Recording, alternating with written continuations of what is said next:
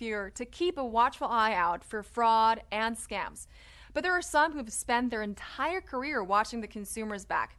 Watchdog, radio host, and business reporter David Lazarus zoomed into the Channel 35 studios to talk about his career and commitment to keeping consumers in the know.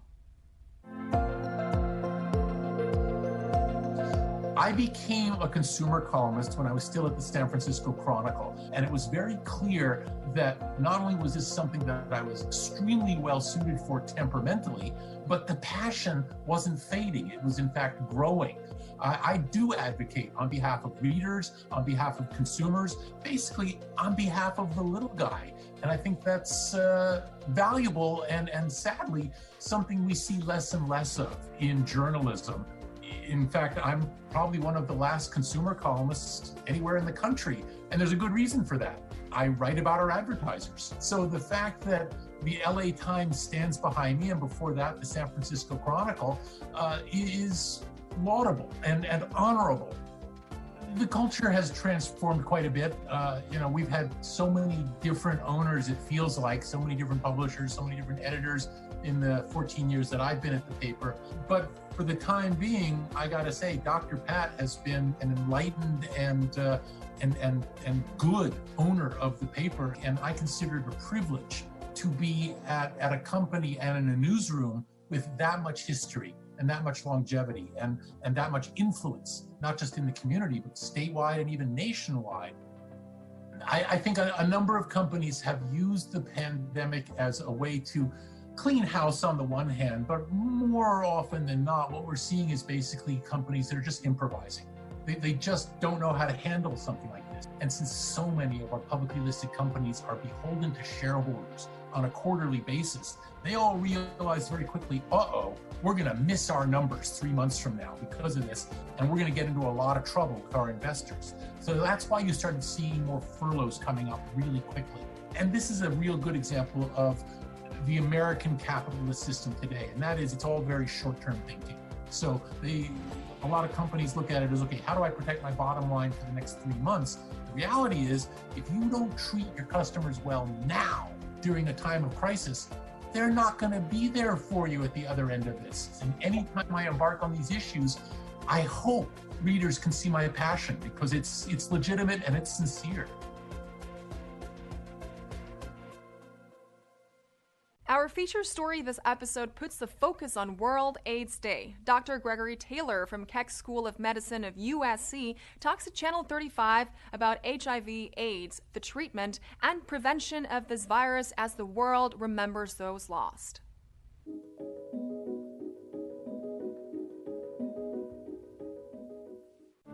He came right out and said, you have remember suspect pneumonia? And I asked him what it was, and he said AIDS.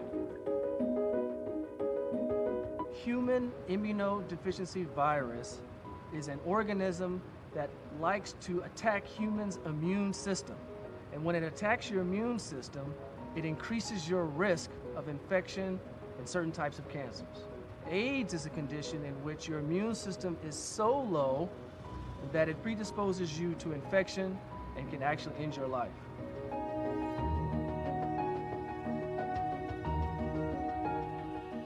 All types of people can acquire HIV. It depends on your risk factors. For example, if you have unprotected sex, that's one way to acquire HIV. If you have or use dirty needles through IV drug use, that's another way you can acquire HIV. You can also acquire HIV, again, through blood products from needle sticks. You can also acquire HIV if it's transmitted from your parents, particularly your mother, through breastfeeding or vaginal delivery. There are several treatments for HIV/AIDS, and that's a very exciting part of research that is going on currently. The most effective way to prevent HIV is really from abstinence or abstaining from sexual activity or bodily fluids. In terms of treatment, the best way for treatment is through combination antiretroviral therapy. Those types of medications have decreased the transmission of HIV tremendously and are recommended as first-line therapy for treatment and oftentimes for prevention of HIV.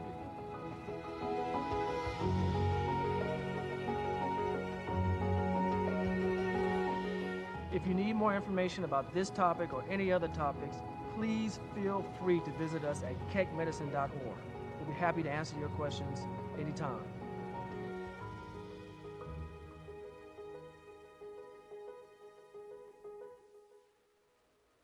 Watch international film shorts online. Take in an online tour of historic El Pueblo, or have a digital hangout with an award-winning author. All this up next on Virtual Things to Do. Los Angeles Public Library invites you to their online event entitled Your Author Series. Come hang out with Tori Maldonado, a teacher and author whose critically acclaimed middle-grade novels, Secret Saturdays and Tight, appeared on the New York Times list as one of the 14 anti-racist books for kids and teens. Listen as Maldonado tells how his stories mirror his and students' experiences and are honored for realness and universal themes. We invite authors, both children's authors and illustrators and young adult authors and illustrators, to come and talk to us about the writing process when they became inspired to be authors or illustrators. Log into Your Author Series featuring Tori Maldonado, Friday, December 11th, beginning at 4 p.m. For more information, visit the calendar section of lapl.org. El Pueblo Historical Monument is offering free facilitated digital tours for the duration of the Mayor's Safer LA initiative. The current tours include exploring the America Tropical Interpretive Center and the founding of Los Angeles and a general history of El Pueblo. Enjoy an experience that is kid-friendly, informative, and fun. For more information on the El Pueblo Historical Monument online tours, visit elpueblo.lacity.org. New Filmmakers Los Angeles and the Academy of Motion Picture Arts and Sciences invite you to a virtual edition of the annual New Filmmakers Los Angeles Film Festival. This weekend movie event, entitled Focus In, will feature an international lineup of films by talented emerging filmmakers across 3 short film programs. The event will include virtual screenings, filmmaker Q&As, and industry panels. Be sure to check out the New Filmmakers LA Virtual Film Festival, happening December 11th and 12th. For details, visit newfilmmakersla.com. And that's a look at some virtual things to do.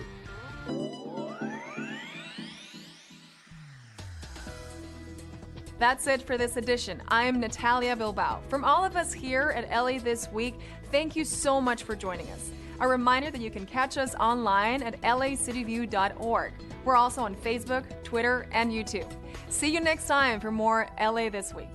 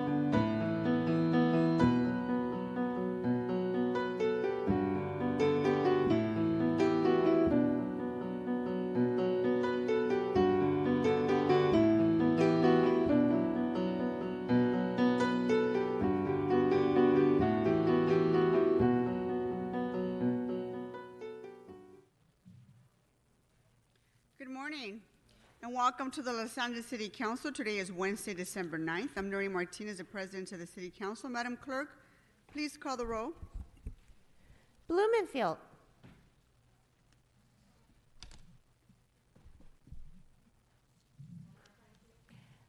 Councilmember Blumenfield. Sorry, technical. Blumenfield present. Bonin. Bonin present. Buscaino. Here. Cedillo. Present. De Leon. Here. Harris Dawson. Here. Kuretz. Present. Gregorian. Lee. Present. Martinez. Present. O'Farrell. Present. Price. Present. Rodriguez. Here. Rue. Oh, there they are. Nice. You like them? I like them. I should go right now. Wesson. Wesson here. 13 members present and a quorum, Madam President. First order of business. Approval of the minutes of December 8, 2020. Ms. Rodriguez moves and Mr. Price seconds. Next. Commendatory resolutions for approval. Mr. Wesson moves and Mr. Rue seconds. Next. Madam President, would council like all items to go forthwith today? Without objection, that will be the order. Next. Madam President, there is a department request to continue item 1A through J to February 5th, 2021, and to receive and file 1K Andy's going to be sending you over Western Roofing any minute. as the lien was paid in full. Also, item 21 should be referred back to the Public Safety Committee inasmuch as the matter is still pending in committee. Okay, without objection, that will be the order. Next. Item number 1 is the item notice for public hearing. Items 2 through 35 are items which public hearings have been held. Committee reports for items 2 through 7, 18 through 20, and 35 have been submitted, posted, and circulated for council's consideration. Item 33 should be held on the desk for an amendment. Items 36 through 42 are items for which public hearings have not been held. 10 votes are required for consideration. Okay, members, without objection, those items are now before us. Anyone wishing to call any of these items special? Mr. Rue? I have a technical friendly amendment for item number 35. Okay, go ahead. And remarks. My amendment is I move that the matter of the communications from the City Administrator Office and CLA relative to the reinvestment of funds from LAPD budget to impact communities, item number 35 on today's council agenda, CF 20-0600-S83, be amended to transfer $159,613 from the unappropriated balance fund number 100-58, account number 580318, to HSID fund number 49N, account number 43S872 for the Children's Savings Account Program Opportunity LA. Is there a second? Second. I'm sorry, I think I've seconded Mr. Rue. I just saw it. Yeah, thank you, Madam President. Sorry about that. Okay, is there any other amendment, any other specials, Mr. Rue? No, that's it. And if I could speak on that item too. Yes, I'll hold it on the desk. Thank you. Mr. O'Farrell? Thank you, Madam President. Item 24 for remarks in today's regular agenda. Mr. O'Farrell, you broke up. We can't understand you. Say that one more time. What item? Item 24 special for remarks. Okay, 24 for Mr. O'Farrell. Any others? Something in the special agenda, but that's later. Thank you. Ms. Rodriguez? Yes, I'd like to hold 36 and 37 for remarks, please. Okay, items 36 and 37 for Ms. Rodriguez. Mr. Price?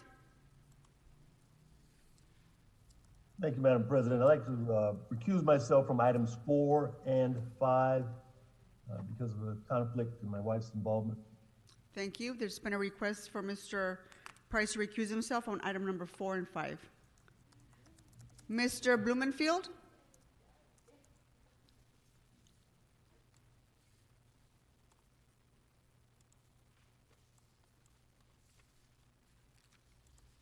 Mr. Blumenfield?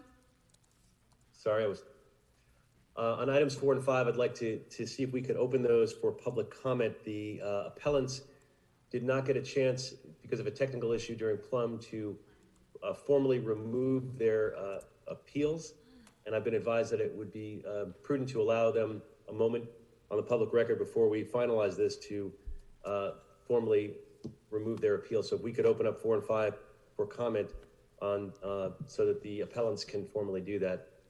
Yes, we were planning to reopen public comment for both items. Great, thank you. Mr. Koretz? Thank you, Madam President. I would like to call 35, 40, and 41 special for discussion. Okay, 35, and where are the other two? 40 and 41. For discussion? Yes. Thank you. Mr. Krikorian?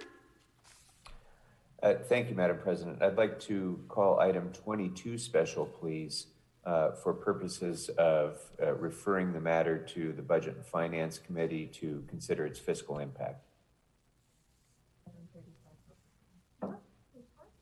22. Yeah, he wasn't put back to committee. Okay, without objection, that would be the order on item 22. Any others, Mr. Krikorian? Yeah, no, that will do it. Thank you very much. Thank you. Okay, let's go ahead and move on to what items, Madam Clerk, can we go ahead and vote on? Madam President, that would be items 2 and 3, 6 through 20, 23, 25 through 32, and 34. Okay, Madam Clerk, let me repeat this one more time. Items 2, 3, items 6 through 20, items 23, 25 through 32, and item 34. Yes, Madam President. Let's go ahead and prepare to vote on these items. Madam Clerk, please call the roll. Blumenfield. Blumenfield, aye. Bonin. Bonin, aye. Buscaino. Aye. Cedillo. De Leon. Aye. Cedillo, aye. Thank you, Councilmember Cedillo. Councilmember Harris Dawson. Yes. Koretz. Aye. Krikorian. Aye. Lee. Aye. Martinez. Aye. O'Farrell. Aye. Price. Aye. Rodriguez. Aye. Ryu. Aye. Wesson. Wesson, aye. 15 ayes, these items are approved.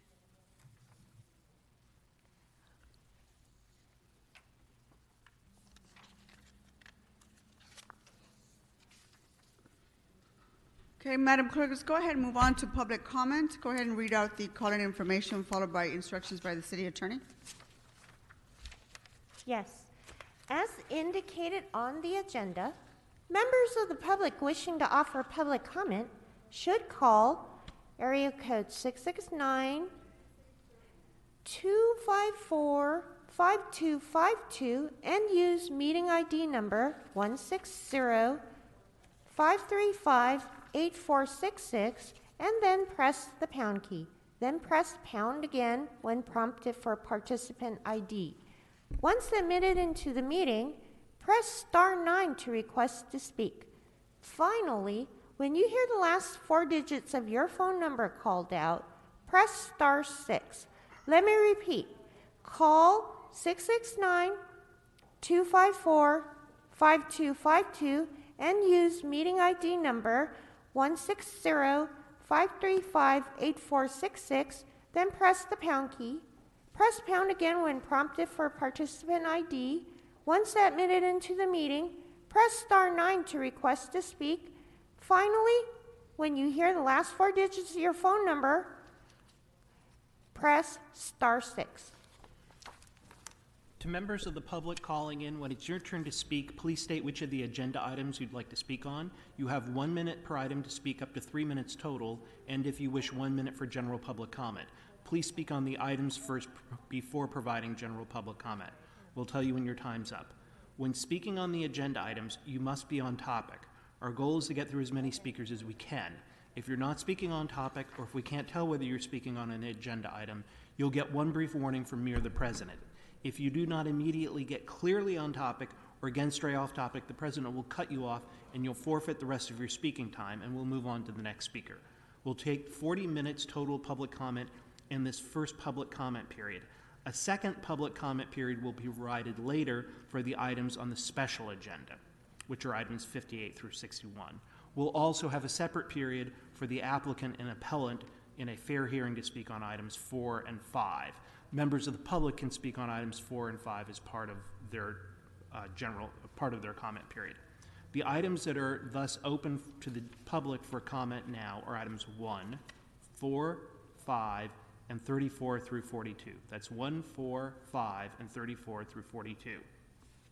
Finally, for members of the public calling in to speak, as soon as you hear someone address you by reading out the last 4 digits of your phone number, or if you're on a block number, other identifying information, you're live in the council meeting and it's your turn to speak. Please immediately press star 6 to unmute yourself and tell us which items you want to speak on. We understand that you may be listening on the internet or other device. Please keep one ear to the phone so that you hear us when we read out your identifying information and can immediately press star 6. There's a time delay between the live meeting and the broadcast, and we don't want to think that you're no longer there if you're not listening on the phone. Also, turn down the volume on the other devices because of the time delay and also to avoid feedback. Thank you, Madam President. We're ready to take public comment on the items. Go ahead and take the first speaker. Caller with the phone number ending in 7719, please press star 6. Please state your name and the items you'd like to speak on. Thank you. It's Eric Previn calling from Studio City. And I'm going to speak on 4 and 5 right away because, wow, this is really nice. They finally got it together. The Mountain Conservancy, Blumenfield, and Jerry Newman, who in 2016 and 17 was one of the most influential guys in Los Angeles. So this is during the FBI investigation, but of course he was on the clean side with DLA Piper working as a consultant. This is a very sharp real estate guy who has been able to arrange for 19 lovely 3 to 4 bedroom homes up on Mulholland with, by the way, a private street. Kudos to Blumenfield for taking an interest in getting the street working. And kudos to MRCA for, rolling over finally. And we'll get that on the record later. Thanks to Blumenfield taking that note. I really, really appreciate that we're able to get these lovely big homes going up on Mulholland. It is what we need. We need it now, and we need it effectively. And I know that there's some benefit for the public buried in there. Well, it's going to come out later. They'll still talk about it. So great work. As for the LAPD component, I got some talking points whizzed by. I don't know. I feel like we're taking money from the Department of Transportation and providing it to the Dash services, which I think people have very mixed feelings about having police presence all over, those kinds of places. Now, we do want safety, so somebody has to propose who's going to keep it cool if things are, as they are at the moment, totally off the hook and unhinged because of the pandemic and an enormous burden on regular folks who are just trying to take care of their kids and get things going. So it's very, very bad. I will note that you've got something about the recess schedule in there, and I did not see Friday meetings being restored, and I'm going to hit that bell one more time, as I know Paul likes to be reminded that cramming so many items into short meetings where the windbags take over and the public is reduced to a short inconvenience during which Council President Martinez can take care of other business in a distracted way is not what we're after. What we want is actual meetings. And by the way, insulting beyond belief the other day with that budget meeting for 7 hours, something that should have been much more, Mr. Previn, would you please get back on the agenda items? You're free to talk about any of this other stuff during general public comment if you want, but it'd be nice if during this period you were on the items. Well, I'm concerned about Whiteman Airport too, because you have people who live right there. It is a nice little airport, I'll give you that. But we had a terrible accident there recently, and I think Lady Emrod is very, very concerned appropriately about how are we going to keep people safe. We can't have this aviation flying right into the neighborhood in that way. I don't know if it's I mean, I know they want to probably sell it and put up a set of luxury condos, but we've got to get out of that business. We've got to find a way. We just simply have to. I mean, I know people think, it's a great idea to roll large, and then if we squeeze everybody out of LA County and into San Bernardino County somehow, they could all come in some way to service the Olympics. Mr. Previn, bad idea. That's not the world we want to live in. Do you want general public comment, Mr. Previn? Yeah, we'll take general public comment. Do you want to do a duet with me in the future? Because we could do our scripted lines, then you wouldn't have to interrupt me so much. I realize I don't exactly stay on your point, but that's because, once again, we have a different bandwidth. Let me get to the public comment, okay? I really care about City of Los Angeles. I spent a little of my own time trying to get on my local neighborhood, and I did, and made a lot of, I believe some impact. But what's the problem that we're facing here is the city has sort of decided, well, things are going terribly. Pull up the planks. Now we do not have room for the public in meetings. Or not even, I will grant you that at the moment you can't all come into the same hall. But why can't we see images of the 12 or 15 people sitting there? Why can't we actually participate in the meeting as we have in the past, where there's a time portion for these? You have 12 items of liens on your agenda today, masked as one item. These are pieces of property where you're essentially affixing a summons on people's property during a pandemic because LABDS found that their fence wasn't up to code, or that they had put, believe it or not, a little place for some. Caller with the phone number ending in 1248, please press *6. Hi, am I able to speak on 21, 26, and 35? So the answer is, you said 21, 26, and 35? Yeah.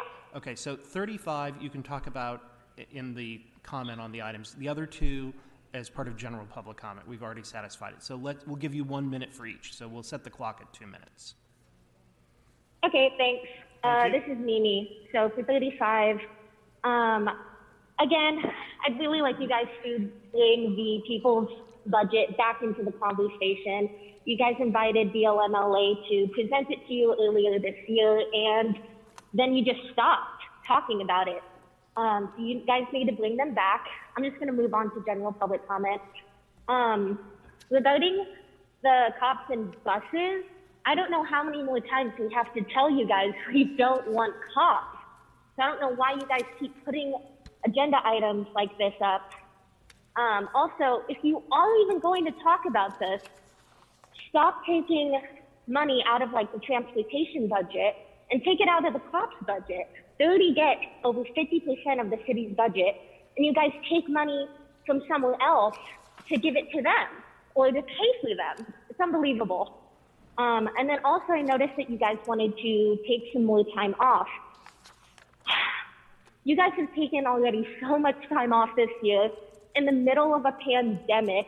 You guys shouldn't be taking time off at all. You need to be helping the city, okay? I don't get to take time off. Other essential workers don't get to take time off. It's such a slap in the face to people like us who are out here suffering.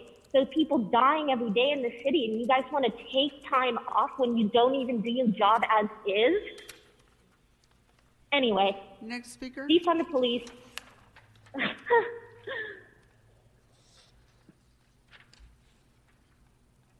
Caller with the phone number ending in 5245, please press star 6.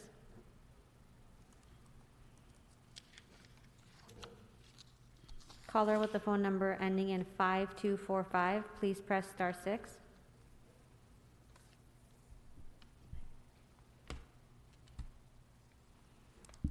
Caller with the phone number ending in 5245, please press star 6. Please state your name and the items you'd like to speak on.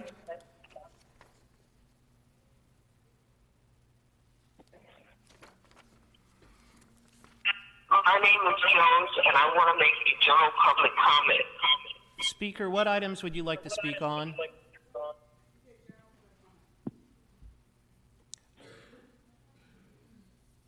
Speaker, are you there? Apparently not. Next person.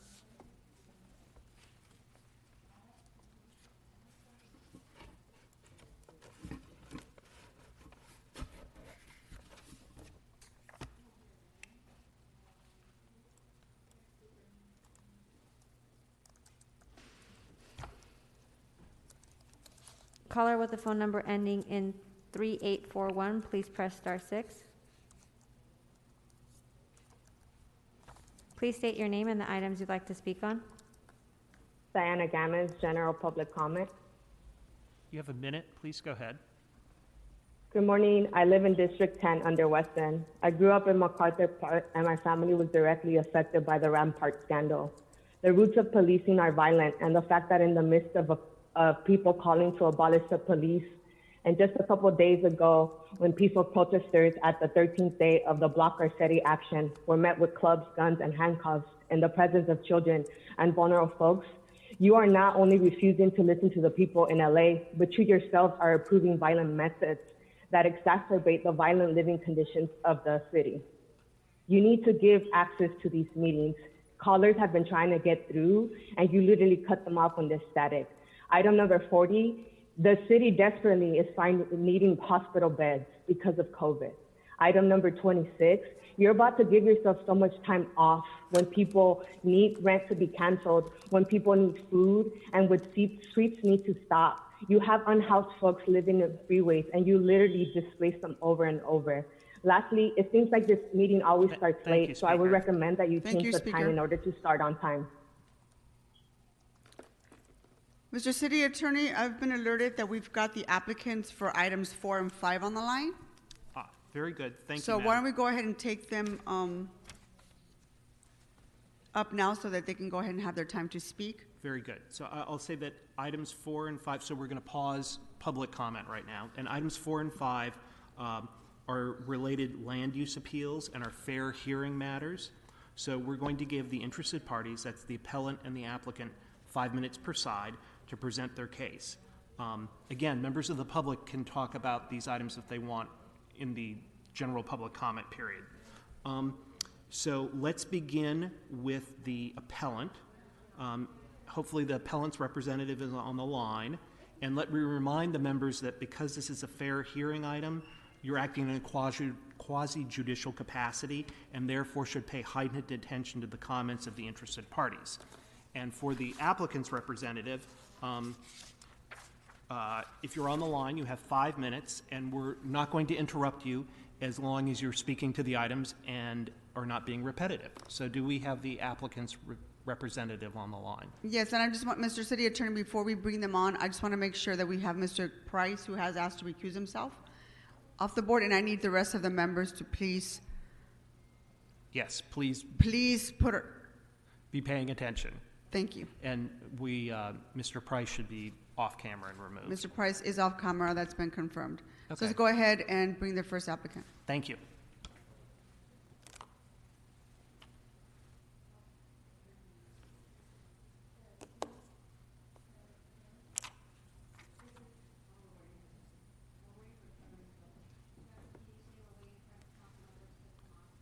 So I think we're waiting for some council members to come on. Just give us a couple of minutes.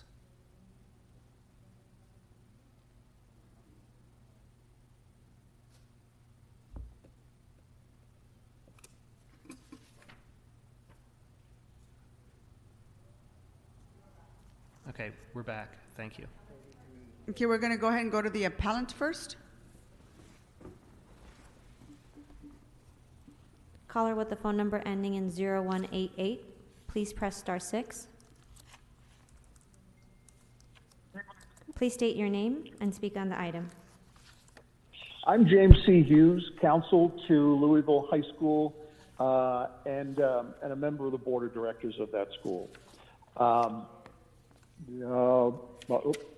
Louisville waives its objections to DSV's project as described in items 4 and 5 of the agenda today. That's all we have. And thank you very much. Thank you.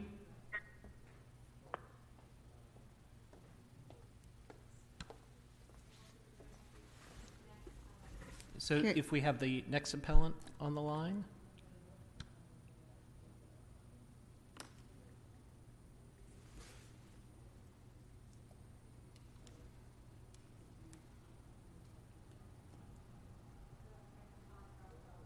I'm told the next appellant dropped off. If they want to speak, they should get back on the line right now. We'll give it just a few seconds.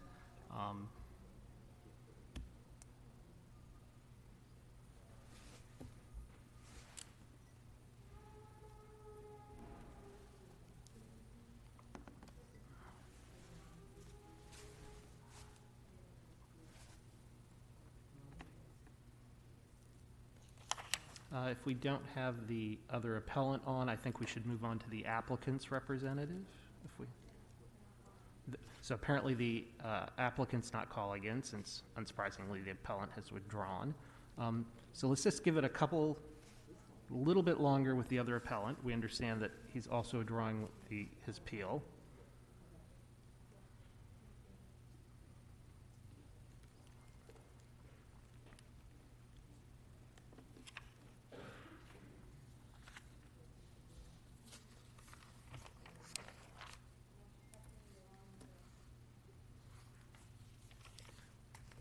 Bear with us just a little bit.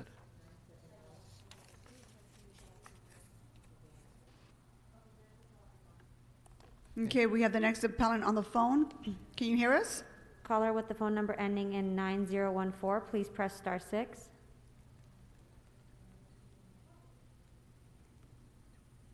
Caller with the phone number ending in 9014, please state your name. This is Rob Glushan. Can you hear me? Yes, we can hear you. Go ahead. Thank you. This is Rob Glushan with the law firm of Luna and Glushan. We represent 3 of the appellants, Save Oak Savannah, Carlos Duque, and Beth Ryder. The project applicant and all the appellants have reached an agreement about 48 hours ago that resolves a 15-year battle over development of this pristine site off the Mulholland Scenic Parkway and San Feliciano Drive. It includes a donation of 2 of the 19 lots, which will be preserved by the MRCA in the future. It includes an option to acquire a 3rd lot. It includes a conservation easement over a large part of the property. All told, over a 1/3 of the property will be preserved as vacant land forever. I want to recognize Councilmember Blumenfeld and his deputy Elizabeth Enning for their leadership and their facilitation that led to this resolution. As all council members know, compromise can be difficult, especially when you have a situation like this, 15-year battle. You've got one side that wants to preserve the land as a park, and you have an applicant whose desire is to be able to get the most dwelling units possible. My clients have done the heavy lifting for the neighborhood for these last 15 years. Without their resolve and their contributions, so many people in the Woodland Hills community, we would not have achieved the benefits of this agreement. I want to acknowledge Paul Edelman and the MRCA and Santa Monica Mountain Conservancy, Jim Hughes, who you just heard from Louisville High School, and I also want to acknowledge the efforts of the applicant and their counsel, Mr. Newman. Land use disputes do not have to be win-lose propositions. This case is an example of a win-win-win for the community, the applicant, and the city of Los Angeles. Thank you. Thank you, Mr. Glushan. We thank you for your kind remarks. And I believe we're done with this. Thank you. For the record, the appeal submitted by Peter Fletcher has been withdrawn, and that is for planning case VTT-67505-2A.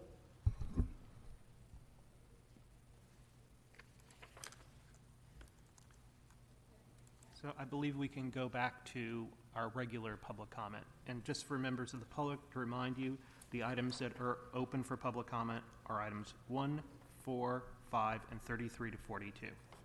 Okay? So we can resume that. Caller with the phone number ending in 7059, please press star 6. Please state your name and the items you'd like to speak on. Zachary Warma and general public comment. Sure, you have a minute. Please go ahead. Good morning, Council President and Council members. Zachary Warma, Public Affairs Lead at the Downtown Women's Center here. On behalf of the Domestic Violence and Homeless Services Coalition, I'm calling today to urge this Council, even in the midst of a terrifying budgetary situation, to continue funding Project Safe Haven. Since the program began in April, as a result of nearly 90 survivors being turned away from DV shelters each week, Project Safe Haven has housed and provided services to nearly 2,000 domestic violence survivors and their families. On December 31st, the 3-month funding extension for the program that this Council approved in late August will run out. If no additional funding is provided, hundreds of DV survivors and their children will likely wind up on the streets. This simply cannot be allowed to happen as LA once again verges on a total shutdown. The very rationale for Project Safe Haven is that we know not everyone is safer at home. As it stands, we'll be making hundreds of DV survivors choose between homelessness or returning to abusive households. Those of us who listen to Monday's Budget and Finance Committee and Tuesday's FSR discussion know you are faced with a series of impossible choices. But if budgets are a statement of our values, we must continue Project Safe Haven. Thank you. Thank you, Speaker. Caller with the phone number ending in 1148, please press star 6.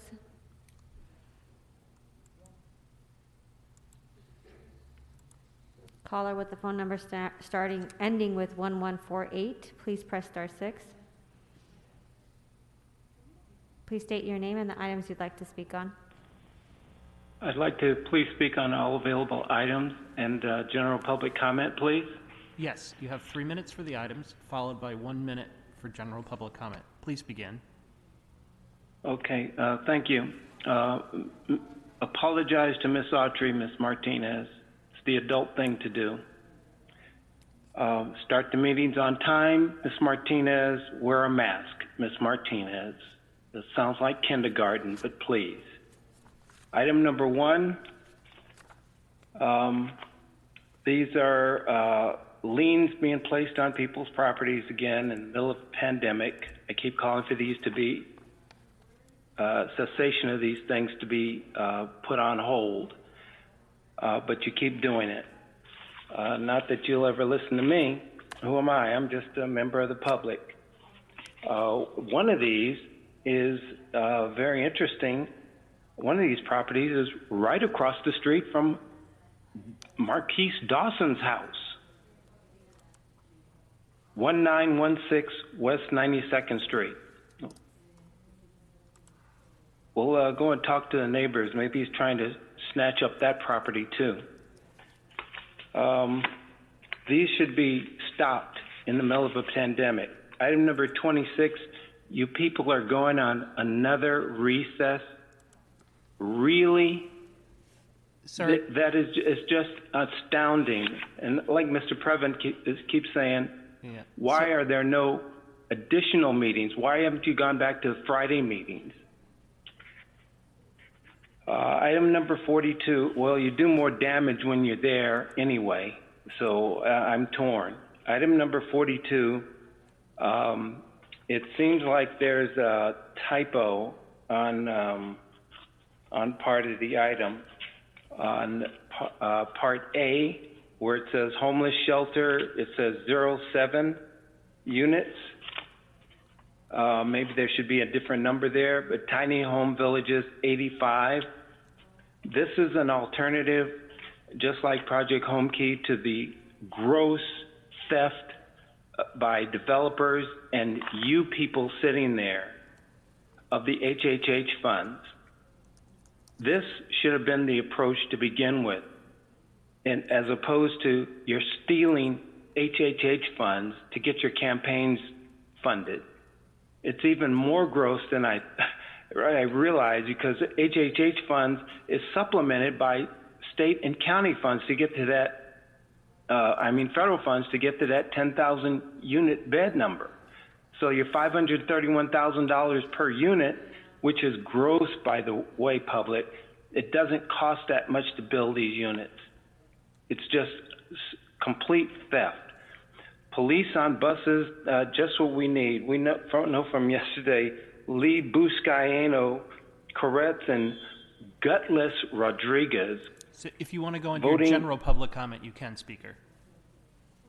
Am I finished with my 3 minutes? You are, so you have a minute of general public comment. Oh, okay, thank you, sir. Thank you.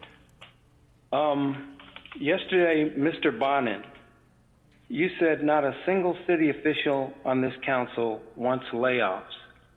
Really? Do you really care?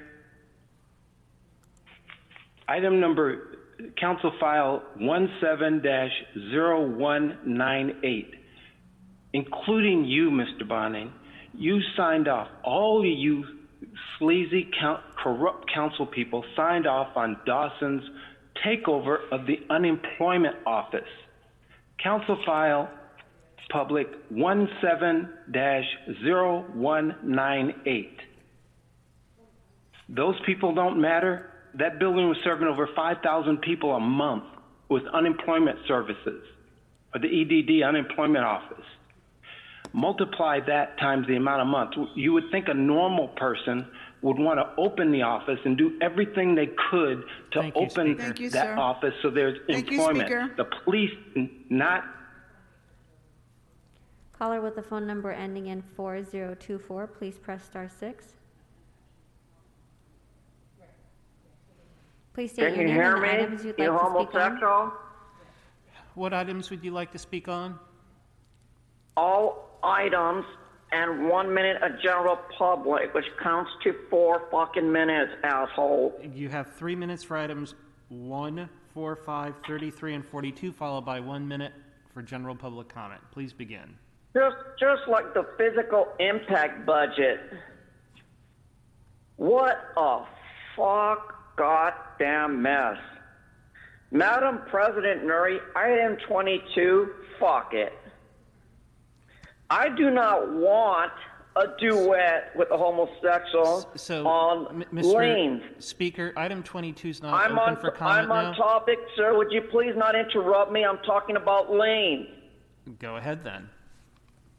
Then please don't interrupt us. You don't open up on Fridays. This is all the time we get. Mr. Herman, get on topic, please.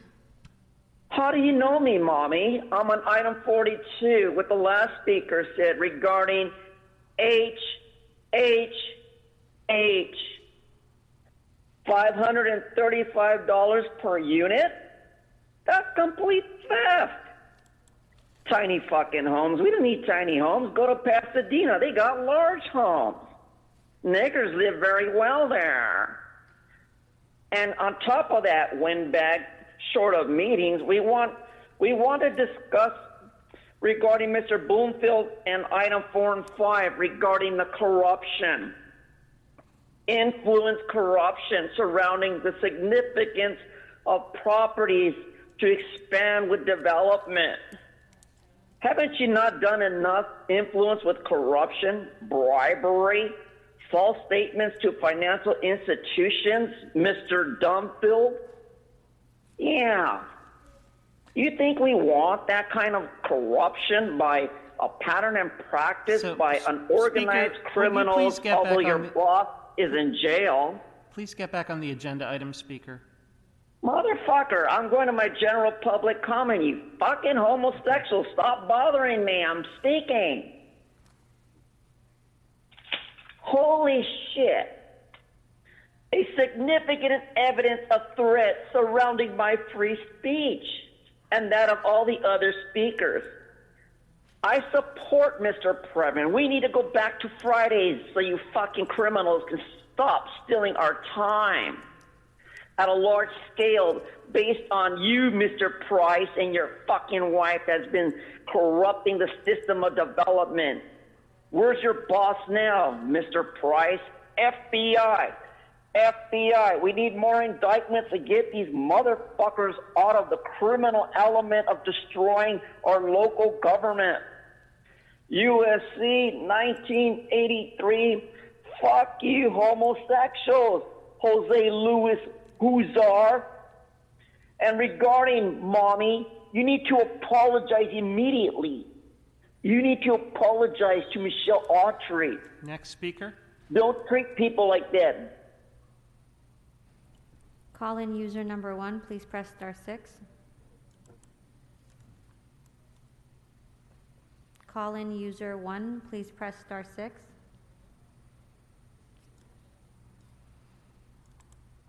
Call-in user 1, please press *6.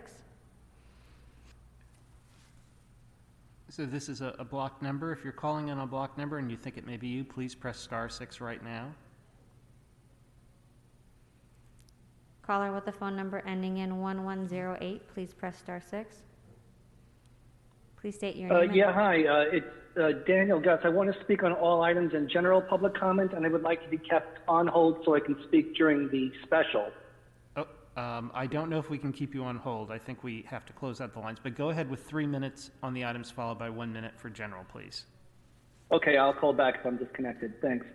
Council members, regarding Whiteman Airport, this seems like all of a sudden this is something you need to do. I would be in favor of shutting down Whiteman Airport if I saw an effort to create a tent city there so the homeless problem can be addressed and shifted there. What area of LA would have more space than an abandoned runway with safe, heated, and air-conditioned tents on Whiteman Airport's property and use it for a really good purpose rather than just shutting it down and letting it go to waste and not building $1 billion of housing, but building something that could get these people indoors and the services they need. It's a good idea, but let's find out what you want to do with the property if you want to gain more support for the idea. Item number 38, extending the contracts with animal services. Council members, if you're having budgetary problems, what you should be doing is looking at the tax returns of the Best Friends organization, which has taken in $250 million over the past 5 years, roughly $50 to $60 million a year, and find out why is Best Friends operating in our buildings, which we pay for, but they're not paying us for that spot. They are profiting from our property, our utilities, our security, everything, and they're not even paying licensing revenue to the city. How come you're extending the contract and subsidizing an extremely wealthy nonprofit in a time of budgetary complaints and concerns and cuts? Look at the tax returns of Best Friends. Oh, by the way, in Western University, which operates the clinic out of the East Valley Pound, will not do spay and neuter services unless the animal gets shots elsewhere. They don't do the shots like every other clinic on the day of the surgery. They insist that you get the shots elsewhere. So Western University is not as efficient as it needs to be to live up to the contract. It's a good organization, I believe, but they are not being as efficient for the city, especially in the time of crisis, and that should be looked into. So look into Best Friends, part of these contracts, and look into Western University. Item number 42, council members, you are focused on homelessness and COVID, and I'm going to tell you the title of the column I'm about to submit regarding Ms. Martinez ignoring these homeless people. The title of my column, which I'm submitting today, is Nuri Martinez Retaliates, ignores homeless pleas, even in her own district.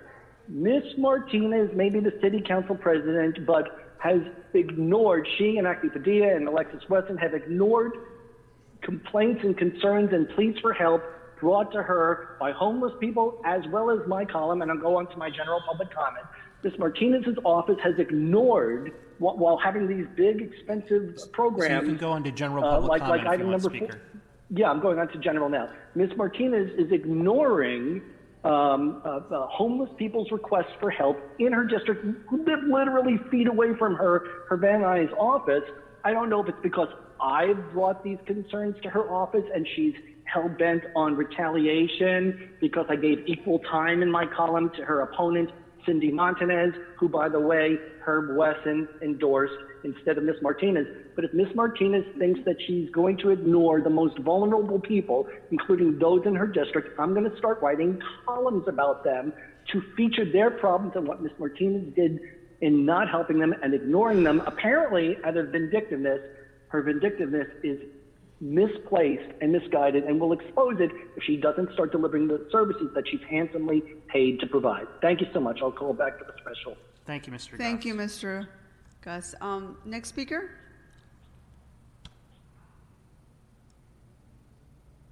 Caller with the phone number ending in 8154, please press *6. Please state your name and the items you'd like to speak on. This is Logan Rapp. I'd like to speak on items 26 and 35. So you have 1 minute for item 35 as for an agenda item. 26 is not actually open for public comment. We voted on it, but you can talk about it in general public comment. So we'll give you 2 minutes for the items. Okay, that'll be fine. LMU released a study that shows over 60% of Angelinos support redirecting funding from the police budget to fund city services. 47% support defunding the police. Over a third support abolishing the police entirely. These numbers did not come from nowhere. They came from the tireless efforts of Black Lives Matter LA and all of their allies. Those numbers are going to rise. You were already in the minority on this issue, and it's only going to get worse for you from here. So if you don't start getting serious about redirecting police funds into helping your constituents who are physically and financially dying, understand that we are going to kick your worthless asses at the ballot box. Joe Buscaino, don't think we haven't noticed that you haven't done your shitty little LAPD cosplay lately. Paul Koretz, you're on the fucking list too. Get it the fuck together, or the margins by which we dog walk David Ryu will look like a fucking nail biter in comparison to how we will own you. If you go on vacation tomorrow, then you might as well just stay the fuck home, because you're going to be fucking unemployed soon anyway.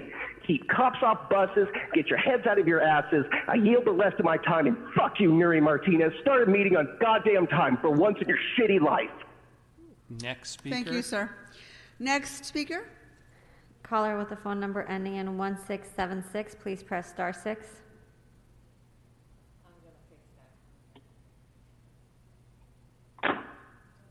Hello? Yes, Speaker. Which items would you like to speak on? Hi, yes. I'd like to speak on items, all items and general public comment, please. So you have 3 minutes for items 1, 4, 5, and 33 through 42, followed by 1 minute for general public comment. Please begin. Yeah, thanks. My name's Kevin. I'm in C14, and I'd like to start with item number 35. You all invited Black Lives Matter LA to give you a really detailed presentation in June, showing that what defund the police means and what that money should be reinvested in. Was that all for show? Because you've spent a long time just hand-wringing about a $150 million budget cut, which is just pennies, while their raises are still intact, while their union still refuses to come to the table. So you really need to actually listen to what people ask for, which is to defund the police. Item number 40, this is your attempt at dealing with the COVID-19 pandemic, which you've truly blown. It's an emergency, and you guys have blown it so fucking badly. Yesterday at the St. Vincent Hospital, there was a film shoot. Why isn't this hospital being used for surge capacity like it was back in, I think, March or April? Then there was the whole Union Station COVID testing debacle for the TikTok thing or whatever. So you guys are all over the place, and that's why you have no credibility on this, and that's why COVID is rampant, and the hospitals are full, and there's entirely preventable deaths on your hands. And Nuri Martinez, wear a mask. your corner of the valley is hardest hit with COVID, and you're sitting there every day at these meetings not wearing a mask. It's absurd. And then finally, for my general comment, why is it that the attorneys for applicants get to give comments on their own time while they're being paid by whatever law firm is paying them, while the rest of us have to wait online and they get more time? That's bullshit, but it's not really surprising for you guys. So back to what I want to say with this time, number one, read my piece for Knock LA about the violence that LAPD brought to the peaceful protest outside of Garcetti's house on Sunday, and the illegal arrest of Jamie Penn, who's an elected official and treasured member of the community. Mike Bonin, thank you for speaking out about this. Nithya Raman as well. However, neither of you called for the charges to be dropped, and I really believe that you should. It's clear that Mayor Garcetti and his cops were targeting Black Lives Matter, were targeting a trans woman to make an example, to stifle the First Amendment rights of protesters who are trying to point out that Mayor Garcetti is a complete failure, inept at anything, and he should not be appointed to shit by Joe Biden's administration. So I yield the rest of my time. You all have a lot of shit to work out. Bye. Thank you, Speaker. Caller with the phone number ending in 5179, please press star 6.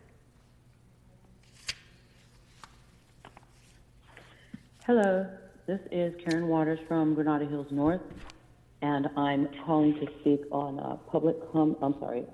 item number 42 and public comment, please. Sure. So you have a minute for each. Please go ahead. Thank you.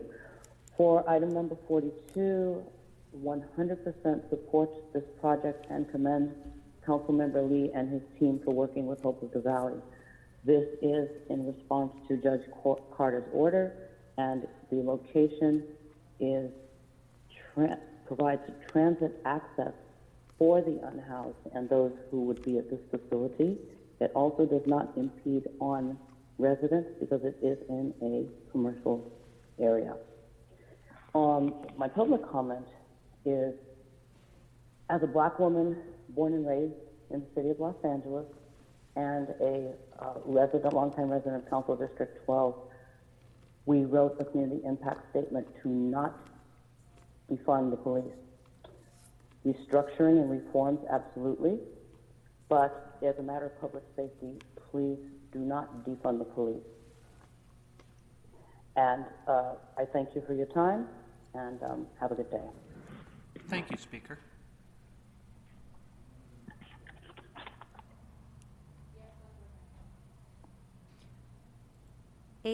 Caller with the phone number ending in 8178, please press star 6. Please state your name and the items you'd like to speak on. Hi, my name is Sophie. I'd like to speak on all available items in general public comment. Sure. So you have 3 minutes for items 1, 4, 5, and 33 through 42, followed by 1 minute for general public comment. Please begin. Yeah, first of all, I want to talk about the fact that you guys are talking about things like the police commissioners or appointments to various police boards and shit like that. And you guys need to know that you can't placate us with reformist appointments to the Board of Police Commissions and things like that. We aren't asking for the racist, bigoted, violent institution of policing to be made nicer. We're asking for it to stop existing. We don't want to reform this toxic system. We want to dismantle it. And while we may not be able to do that all at once, we want steps taken that reduce the funding, scale, and size of law enforcement. That's it. And the revisionist history of this council is staggering. The way you guys ignore the past of this city in order to construct an entirely false narrative of a benevolent police force Speaker, is disgusting. I'm not clear on what agenda item you're speaking on. You can put me on general public comment, just don't interrupt me. Okay. Yesterday, my own council member, Paul Torres, had the gall to try to frame the Rodney King riots as proof of the good behavior of LAPD, as if the police weren't responsible for those riots.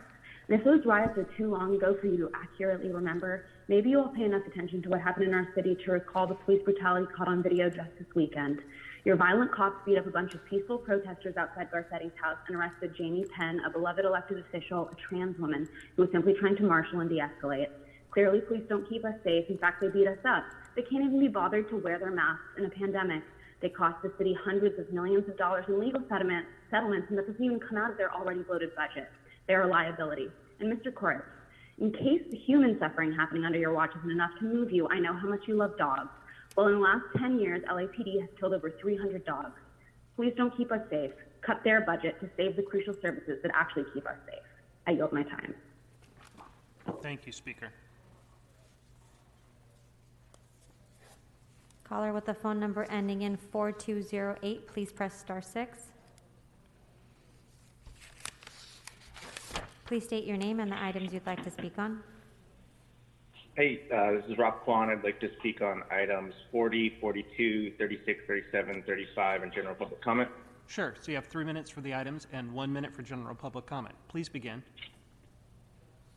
Yeah, when it comes to the COVID spike, I think, as many people have mentioned, we have to acknowledge our super spreader council president, who manages to show up to every meeting with a new matching mask that she refuses to wear. Item 42, Project Home Key, commandeer some fucking hotels. Item 36 and 37, Whiteman Airport. I think this really does illustrate the contrast between our current council president and our former one.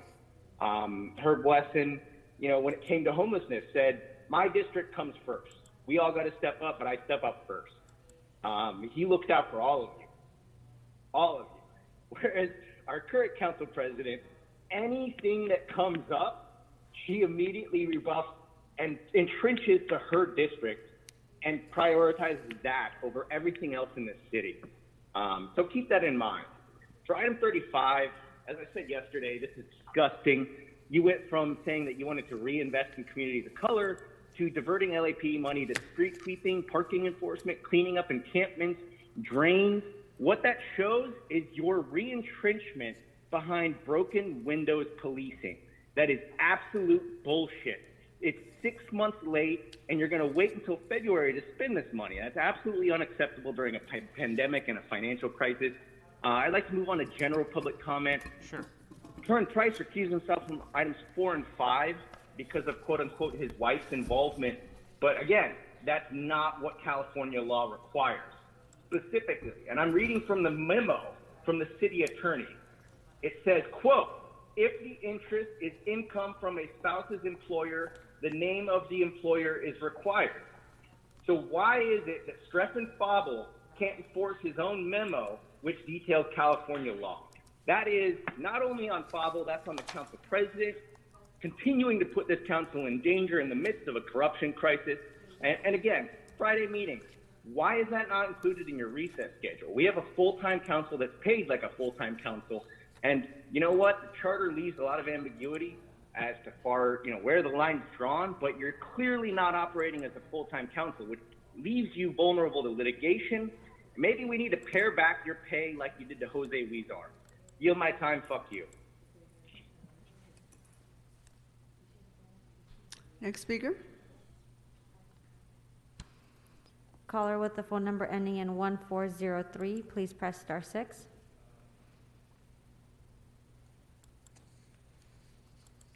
Please state your name and the items you'd like to speak on. It's me, Mommy! All fucking items and the general comment portion, please. So you have 3 minutes for items 1, 4, 5, and 33 through 42, followed by 1 minute for general public comment. Oh, that's great. Let's talk about the liens. Fuck you, Harris Dawson. Fuck you. Why do you have a lien in your district? You're the new Jose Huizar. The feds call you Huizar 2.0 for a reason. Get rid of that lien. I don't want to see Carrie raising your kids while you're behind bars next to Mr. Leung and Mr. Huizar. That's what I told Herb. And by the way, thank you, Herbie, for no liens today. Thank you, Mr. Wu. No liens today. However, we have a problem. How many fucking liens in CD2? You little goat, you. Forgive the liens. Move forward. Just like we need to. Like the lovely Monica Rodriguez yesterday when she waived all the penalties on brush and fire assessment. Move forward with Monica's proposal. Thank you, Monica, for that yesterday. Now let's get to the home key. The home key is not a solution, it's a Band-Aid. You go into your room and it's clean, and then all of a sudden they throw you back out in the streets. Ask Mr. Herman. They put him up in the JW Marriott for 2 weeks, and they threw him out. And Mommy Nuri, you promised, and you, Gil, you promised Mr. Herman his apartment downtown.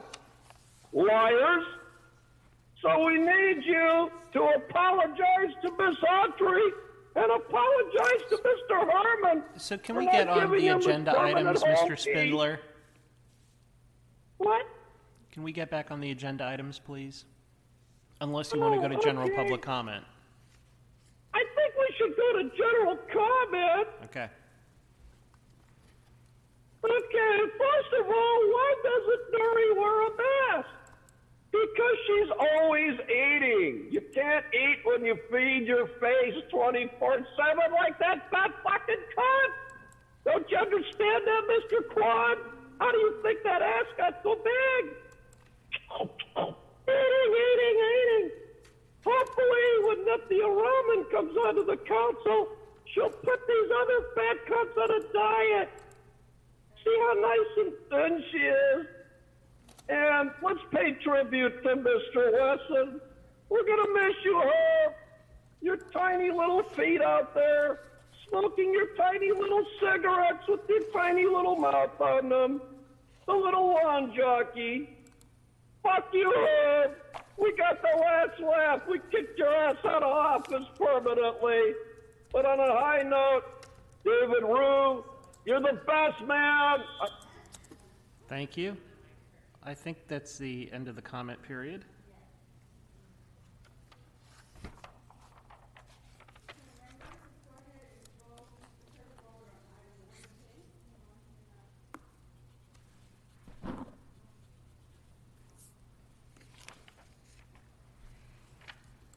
Okay, members, let's go ahead and prepare to vote on items 1K, items 38 and 39. Let's go ahead and, Madam Clerk, please call the roll. Blumenfield. Blumenfield, aye. Bonin. Aye. Buscaino. Aye. Cedillo. Aye. De Leon. Aye. Harris Dawson. Yes. Koretz. Aye. Krikorian. Aye. Lee. Aye. Martinez. Aye. O'Farrell. Aye. Price. Rodriguez. Aye. Rue.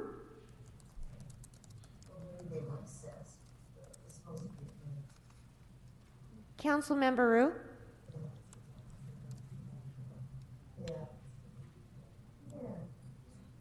Wesson. Wesson, aye. 13 ayes. These items are approved. Okay, members, let's move on to items 4 and 5. There's been a request for Mr. Price to recuse himself. Will you please take him off the board?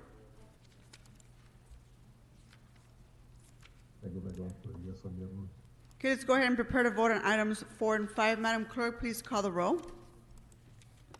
Blumenfield. Blumenfield, aye. Bonin. Bonin, aye. Buscaino. Aye. Cedillo. Aye. De Leon. Aye. Harris Dawson. Yes. Koretz. Aye. Krikorian. Aye. Lee. Aye. Martinez. Aye. O'Farrell. Aye. Price recuse. Rodriguez. Aye. Rue. Wesson.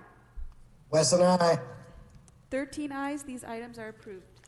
Okay, let's move on to items number 33. Item number 33. Let's go ahead and vote on item 33 as amended.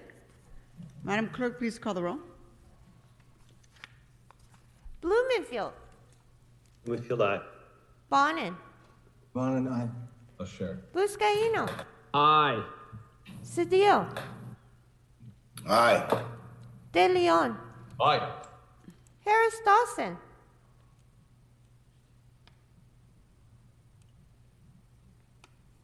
Koretz. Aye. Krikorian. Aye. Lee. Aye. Martinez. Aye. O'Farrell. Aye. Price. Aye. Rodriguez. Aye. Ryu. Wesson. Aye. 13 ayes. This item is adopted as amended. Okay, let's move on to item 24. This was called special by Mr. O'Farrell for comments. Thank you, Madam President. Since Mr. Buscaino and I presented this with the support of Mr. Price, this resolution last month, the number of COVID-19 cases in the United States has nearly doubled, and we're nearing 300,000 fatalities due to the pandemic across the country. Let's get real here for a second. Washington has failed us during this pandemic. They've especially failed our frontline healthcare workers who are sacrificing their lives every day to keep our loved ones and friends alive. In California, and particularly Los Angeles, we are currently experiencing a surge like never before. Just this past Sunday, our city took drastic measures to reduce the number of cases, which will continue to negatively impact our city's economy and frontline health workers. Even though we're at the beginning of the end of the pandemic, it's going to be much, much worse before it gets better and the vaccines are available to the general population. It is no secret that COVID-19 has had a severe impact on our local and state governments' budgets, but this unfortunately jeopardizes public safety, public health, and essential services for vulnerable and underserved communities within these jurisdictions. As a city, we must call upon Congress and demonstrate our support for H.R. 8406, or more commonly referred to as the Health and Economic Recovery Omnibus Emergency Solutions Act, the HEROES Act. Specifically, we must call upon the Mitch McConnell-led Senate and his followers in the Senate to put their ideology to the side and commit in good faith to pass this legislation in collaboration with the Democrats. This is not a political party affiliation issue. It is an American imperative for the survivability of our citizenry, our cities, and our economy at every level. If approved, this bill could provide up to $2.2 trillion in assistance, even though I know it's been negotiated significantly lower than that, for local and state governments, improve the Paycheck Protection Program for small businesses and nonprofits, provide second loans, targeted assistance for restaurants and live venue operators, provide hazard pay for our frontline health workers, and increase funding for testing, tracing, isolation efforts, and far more. And I am as hopeful as anyone else that there's a relief for renters and mortgage holders. COVID-19 has really done a number, and we just need to brace ourselves and stay healthy. But I urge everyone listening, everyone calling us every day, to contact the U.S. Senate, especially our Republican senators in Congress, and urge them to negotiate in good faith for real solutions, bailouts for real people who need this help. So thank you, colleagues, and I ask for your support. Thank you, Mr. O'Farrell. Let's go ahead and vote on this item. Madam Clerk, please call the roll on item 24. Blumenfield. Blumenfield, aye. Bonin. Bonin, aye. Buscaino. Aye. Cedillo. Aye. De Leon. Aye. Harris Dawson. Yes. Koretz, Aye. Krikorian, Aye. Lee, Aye. Martinez, Aye. O'Farrell, Aye. Price, Aye. Rodriguez, Aye. Ryu, Aye. Wesson. Aye. 15 ayes, this item is approved. Okay, let's move on to item 35. There was an amendment introduced by Mr. Ryu. Mr. Ryu, would you like to make any comments on this item? Madam President, I'm having a little bit of technical difficulties. Is there anyone else I think Councilman Koretz, can you go first? Sure. Mr. Koretz, you also called this item special for comments? Yes, thank you, Madam President. I'm just wondering whether by passage of this item, this eliminates the possibility of using any of these funds to help address our budget shortfall, which is one of the purposes that it was set aside for.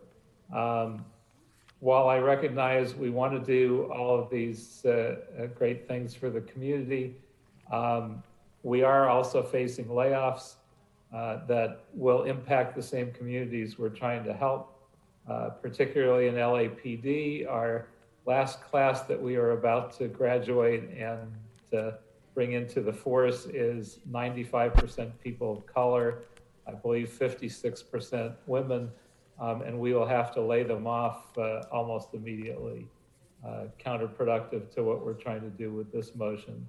So I'm wondering if we have the ability to use any of the funds of the 88 million that are addressed in an emergency to avoid layoffs and other draconian steps that we're about to take. Sure. Thank you, Mr. Koretz. And we've got our CLA here. She's come to the table. She can help answer your question. Go ahead, Ms. O. Yes, good morning, Mr. Koretz. No, this would not prevent you. This is, the report before you is an allocation formula. So we would be coming back to you for the actual appropriations next year. This would not prevent you from changing uses in the early part of next year. So no, it does not stop you from reallocating. So a portion of this could be reallocated if we find ourselves in a continuing emergency. By council vote, yes. Thank you. Mr. Ryu? Thank you, Madam President. Got it fixed. And colleagues, since my first year in office, I have been working on developing and implementing an Opportunity LA, which is a children's savings account program for every first grader in LAUSD. Today, high income students are 8 times more likely to get a college degree than low income students. And the difference in lifetime earnings between a person with a college degree and someone without has more than doubled in the last 40 years. Studies have shown that even with a modest savings account for higher education, makes a low-income child 3 times more likely to enroll in college and 4 times more likely to graduate as a similar child with no savings. That's why in November of 2019, after years of work with the LAUSD, LA County, and nonprofit partners, this body approved the implementation of the program and accepted state funding, the execution of an MOA between the city, the county, and LAUSD, and onboarding of Citibank to hold accounts for students to monitor their savings. This program will roll out in every council district in March of 2021, starting with 10% of our most underserved students. These students will receive a dedicated college savings account, a seed deposit, and a series of targeted matching funds opportunities. In the short term, this program is about getting more students into post-secondary education. In the long term, it's about breaking the cycles of poverty and reducing the wealth gap, which disproportionately harms communities of color. Today, 80% of LAUSD students live at or below the federal poverty line. Opportunity LA would not only be the largest CSA program in the nation, but it will target this inequity.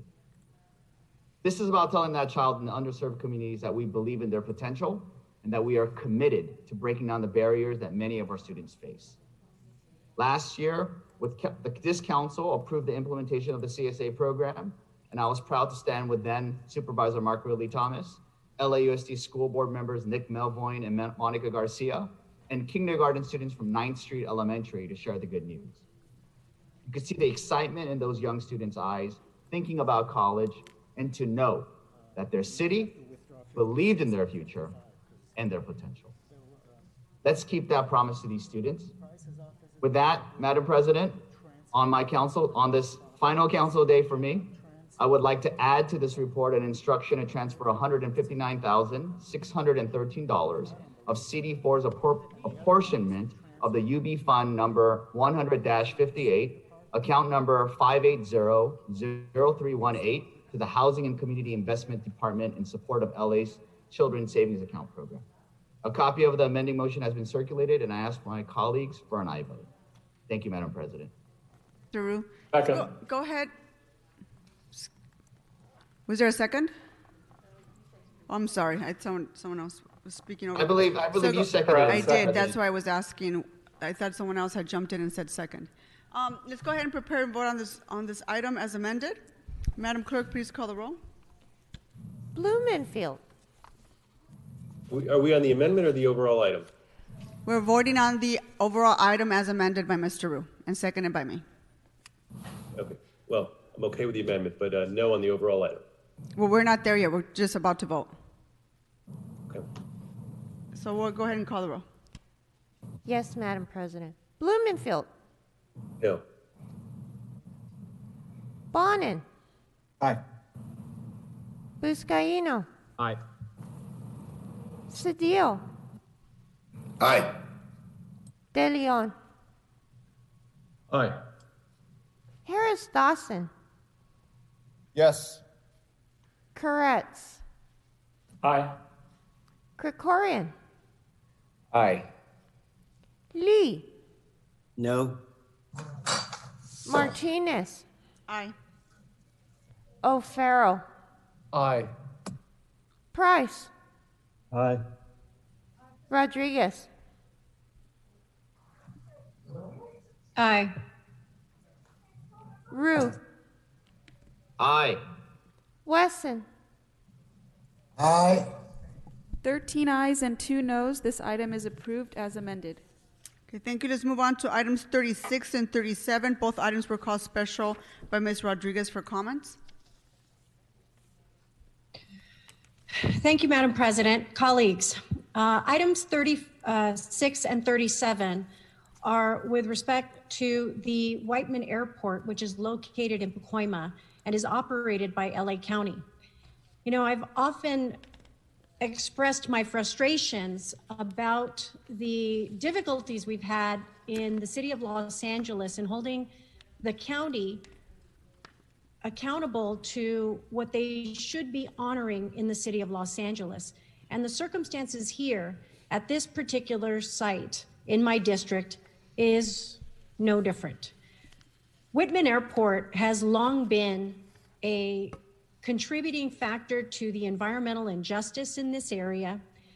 There was an incident that occurred just a few weeks ago where a small single-engine plane crashed on a residential street, narrowly missing the landing at the airport.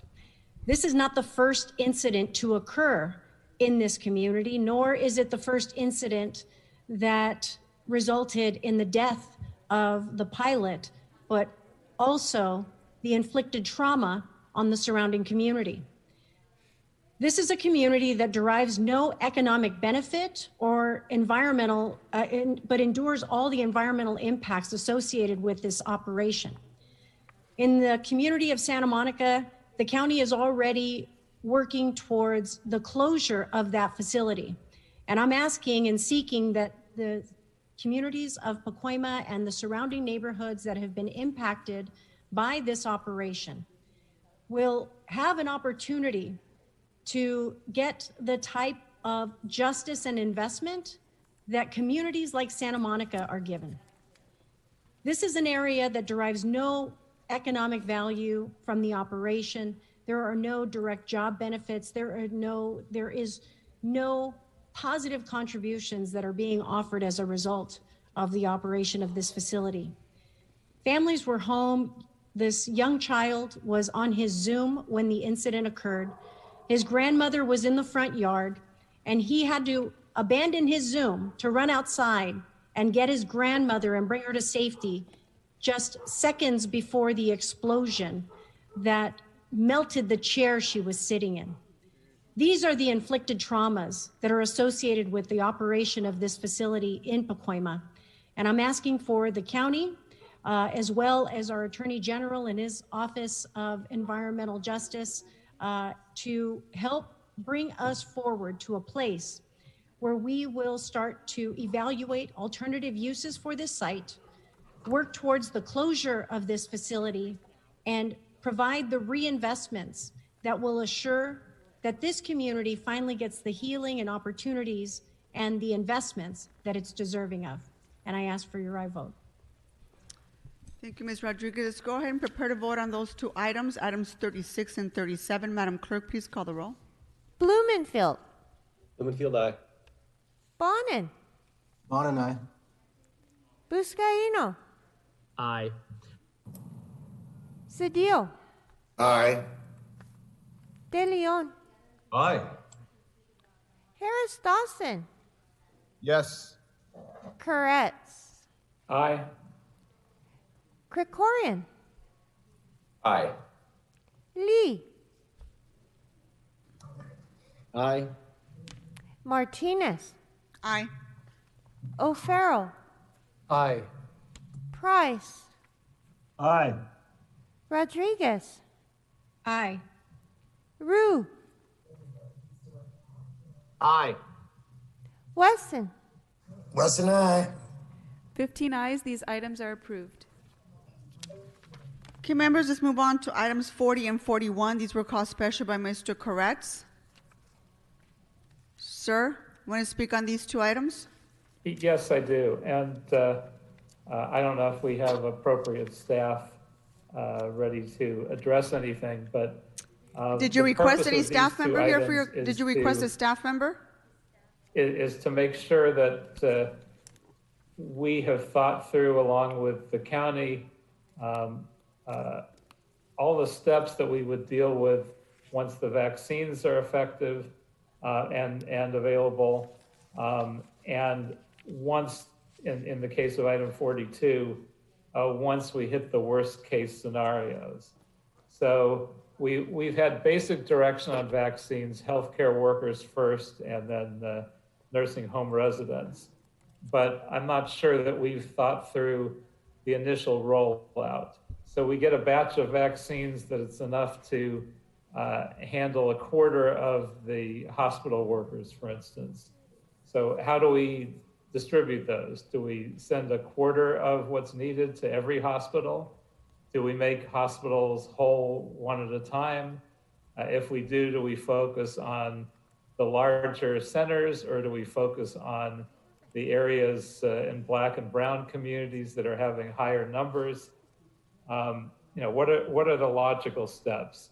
And also in nursing homes, where there's some possibility that the very old don't derive as much benefit, do we focus on providing that every staff person at a nursing home, everyone that enters and exits, has to have been vaccinated first, so we prevent the way for them to obtain the spread in the first place? And in the longer term, what are we looking at in terms of education and marketing to make sure that the relatively modest number of people that are willing to take the vaccines now, even among healthcare workers that are constantly presented with the opportunities for spread, what are we planning to do there? And on item 42, what do we do when we start to run out of nurses and doctors? We're finding pretty massive numbers of spread among healthcare workers, especially nurses. So what happens when we hit the last registered nurse and there's more work but not enough to do it? Do we take the next step and promote LVNs to do some of the administrative work on an emergency basis? Do we train volunteers that have agreed to many months ago, and I don't know if we revived the mayor's efforts to recruit the most highly skilled volunteers. But when we hit the point where we're out of people, we're going to have a plan B and a plan C. And what are those? And in terms of facilities, have we looked at, are we able to reacquire St. Vincent for overflow if that happens? Are we able to create tent structures on hospital grounds? And where some of that was done, I've heard reported that LA City was fairly bureaucratic in responding. And if we hit this as an emergency, we can't allow that to happen. Our best role is to be able to help those facilities open up immediately. So have we had those conversations? Are we having those conversations with the county and with our own bureaucracy in terms of being able to permit tent structures on a moment's notice? And if not, the hope for this is not just to get a report back, but first that we ask all these right questions to make sure all these interim steps are being taken and being considered. And I'd like to ask staff, have we done any of this? Where are we in those conversations if they're happening? Mr. Koretz, it doesn't seem like there's any staff available to answer any of your questions. So I would then ask, as we move this motion forward and ask for a report back, that those questions be asked and those steps be taken. Very well, Mr. Koretz. We'll do that. So let's go ahead and vote on the two items. Blumenfield. Blumenfield, aye. Bonin. Bonin, aye. Buscaino. Aye. Cedillo. Aye. De Leon. Aye. Harris Dawson. Yes. Koretz. Aye. Krikorian. Aye. Lee. Aye. Martinez. Aye. O'Farrell. Aye. Price. Aye. Rodriguez. Aye. Ryu. Aye. Wesson. Aye. 15 ayes, these items are adopted. Okay, let's move on to item number 42 for a technical amendment that Mr. Price wants to introduce. Mr. Price, your technical amendment has been circulated, sir. Did you want to speak on this, or can we go ahead and vote? Just a minute, Madam President. You know what? Why don't you go ahead and read the technical amendment into the record? Item 42? Item 42. I'm trying to get it. Hold on. It's been circulated.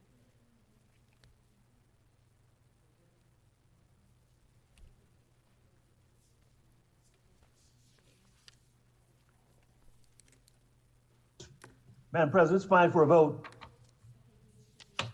Yeah, but can you just go ahead and read the technical amendment into the record? Just a minute, please. Mm-hmm.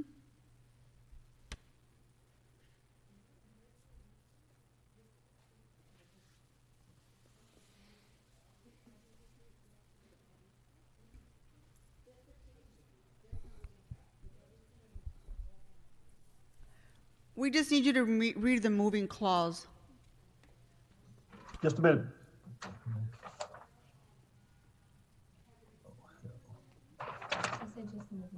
Okay, Madam President. Go ahead, sir. I move that in the matter of statutory exemption and communication from the city administrative officer relative to the fourth funding report for COVID-19 homelessness roadmap projects, item 42 on today's council agenda, be amended to add the following recommendations in accordance with the attached terms and conditions. 14, rescind prior council action of July 29, 2020, relative to the ground lease of 5215 and 5260 South Figueroa Street to Solar Impact as the developer can no longer carry out this development.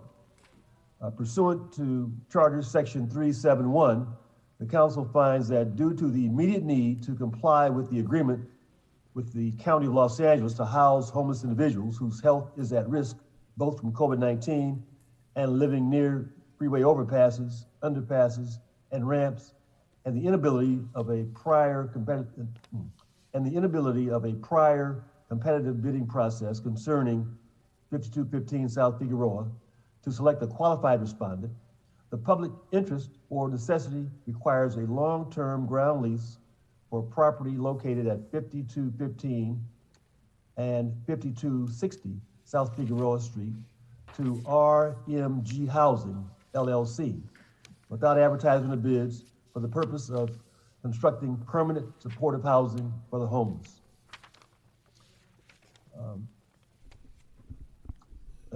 Paragraph 16, direct the city administrative officer with the assistance of the chief legislative analyst, housing and community investment department, city attorney, and any other relevant departments to prepare and execute all necessary documents to effectuate the development of permanent supportive housing on 5215 South Figueroa, including but not limited to the term sheet, disposition, and development agreement, covenant, and ground lease. And paragraph 17, excuse me, direct the city administrative officer with the assistance of the chief legislative analyst, housing, community investment department, city attorney, and any other relevant departments to prepare the key terms and other necessary documents to effectuate the development of permanent supportive housing on 5260 South Figueroa, including but not limited to the term sheet, disposition, and development agreement, the covenant and ground lease, and submit these documents for council consideration. That concludes my amendment, Madam President. Thank you. Is there a second? Second. Second. Second by Mr. Cedillo. Thank you. Is prepared to vote on this item as amended. Item 42. Madam Clerk, please call the roll. Blumenfield. Blumenfield, aye. Bonin. Bonin, aye. Buscaino. Aye. Cedillo. Aye. De Leon. Aye. Harris Dawson. Yes. Koretz. Aye. Krikorian. Aye. Lee. Aye. Martinez. Aye. Price. Aye. Rodriguez. Aye. Ryu. Aye. Wesson. Aye. Ma'am, you didn't call me, and Mitch O'Farrell is an aye. Oh, I'm so sorry, Mr. That's O'Farrell. okay. I was in a hurry. Mr. O'Farrell is an aye. Thank you. All right. Tally the vote, please. 15 ayes. This matter is adopted as amended. Thank you. All right, at this time, let's go ahead and recess our regular meeting and move into our special meeting. Madam Clerk, can you please call the roll? Yes, Madam President. Blumenfield. Blumenfield, present. Bonin. Bonin here. Buscaino. Here. Cedillo. Present. De Leon. Here. Harris Dawson. Yes. Yes. Koretz. Present. No. Krikorian. Here. Lee. Present. Martinez. Present. O'Farrell. Very present. Price. Present. Rodriguez. Here. Ryu. Present. Wesson. Oh, Councilmember Wesson? here, 15 members present and a quorum, Madam President. Okay, what's before us? Items. Madam President, would council like all items on the special agenda to go forthwith? Yes, without objection, that will be the order. Items 43 and 44 are items for which public hearings have been held. Committee reports for items 43 and 44 have been submitted, posted, and circulated for council's consideration. Items 45 through 48 are items for which public hearings have not been held. 10 votes are required for consideration. Okay, without objection, those items are now before us, members. Anyone wishing to call any of these items special? Mr. O'Farrell? Thank you, Madam President. Item 46 for remarks, please. Okay, and item 46 for Mr. O'Farrell for comments. I have an amending motion for item 45, which I can go ahead and read. On item 45, there's been a few articles regarding the state and county hotel and motel purchases that have actually resulted in displacement of people living there. So I'd like to get a report back on how the city can avoid this kind of displacement with the acquisition of hotels and motels in our city. I'll second that. Second by Mr. Bonin. Any other specials members? Mr. De Leon? Yeah, Madam President, also file item number 46 for comments. Okay. 46 for Mr. De Leon as well.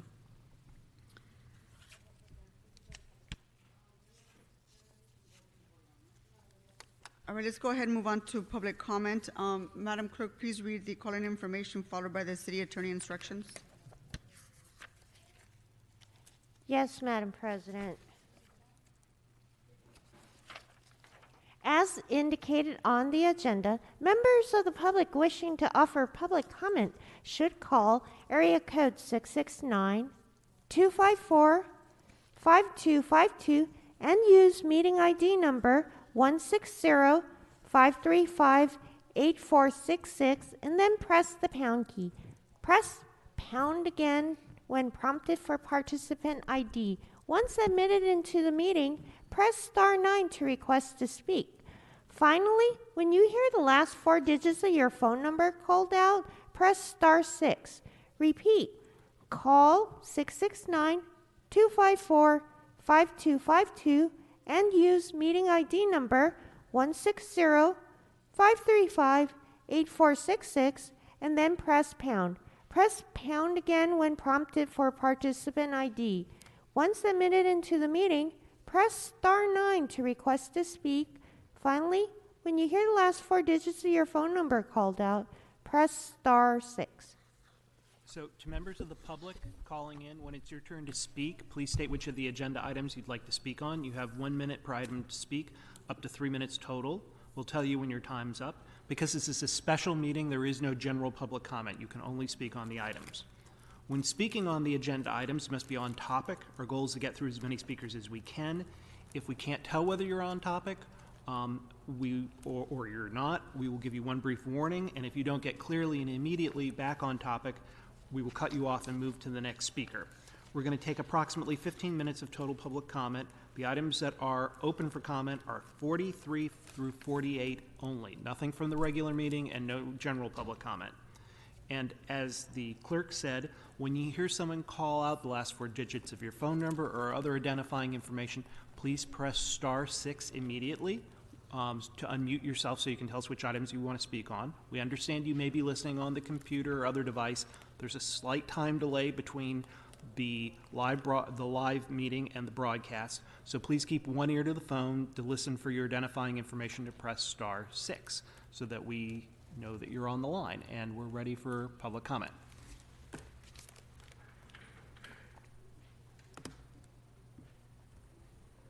Call in user 1, please press star 6. Please state your name and the items you'd like to speak on. Oh, bucket items, Mommy! You have 3 minutes. All Please stay on items topic. and general public comment. There is no general public comment. You have 3 minutes. Please stay on the agenda items. Go ahead. Okay. Thank you, Father. Now, number 45. We don't want it. Deny homosexual key program known as Homo Key. We don't want it in Studio City. Van Nuys. Monica doesn't want it. Karen Price wants it because his wife gets paid to displace people.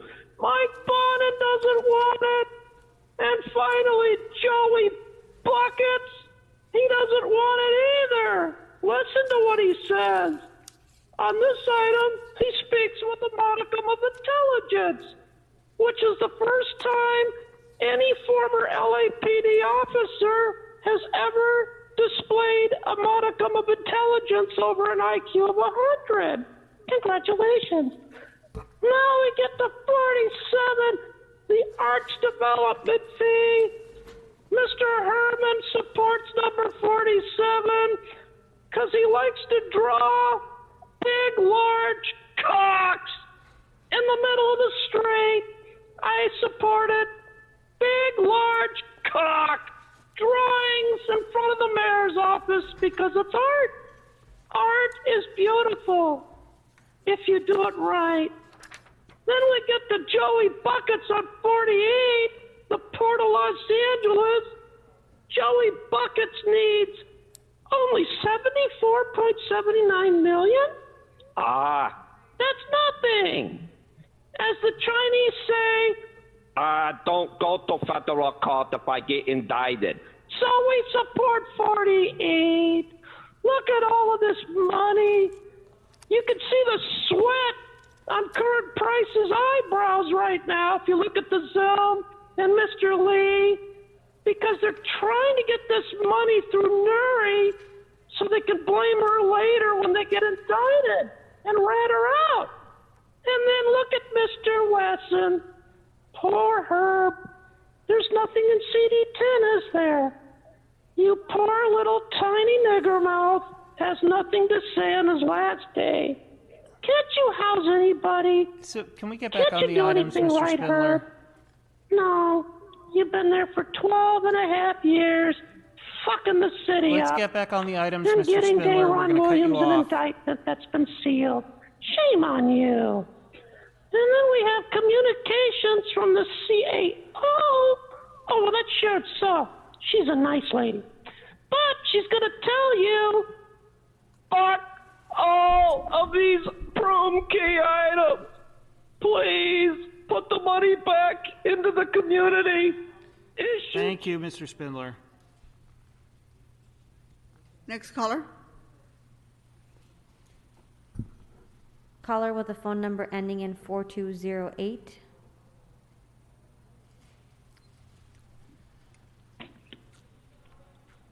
Hi, Rob Kwan. I'd like to speak on items 45 and 46.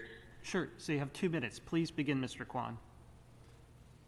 It's good to see us acquiring some hotels, but the question still remains, why aren't we commandeering hotels?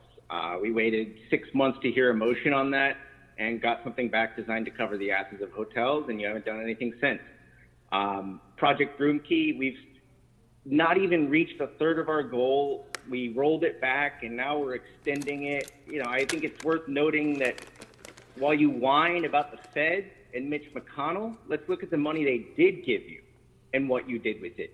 You didn't house people through Project Broomkey. You failed there. You waited too long to make tough choices with our budget, and now we have nothing left to do. I think it's worth noting that, you know, Paul Krikorian talks about his reserve fund so much. Last year he said we didn't have something big enough to get us through the 08 recession or anything like that. Labor agreements immediately put us in a $100 million plus deficit. Turning back to, you know, Project Roomkey and HomeKey, I think it's worth noting you all talk about crime stats and rising crime repeatedly, but how many of you have been as vigilant in bringing up the fact that we've gone from 3 deaths a day for the unhoused to 4 a day? Nuri Martinez is getting people killed. Her failed leadership is getting people killed. And by you all standing behind her failed leadership, you're co-conspirators in this crime against humanity. And I think that you should not sleep well at night knowing that. And lastly, Curran Price, we've got a new DA. Maybe he'll be willing to take a closer look at LA City Hall corruption, the epicenter of corruption, small crimes and big crimes alike. So I hope you get your shit together. Thank you, Mr. Kwan.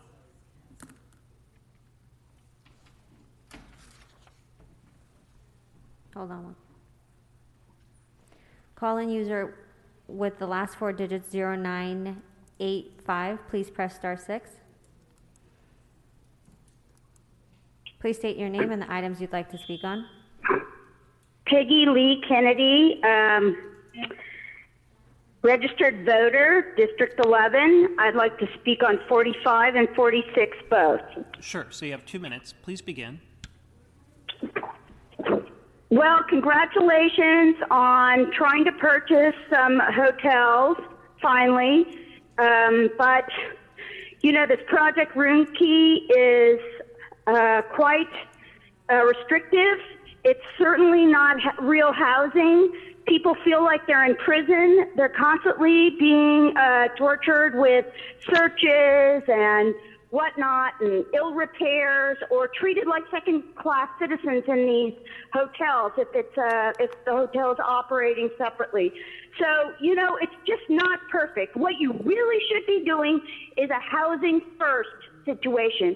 People need homes, permanent homes, not shelter. You know, I know that's great. Everybody wants, things fit shelters, the emergency, but you're spending tons of money on shelters. It's ridiculous. They're temporary.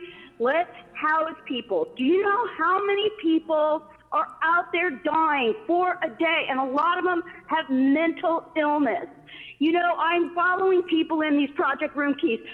Do you think anybody's helping them get on Social Security? It's a sham.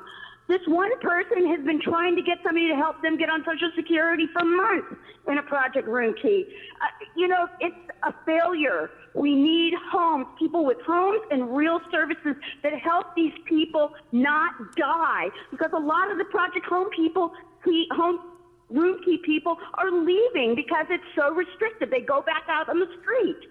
So, you know, I think that you need to look at your priorities. Instead of spending a bunch of the police budget on speed bumps, you know, buy some hotels and turn them into nonprofit board and cares and save some people who have mental illness. It's simple. It can happen fast. Please, act with urgency. These people are dying. Next speaker.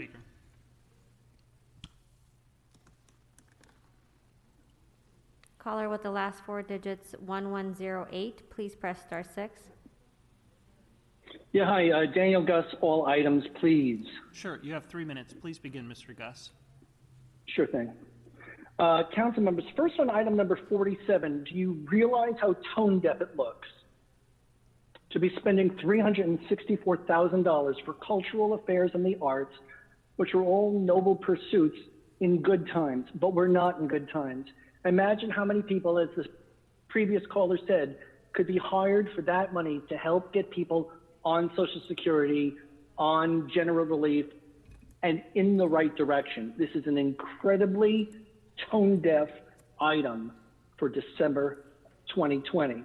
Regarding Project Roomkey, Skylar Gray, an attorney in Mayor Garcetti's office, is withholding the records of which hotels you're using because it is going to be the end of tourism in LA. And I'm going to keep demanding the records. And the more I demand them, the more the public is going to want to know.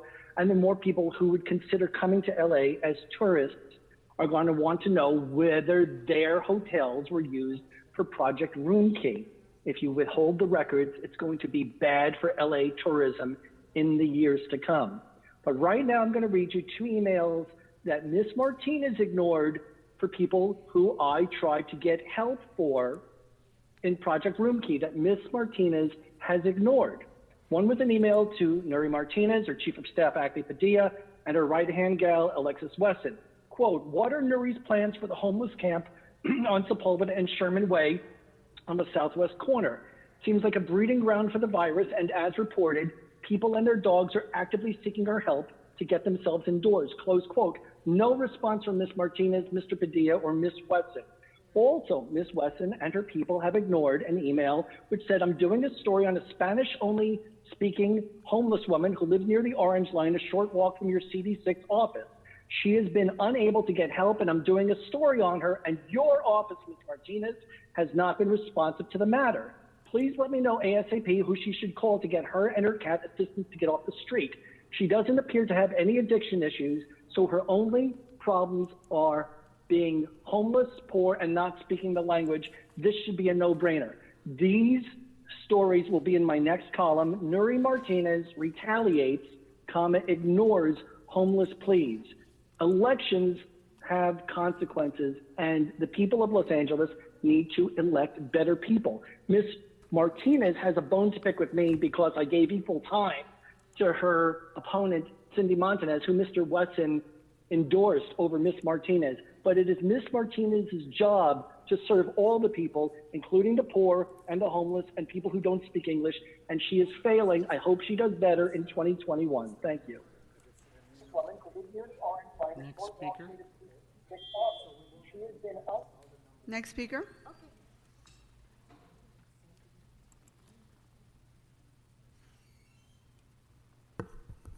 Caller with the phone number ending in 8460, please press star 6.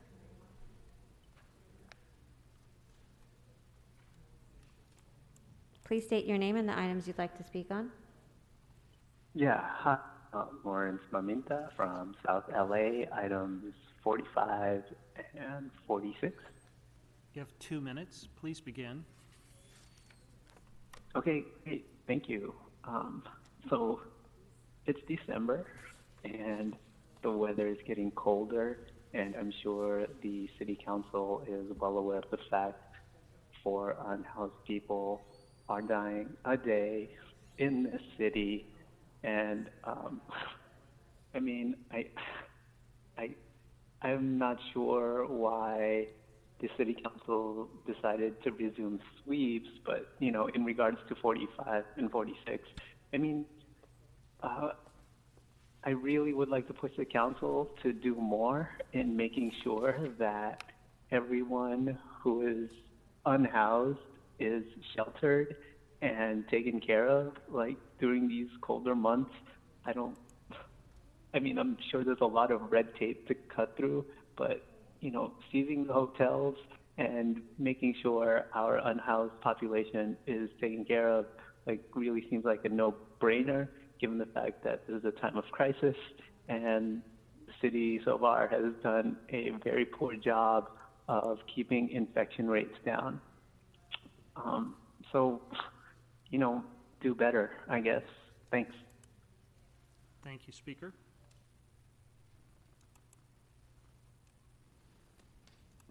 Caller with the phone number ending in 8154, please press star 6.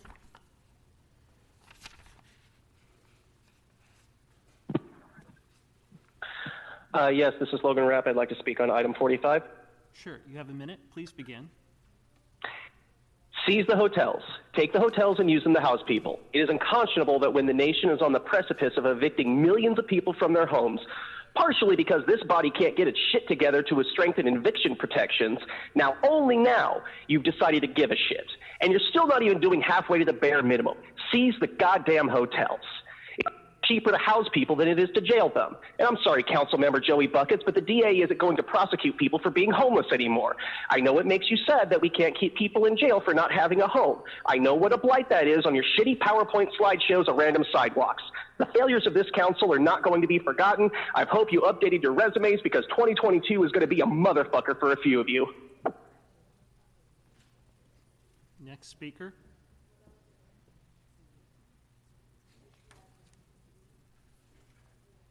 Okay, that concludes public comments. Members, let's go ahead and prepare to vote on items 43 through 45, 45 as amended. Madam Clerk, please call the roll.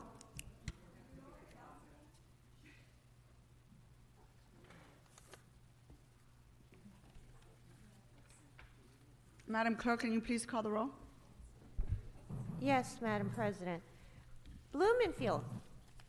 Blumenfield, aye. Bonin. Bonin, aye. Buscaino. Aye. Cedillo. Aye. De Leon. Aye. Harris Dawson. Yes. Koretz. Aye. Krikorian. Aye. Lee. Aye. Martinez. Aye. O'Farrell. Aye. Price. Aye. Rodriguez. Aye. Ryu. Aye. Wesson. Aye. 15 ayes, these items are adopted, and 45 adopted as amended. Okay, let's move on to item 46. This was called special by Mr. O'Farrell and Mr. De Leon for comments. Mr. O'Farrell? Thank you, Madam President. Yes, I just, this is one of those initiatives that you brought forward, and I was happy to support, that is something that could prevent a considerable calamity in the coming weeks and months. You know, I think sometimes when we work to prevent problems, those efforts fall to the wayside because we prevent the issue. And so that's what this one is about. So I want to commend you for coming up with this, because it is going to prevent folks who would otherwise be turned out in the coming weeks and few, month or two or less through the Project Home Key program. Currently, the city is providing 1,269 hotel and motel rooms throughout Project Room Key, bringing high-risk, unhoused city residents indoors in the interest of preventing the spread of COVID-19. Right as we head into the biggest surge in the city and the country by far that we've seen since the beginning of the pandemic. Although we are ramping down Project Room Key and transitioning into more permanent solutions, such as Project Home Key, individual cabin communities, and other homelessness interventions in order to make this a smooth transition, we need to extend Project Room Key until at least March 26th of 2021, which will cost the city about $1.6 million. And this is after the FEMA and state reimbursements are received, which you'll hear in a moment through the CAO's office how that's a very small amount when considered against the overall cost of this temporary measure. This action is necessary to prevent people temporarily sheltered from ending up back on the streets in the coming days and weeks. I want to thank the CEO and CLA for their thoughtful report and their recommendations. I want to stress that a very significant amount of this funding necessary for the program is reimbursable. Having said that, I still have some questions for the CEO, and I understand Meg Barkley. Yeah, Meg Barkley is here. And so is Ms. Yolanda Chavez. Okay. They're both making their way to the table, so just give them a second. Terrific. Ms. Chavez, you want to sit on that end? You're fine there. Thank you, Ms. Chavez and Ms. Barkley. Appreciate it. First question, are any other funding sources not listed in this report available? And most importantly, as I mentioned a moment ago, specific sources of funding that will qualify for FEMA reimbursement. In other words, can you explain why aren't we using other sources of funding other than HAP for this purpose?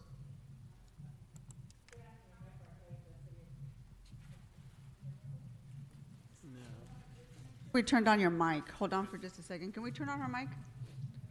Okay. Oh, that's better. Good morning. Meg Barkley with the City Homeless Coordinator in the City Administrative Officer's Office. As we stated in the report, unfortunately, in order to be reimbursed by FEMA for 75% of the costs, we have to be paying for the upfront costs of the program with non-federal sources. And the only non-federal sources that we have available for that purpose is the homeless assistance and homeless housing assistance and prevention, or HAP program funding from the state of California. Thank you. That pretty much says it. So the report notes that using HAP funding to cover the immediate cost of the extension and that the cost is either reimbursable from FEMA or the state. However, it often takes a very long time to receive FEMA reimbursements, and many of us on the City Council have proposed motions asking for HAP funding.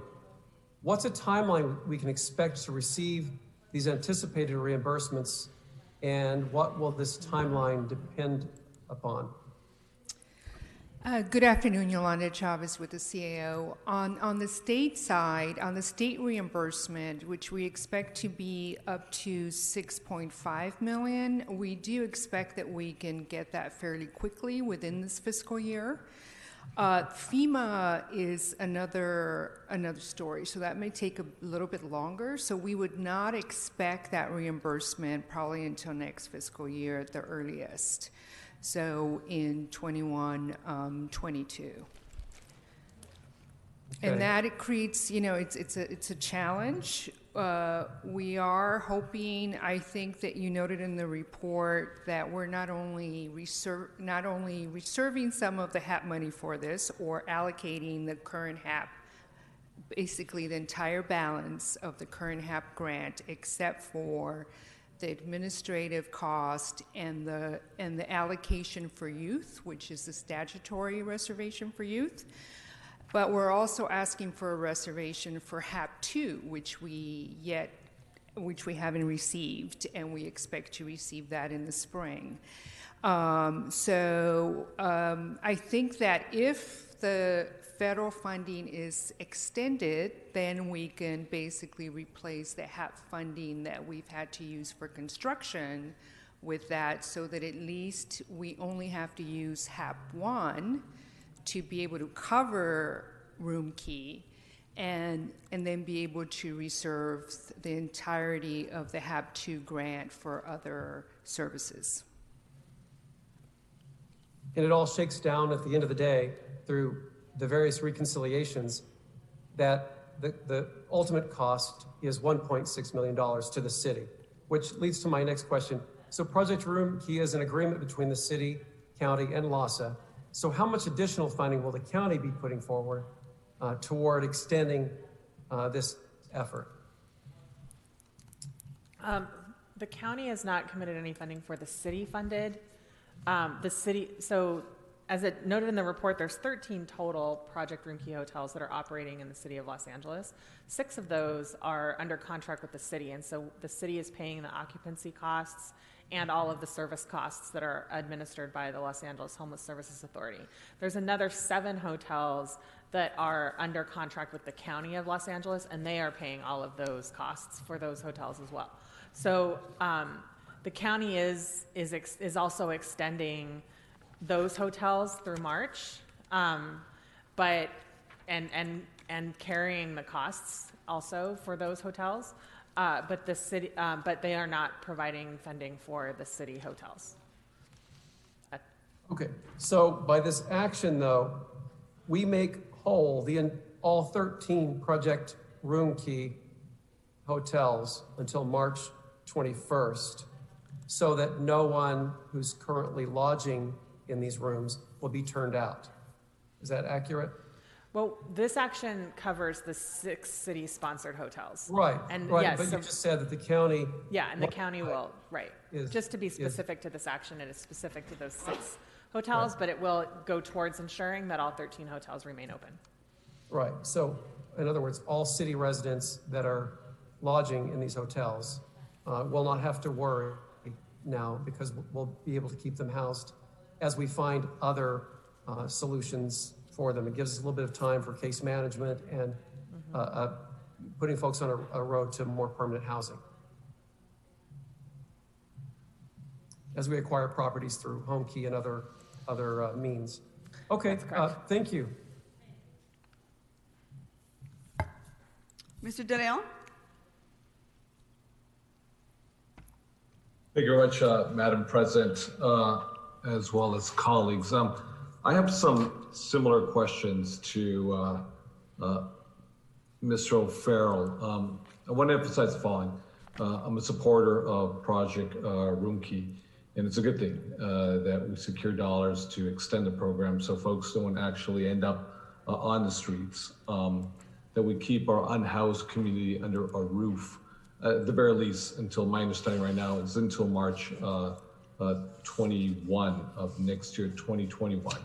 But I also want to put this in context, because this is this morning, when I read the Office of the City Administrative report, the memo on Project Roomkey extension, on page 2 of the, I should say page 3 of this memo, instruction number 12, B. So it's 12B on page 3.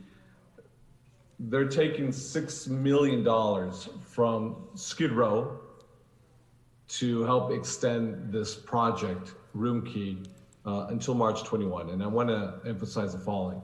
To me, it seems like you're taking money from Mary to pay Peter in this case, especially in a district like Skid Row that, again, has the largest concentration of unhoused individuals than any other part of the state of California. And I want to go back to a line of questioning that Mr. O'Farrell began with, because I want to reemphasize with a little more specificity, actually, from both the state as well as FEMA, is to when are we going to get that money back? Because if my understanding is correct, I'm not sure how much will get reimbursed for that $6 million that comes from the Skid Row pot specifically, which are dollars that I could be utilizing that I won't be utilizing because those $6 million are gone, at least for a short period of time, to deal with everything that we have to deal with in Skid Row. So specifically, how much will I get reimbursed back, from FEMA? And is there a little more clarity? I heard Ms. Chavez, so she's not sure when, perhaps until the next fiscal year. And are these reimbursements actually guaranteed? Is it etched in stone? Is it locked that we're going to get the money back, every single dollar? As I said earlier, maybe I should just start. And I think you're right, Mr. Dillon. This is a real challenge for us because we're not only asking that you allocate at this point the remaining balance of HAP 1, which is over $9 million, and includes the $6 million from the Skid Row category, but we're also asking that you reserve over $22 million of the next HAP grant that we have yet to receive. So that is challenging because meaning that we won't be able to use that funding until we get reimbursed. I think the good news, though, is that on the Skid Row side, that we do expect the state allocation, or reimbursement, I should say, up to $6.5 million to happen fairly quickly within this fiscal year. And we will work with LASA to ensure that that happens quickly so that we could reprogram that $6 million back to Skid Row. So that's, and we've included that in the report stating that the first reimbursement we receive will be reprogrammed back to Skid Row. And the first reimbursement we expect to receive is the state reimbursement. And do we know, Ms. Chavez, a ballpark figure? We have roughly half a fiscal year left between now and the end of June, a ballpark figure. We're talking about March, in the spring, late spring, or all the way to the end of the fiscal year? We don't, but we will work with LASA to ensure we get it hopefully by March at the end of, the extension. We will definitely work with them to try to do that with the state. And we've also asked, the other thing we've asked the state is to expedite our HAP 2 grant because we will need part of that to be able to cover the program for the upfront costs. Okay, I just want to make sure that my staff follows up with you and staff at the CAO's office and vice versa, given the dire circumstances of the forecast with regards to the structural deficits, obviously both at the city, county, and at the state level. want to make sure, that upon budget negotiations in our state capital, that all of a sudden we're not getting the money that we believe we're going to be getting because we're fronting the cash flow issue to keep folk under a roof until at least March 21. So I want to make sure that we're communicating with each other, because this is a period of time now that I don't have the flexibility to deal with the crisis that it's playing itself out in every street corner throughout the city of LA and all 15 council districts. But as we all know very well, especially in the heart of downtown LA, at Skid Row. The last comment I want to make is I think between the executive branch and the legislative branch, I think transparency is very, very important. Please communicate, with my office. Give us that heads up. I don't want to find out through a memo that $6 million is about to disappear, even though you believe it's going to be guaranteed and we're going to get the money back eventually from the state as well as from FEMA. Having this, transparency and communication is going to be really key. I don't know if it's part of the culture within the institution of City Hall, but I surely don't want to find out that $6 million is about to disappear from Skid Row when the folks in Skid Row need it the most. You definitely have our commitment that we will work to do better on communication. Thank you, Madam President, and thank you, Ms. Chavez. Thank you, Mr. De Leon. Mr. Blumenfield? Yeah, just a question. I mean, first, we've got to do this. People are dying on the street, and we cannot have people go back into the street. That's clear. I am curious, though, about sort of cost effectiveness of Project Roomkey versus some of the other interventions. Do we have a number in terms of how much we're paying per night per person and how that compares to some of our other interventions? The average cost per night for the services is about $100 per person per night. And on the hotel side, it's more than $200 per room per night. That gets spread out, obviously, a little bit. There are some rooms where they're housing more than one person because they identify as a household. And so the average per person per night, I don't know off the top of my head, but yeah, Project Roomkey is it's an expensive intervention, which is why it's was always anticipated and intended to be very short term, something that we could do with rooms that were available and able to get people into them on a very immediate basis. Project Roomkey began in April so basically immediately after the emergency was declared, we started working on this, and the first hotel opened in early April, and the first city-sponsored hotel opened in May. And so that's part of, needing to have something much more quickly. It ends up being more expensive. That's why it's not a long-term solution. And so looking at, for example, the Project Homekey hotels that will be operated as interim housing, the service rate is less than what it is for Project Roomkey. It's a maximum of $85 per room per night.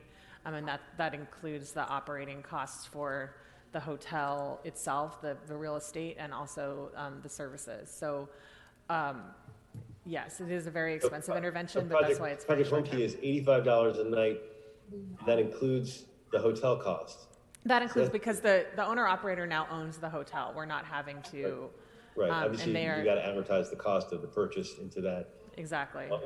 But right. Anyway, it's just we can't keep extending and extending. Not because we need to, because people need a place to be. So we need alternatives. But the point is, the longer we do this, the fewer options we have for housing people. Long term, because we're burning, our burn rate is too high on the money. So that being said, I'm not offering another solution other than we've got to push the accelerator on our Project Homekeys, on our cabin communities, and on every other intervention, because we can't put these people back on the street, but we can't afford to keep extending these Project Roomkey indefinitely. So thank you. Mr. O'Farrell? Yeah, just real quickly, Madam President. Yes, Mr. Blumenfield, full throttle. I have a feeling most or all of us are looking in every neighborhood that we can think of with for every vacant building or hotel that might be for sale, or property that might be for rent, or parcels of land where we can stand up a cabin community. Many in the works in my district and many others. And so I'm glad you said that, because this really has to be, an unprecedented effort by all of us. I just want to say, I want to thank Ms. Chavez and Ms. Barkley for being so nimble. I mean, you're like juggling so many balls in the air, dealing with accounts and reimbursements and funding sources and future funding sources and existing ones and accounts that sunset and accounts that open. I mean, it's so much that you're juggling just to keep all these programs going. And I think we all really appreciate those efforts, because what that manifests into is exactly what we're approving today.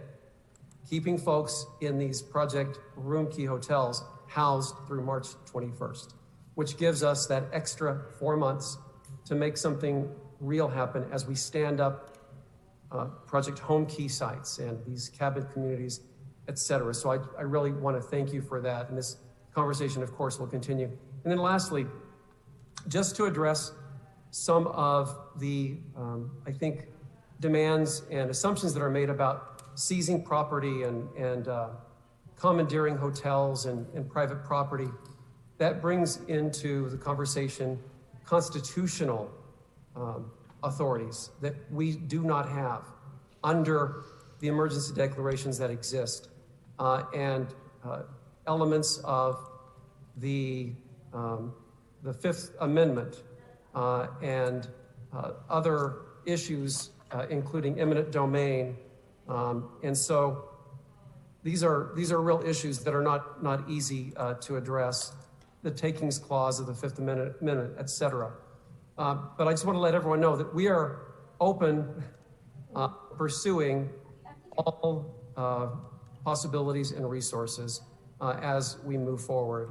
So again, thank you, everyone. Thank you for the advocates who are so passionate about this issue, and everyone in the CEO and CLA's office who are doing the administrative work to make this program happen. Thank you, Madam President. Mr. Bonin? Thanks, Madam President. I'll be very brief. I appreciate the dialogue earlier. I just wanted to note on the last point that there's significant legal disagreement about whether or not the city, some entity of the city, whether it's the council or the mayor, has the authority to commandeer hotels or to get engaged with eminent domain. And it is still an issue that I think it's important for the city to pursue, which is why I did motion on it. And I would love if the city attorney were as speedy in its analysis of that proposal as they were with other proposals that the council hasn't adopted yet. Thank you. Thank you, Mr. Bonin. Seeing no other members on the queue, let's go ahead and vote on the following items. Is vote on items 46 through 48. Madam Clerk, please call the roll. Blumenfield. Blumenfield, aye. Bonin. Bonin, aye. Buscaino. Aye. Cedillo. Aye. De Leon.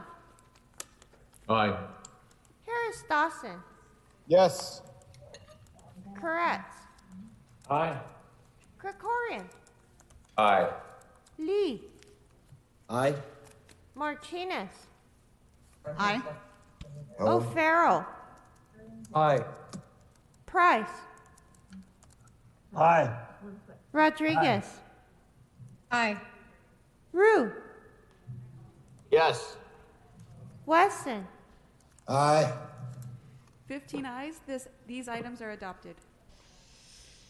Madam President, would council like to adjourn the special meeting and return to the regular? Yes, let's go ahead and adjourn our special meeting and return to our regular meeting. And Madam Clerk, can you please call the roll? Blumenfield.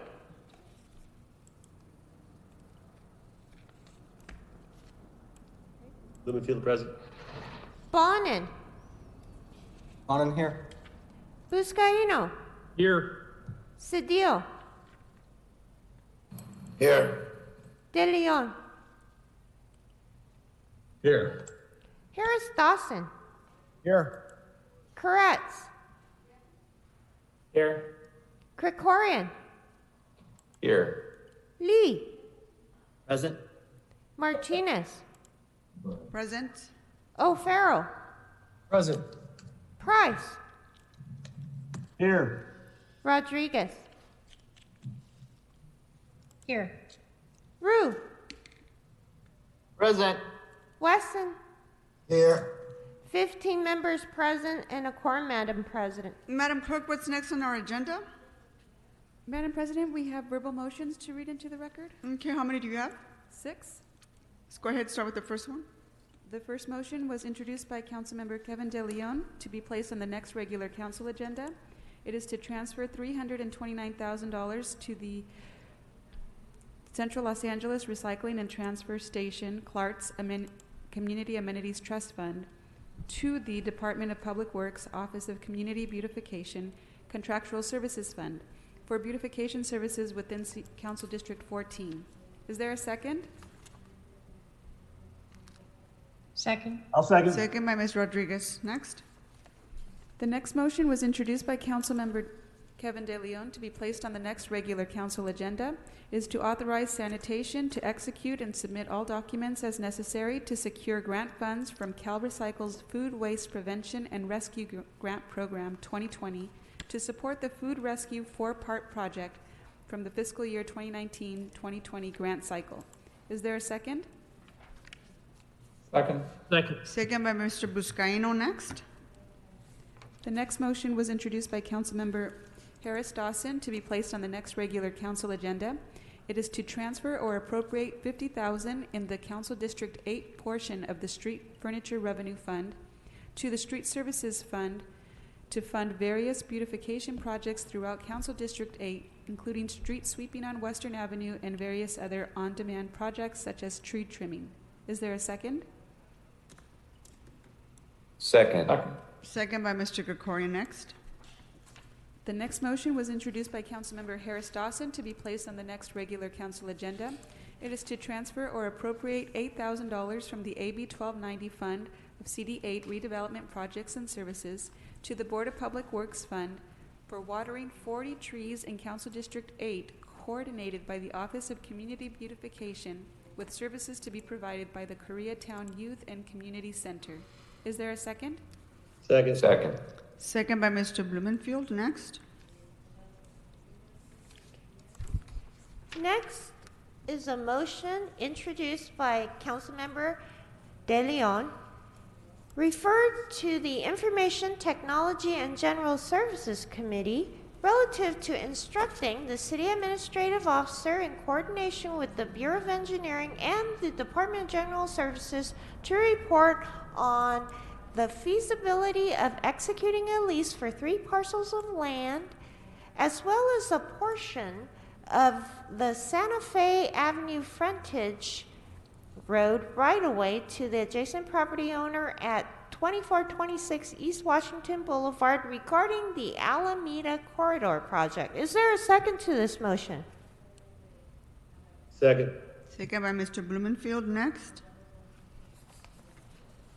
The last verbal motion is introduced by Councilmember Koretz, referred to the Information Technology and General Services Committee relative to the City Administrative Officer to report to Council on the cost savings generated due to work from home and contactless government policies. Is there a second to this motion? Second. Second. Second by Mr. Price. Okay, members, anyone introducing verbal motions? Ms. Rodriguez? Yes, thank you, Madam President. The moving clauses, I move that the October 13th, 2020 council action relative to establishing oversized vehicle parking restrictions along a segment of Frank Madugna Drive in Silmar be amended to adopt the attached revised resolution, which corrects the location of the parking restriction from the west side to the east side. there a second? Second. Second by Mr. Blumenfield. And that's it. Thank you. Thank you. Next, Mr. Bonin. Thank you, Madam President. Just this one, a number of elected officials around the state who are concerned about the urgency with which we need to get kids safely back into in-person education are doing ones like this. Resolution states, now therefore be it resolved that the Los Angeles City Council urges Governor Newsom, the California Department of Public Health, and all other state health officials to prioritize the recovery of our public education system by providing teachers and school support staff with vaccines immediately after healthcare professionals so that we can safely reopen schools and get students back into the classroom as soon as possible. And be it further resolved that the City Council urges Governor Newsom, California Department of Public Health, and other state health officials to ensure that the costs of COVID-19 vaccines for all educators and school support staff be subsidized by our state and federal government to ensure equitable and timely access to the vaccines. I had said earlier that I would second that motion for you, Mr. Bonin. Thank you very much. Thank you. Mr. Koretz? Yes, thank you, Madam President. I have two motions.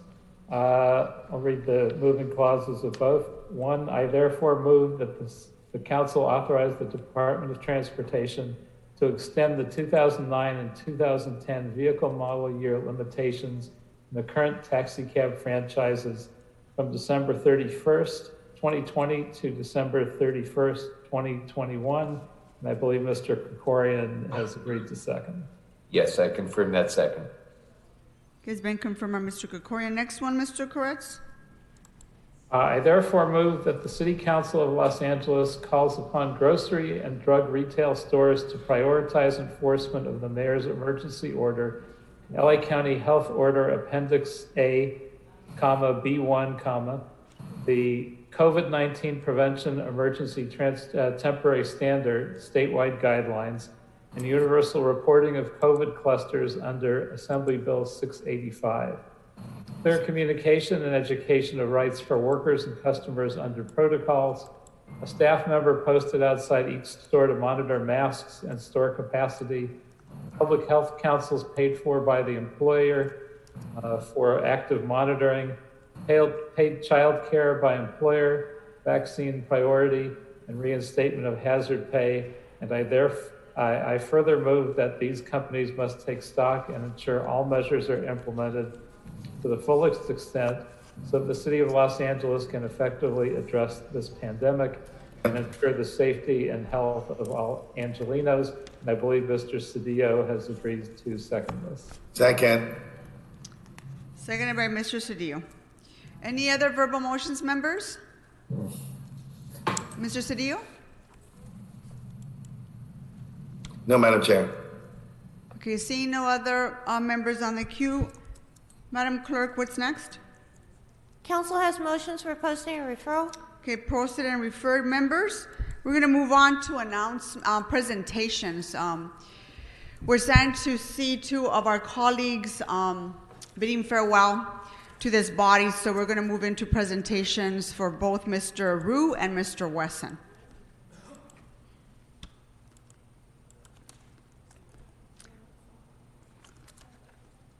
Mr. Ryu, would you like to make some brief comments to this body and members of your staff? Sure, thank you, Madam President. Joined by Regina, my wife today, and I really want to thank you, Madam President, and all of my colleagues and friends as I speak on my final day in the City Council. And I speak with a message of gratitude and hope. 5 years ago, when I was elected to represent the people of Council District 4, I was a political newcomer. I didn't have any endorsements from inside City Hall, and I ran not to join the system, but to change it through anti-corruption reform, radical transparency, and a commitment to put neighborhood voices first in my decision-making. I refused developer dollars and became the first council member in history to publish all my developer meetings and discretionary spending online, and appointed a citizen-run community task force to oversee my discretionary funds. But I was also new to City Hall, And I quickly learned that only by working together was the only way to make meaningful change happen. Getting things done doesn't always mean being out front. And leadership requires tough choices, compromise, and collaboration. So I'm so honored to have collaborated with many of you on delivering that change. Together, we changed the way our city repaired its roads. We prioritized wildlife, tree canopy, and took on the crises of poverty and homelessness. We reformed campaign finance. We increased matching funds rate threefold for grassroots candidates. And we banned developer dollars from local elections. We built not just homeless housing across our city, but empathy and understanding in our neighborhoods, which will be crucial to turn the corner on homelessness. We launched my children's savings account program, the largest every first grader in our city, a dedicated savings account for higher education. And Madam President, as part of your Families First agenda, we introduced a plan for universal paid family leave, which will help build a more equitable city for millions of working families. I am thankful to each and every one of you, as well as the mayor, every general manager, commissioner, dedicated city employee, and of course, my incredible team who worked tirelessly to serve this district. But most of all, I am thankful to the communities of Council District 4. This district is full of neighborhood groups and hardworking residents who are committed to improving our city. Being able to partner with these community leaders and delivering for neighborhoods has been the honor of my life. You know, growing up in the inner city neighborhoods of Los Angeles, my family worried about making rent, getting to school safely, and even possibly getting deported. I could have never imagined that one day I would be elected to serve my city. But these same experiences helped me become a better public servant, a better city leader, and make me who I am. So I'm so grateful to my grandmother, my mother and father, who sacrificed so much to make my life possible. And of course, to my wife, Regina, who not only married me through this chaos, but supported me throughout this journey. But you know, this moment is one of the most challenging our city and our nation has ever faced. But even in the face of such adversity, I feel hopeful about our future. Because for the first time since I've gotten here, we are now taking seriously the corruption that undermines our local government. We are addressing the underlying issues that are at the root of our problems, and we're breaking down silos and bureaucracy to deliver an emergency, FEMA-like response to the crisis of our time, homelessness. But if there's one thing that this council must do, it is to act now to make fundamental and systemic reforms that will root out corruption, keep people housed, and turn the corner on homelessness.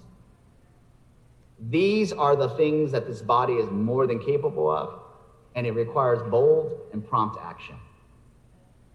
Do not wait for a more opportune time. The best time to lead is now. And if I could have done anything differently, I would have gone further and pushed harder for the reforms I believed in and for the changes we desperately need. We should not assume that just because a Democrat is entering the White House, someone will come and save us. Because Los Angeles doesn't need saving. Our city has survived 4 governments. We've bounced back from fires, floods, riots, and recession, and we are home to more diversity, creativity, and talent than any other place on this planet. There are no small dreams in the City of Angels. And when we work together and hold compassion for each other and our city, there is nothing that we cannot achieve. I may no longer be a city council member, but I will always be an Angelino. And I look forward to working with all of you on continuing to better serve our incredible city. I thank you, and it was an honor serving with each and every one of you. Thank you, Madam President. Thank you, Mr. Ryu. Mr. Koretz?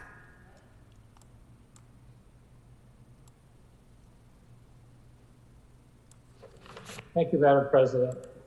I rise virtually in honor of Councilmember Ryu, who's been a strong leader and a good friend and an ally on so many issues. Our trailblazing first Korean American council member. He's been a leader on campaigns finance reform and ethics reform and transparency. And your efforts have changed the city for the better going forward. As chair of Health, Education, Neighborhoods, and Parks Committee, you've been an important advocate for our neighborhood councils, for open space and parks, and you've been my partner and ally on protecting our hillside areas and our wildlife, and on fighting climate change. You've been so supportive of the Jewish community that we both share, that folks in my office and in the community say that you're Jewish. I know my staff would also like to thank your staff for friendship and professionalism and wish them all well going forward. And David, I'm very, very sad to see you go, but I know you have a bright future ahead of you, and I look forward to seeing what comes next and to working with you in the years ahead. Mr. O'Farrell? Thank you, Madam President. David, a proper grand gesture and congratulations for meeting and marrying Regina. So nice to meet you this year, Regina. And I wish you all the wedded bliss that you are entitled to in life and wish to congratulate you in that union. I just, as someone who works with Mr. Ryu and my team works closely with his staff because our boundaries, we share such a big boundary between the 4th and the 13th. My team will really miss working with your team. There were friendships and professional levels of collaboration that helped put our neighborhoods in better shape because of that collaboration and the issues and communities that we share are better off because of the work and collaboration with our two teams. And so that'll be one of your legacies as well. And in that, also the Silver Lake Reservoir Complex approach. You dove right into that and are supportive of what we're going to be able to do there, which is phenomenal. And in a coming few years, people will see the results of that. And so it'll be nice that someday when we transform this future public space environmentally and linking communities through a beautiful public park with wonderful ecological systems that folks didn't imagine were even possible for decades because it was used for potable water. The future of the reservoir is very bright because of your participation in helping to guide its future in the master plan. And I have to just give you a shout out for your children's savings account program.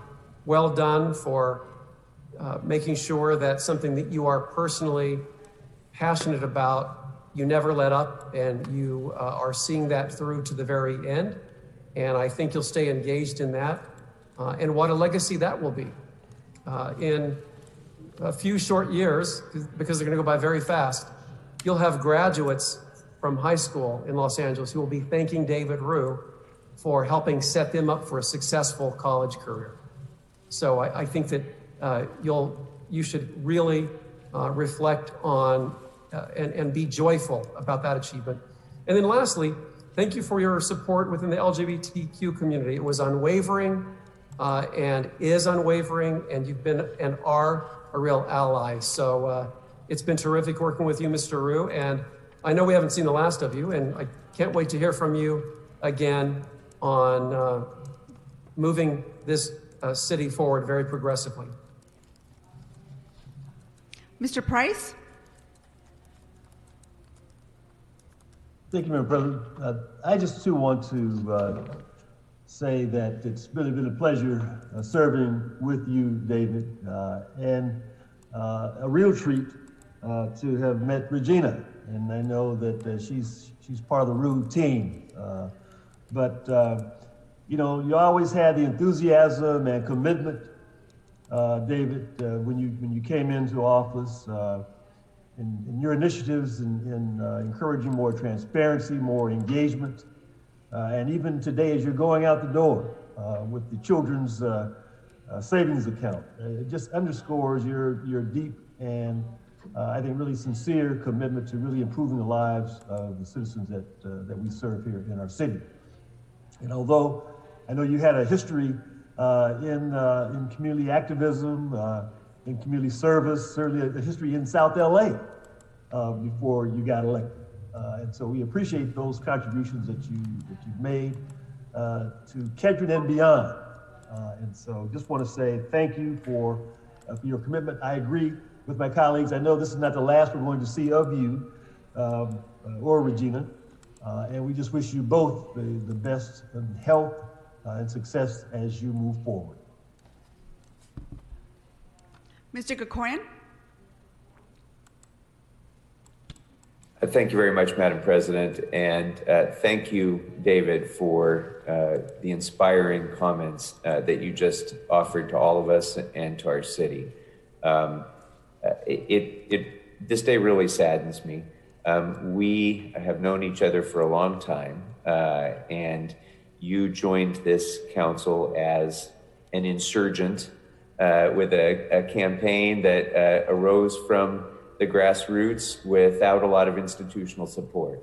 And I hearken back to when you helped me to do that exact same thing by helping me to build relationships within the Korean American community where you were treated as, you know, really a force of nature. And when you introduced me to everyone that I needed to know, and everyone was so appreciative of you and all the work and all the leadership that you have done within your community. And then we bonded so closely in not only the nature of our campaigns and how we got here, but in the common interests of our respective communities as well. And so I want to express the appreciation of the entire Armenian American community of Los Angeles as well for how you not only stood up as a leader, but also how you helped to bring these two vitally important communities of our city together around common interests.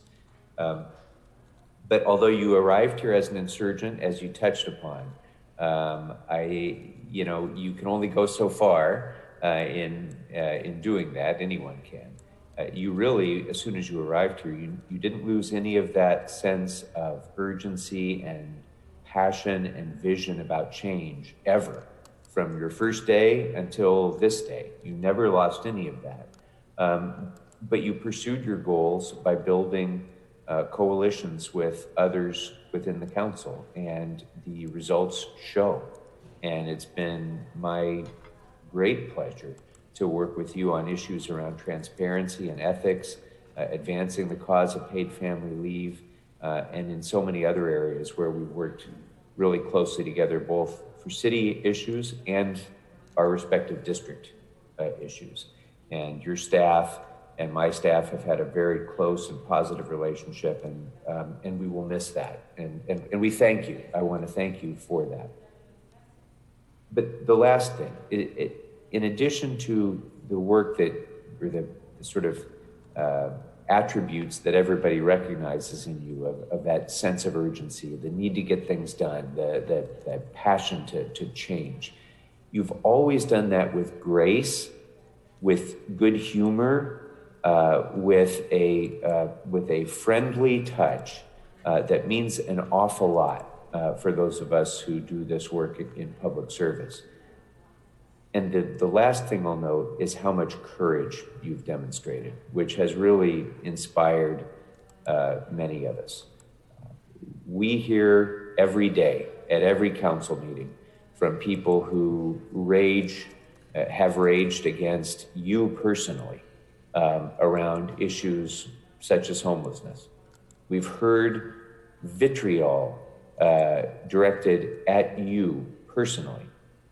And yet I watched you, albeit on video, I watched you in a homeowners meeting once in which I feared for your physical safety because of the courage with which you presented your plans to house the homeless in that community. And you stood against a mob that was incensed and enraged that you would have the temerity to want to house the homeless in their community. And you stood your ground against that anger, that vitriol, and you got it done. And you've been able to make a remarkable difference in your district in getting people out from under bridges and under roofs. And I will never forget that scene, and I've used it as an example many times of the courage that it takes sometimes to make change. You've made change. I think the steps that you've taken in this council will continue to be your legacy even after you are no longer here as a member. And I think many of us will want to continue to carry on some of the things that you've started. But although you will not be here anymore, you're going to continue to make a dramatic difference for the people of the city of Los Angeles. And so I want to thank you for that. Mr. Lee? Thank you, Madam President. David, I don't know if you remember this, but we were arguing in the back of council one day, and it was during your election, and we were joking around with each other about like who was going to be the first, Korean American voted into office, and you kept saying, "No, John, it's you," and I kept saying, "No, David, what are you talking about? You're in an election. You're in a runoff right now," and and it's amazing to see us both here. I think what you did when you got elected, you really inspired the Korean community.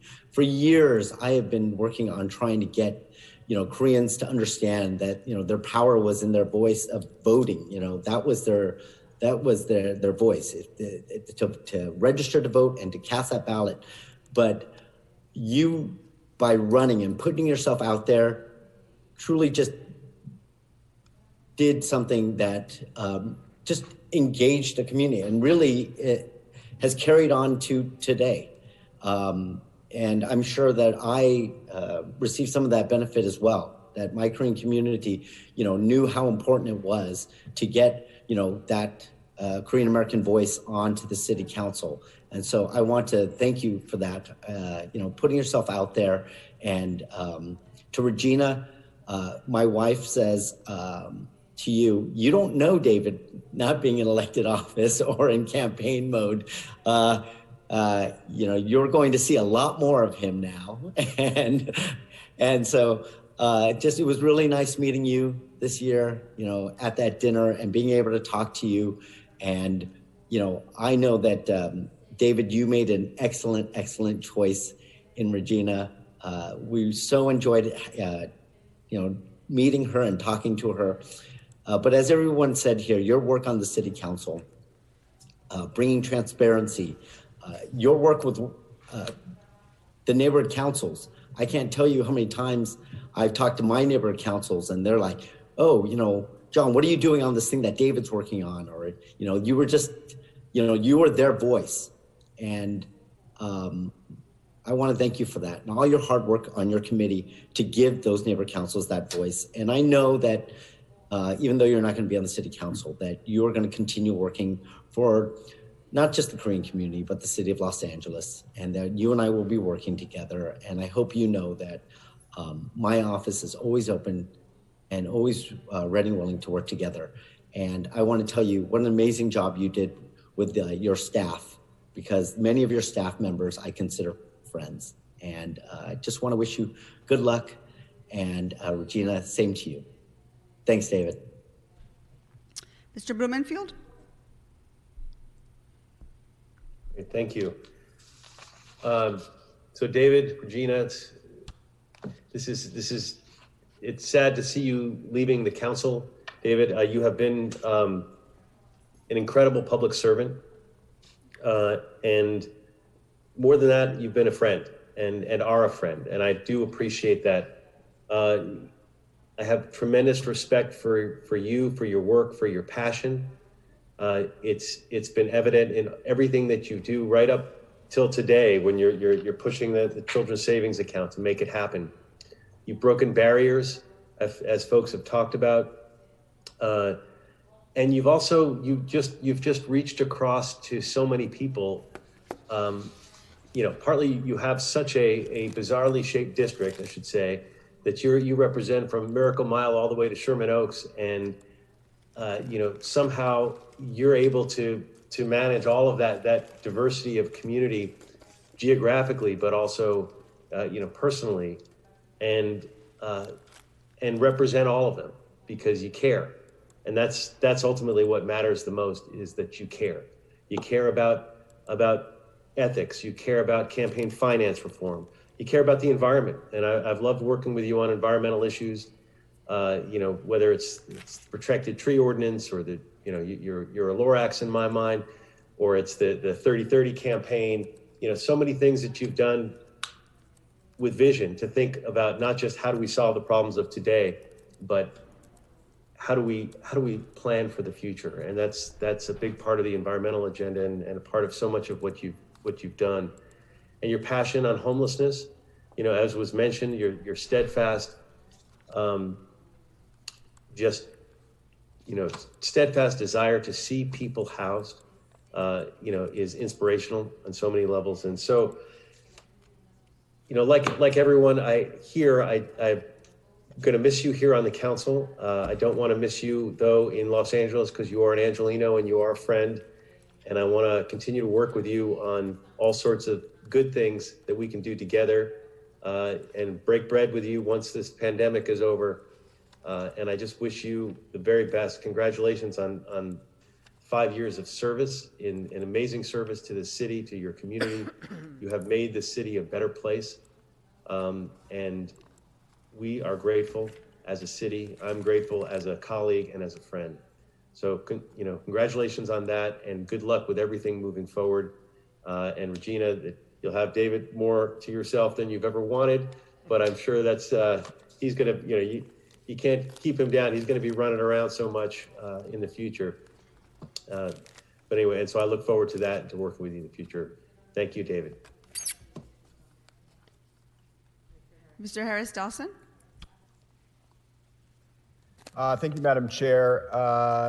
Congratulations, David, on great service to the great city that we all live in. You and I go way back, and we were on the same ballot together back in 2015. We met in South LA doing work around quality of life issues, public health and mental health issues, and it was have always been a person to me as emblematic of the city. You're from a Korean immigrant family, working in a mental health facility, started and run by African Americans in a neighborhood that was Latino. There's nothing sort of more LA than that. And I remember when you were first gonna run, and I kept saying, like, well, what district are you running for? And you'd say 4. And I'd be like, oh, okay. And finally I said, David, like, that's not the district with the Koreans in it. Like, are you sure that that's the one you want to run for? And you were like, no, like I'm knocking on doors. People are accepting me. People are open to the idea. And so I'm going to do it. I'm going to raise a lot of money, and I'm going to do it. I'm going to run, and we'll see what we do. And in an only in LA story, and only in Los Angeles story, all the institutional forces, the sitting council member, all the mainline organizations ended up being wrong. And you prevailed in that race. And I remember every time I'd have an activity during my campaign or a fundraiser in the 4th District, the person's house we were having at would say, hey, do you know this guy, David Ryu? And I said, yeah, he's running for council. And they were like, yeah, he won't stop knocking on my door. He's been to my house like 4 times. I don't understand. He really wants to be on the council. And ultimately, as Angelinos do, they reward that kind of grit and that kind of hard work. And it's a city, and you're one of the best examples of it. It's a city where you can be whoever you want to be. You assert yourself, you do the work, you put in the time. People in this city respond, and the city responded to you, and the 4th District responded to you. And so I appreciate you providing yet another example of why Los Angeles will always be the international capital of dreams and the city of dreams, and a place where people come to dream. And you kicked open a door that'll stay open now forever. We won't ever ask, can a Korean American win city council in Los Angeles? That question is off the table forever, and you own that for the history, for the rest of the history of the city. Also, while you were on the council, you continue to demonstrate that. Again, a person representing some of the wealthiest people in the city, fighting as hard as anybody for the poorest people in the city. Representing a district that, frankly, not that many kids probably need the government to help them have a savings account. Probably a lot more kids in my district need the government to help them have a savings account.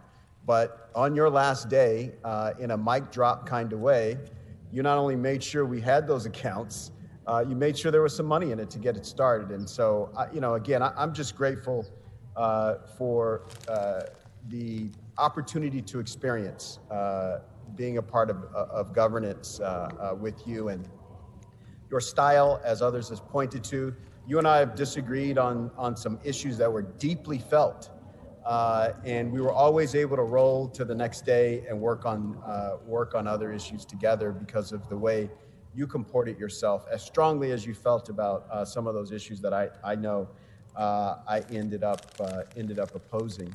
And so we're grateful to you for that. And then, lastly, I think the most amazing thing, even more amazing than the election that you pulled off, more amazing than convincing the voters of the 4th District to bring this outsider into the city council, more amazing than that is that you were able to convince Regina to marry you and be your life partner in the middle of all it means to be a member of the city council. And Regina, Carrie and I are always super grateful for you. One, for just being an amazing, warm, and open person, but also giving us a really, really good excuse to go to Morocco and stay a really long time.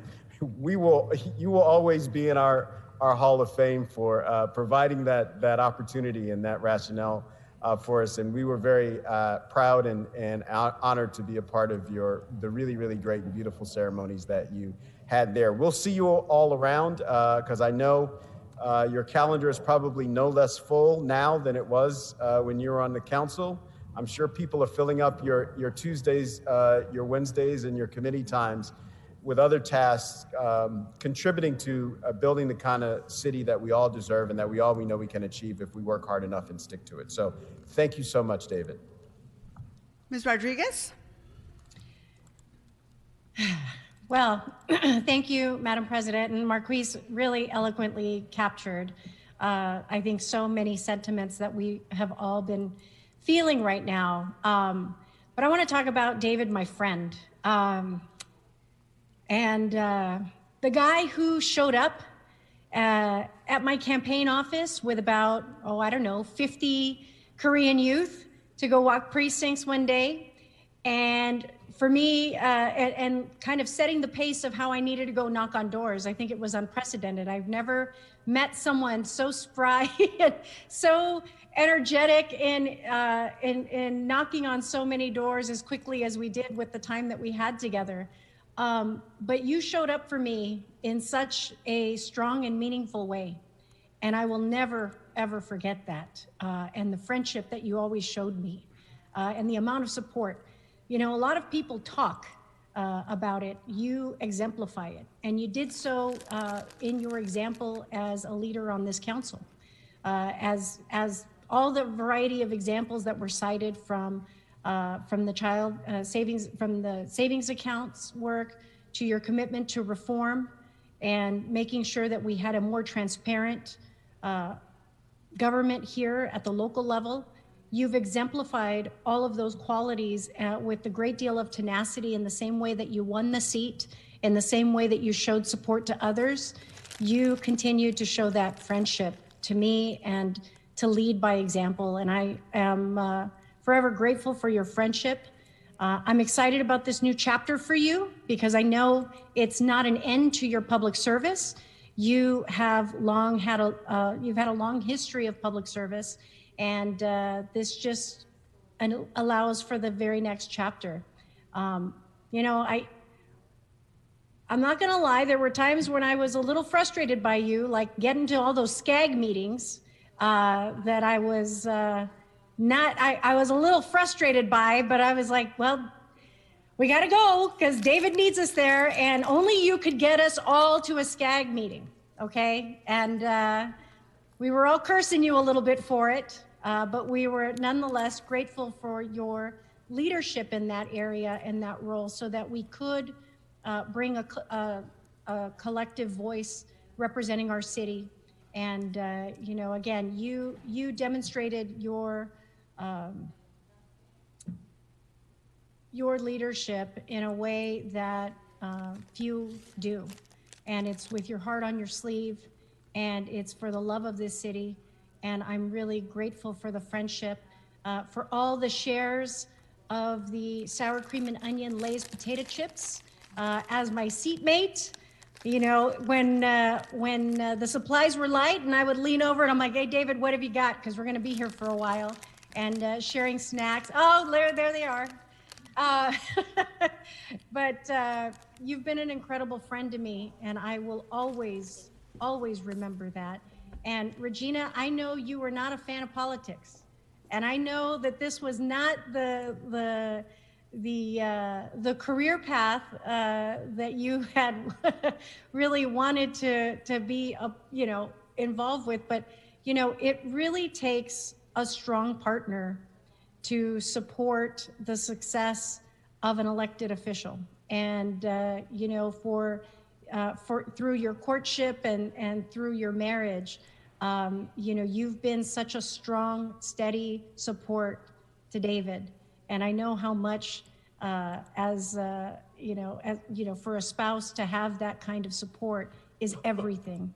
And so I thank you for that, you know, because you definitely have been an incredible partner to him. And I know how much he adores you. And I'm just looking forward to the next chapter of this life together for you both.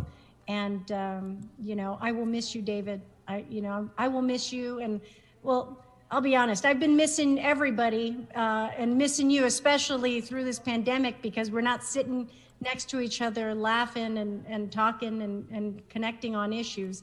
But I'm going to miss you as my seatmate, and but we'll always be here for you as a friend.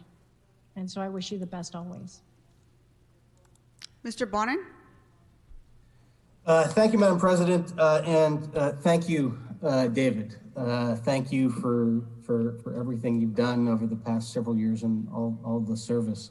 As I'm listening to all these stories, I'm thinking, wow, like most people knew David before he got elected, and I didn't know you before you got elected. And I think the first time we spoke was after you had won, and I sort of sheepishly called, having, like most of us, having endorsed your opponent in that race, and we're wondering, you know, what is that dynamic going to be like? And you were immediately open and immediately gracious and dove right down into how our districts had so many similarities and so many issues we could work on together. And then we got together for what turned out, I think was booked to be a 45-minute meeting, and it turned out to be like a 2.5 hour meeting downtown before you were sworn in to talk about stuff. And I was so engrossed in the conversation, but I was drinking a lot of water. And I remember I really, really, really had to pee so badly during that conversation, but you kept going with different ideas and things, and I couldn't get up. And as I think about it, there's a weird arc of our story related to peeing, because after you and Regina got engaged, Sean and I immediately had the instinct, okay, we have to call them, we have to get together, because getting married as an elected official is like an entirely precarious and different sort of minefield. And so we wanted to get together and sort of give you some of our experience and wisdom on what to avoid and what to do. And so we wound up going on a double date, and we went to a restaurant in Venice. And I got up to go to the men's room, and David got up and he followed me into the men's room. And it was there while I was going to the bathroom that David said, hey, I'm running for re-election. I'd like your endorsement. And talk about a moment where not only did I have my guard down, but I had my zipper down. And it was a very David moment, because there are no barriers when you want something. You just go for it and you seize your moment. And you did. And I remember when you first took office, you're always sizing up your colleagues. And since I didn't know you, I was wondering what you were going to be like. And for a while, as chair of T Committee, it was exasperating, because it felt like you and Nick were a constant factory of motions regarding those damn dockless scooters and personal mobility devices, those issues which are so annoying. But then, and Mr. Krikorian mentioned this, there was that moment in Sherman Oaks where, and I remember watching it, I think it was on the news, I think I watched like 3 or 4 different social media feeds about it. It was that moment where your character as an elected official, your mettle is tested. And man, you stood there. And you stood up for what you believed, and you stood up for what was right. And it was that moment where I got to see, and I think we all got to see, who David Ryu was and what he really cares about and what he was willing to fight for and sacrifice for. And it was an inspiring moment for I think all of us, and it's one which we all appreciate. And in the moments, over the past year, in particular, we have worked together a lot. We've worked together a lot, but on a number of issues, protected trees and development reform and ethics and campaign finance.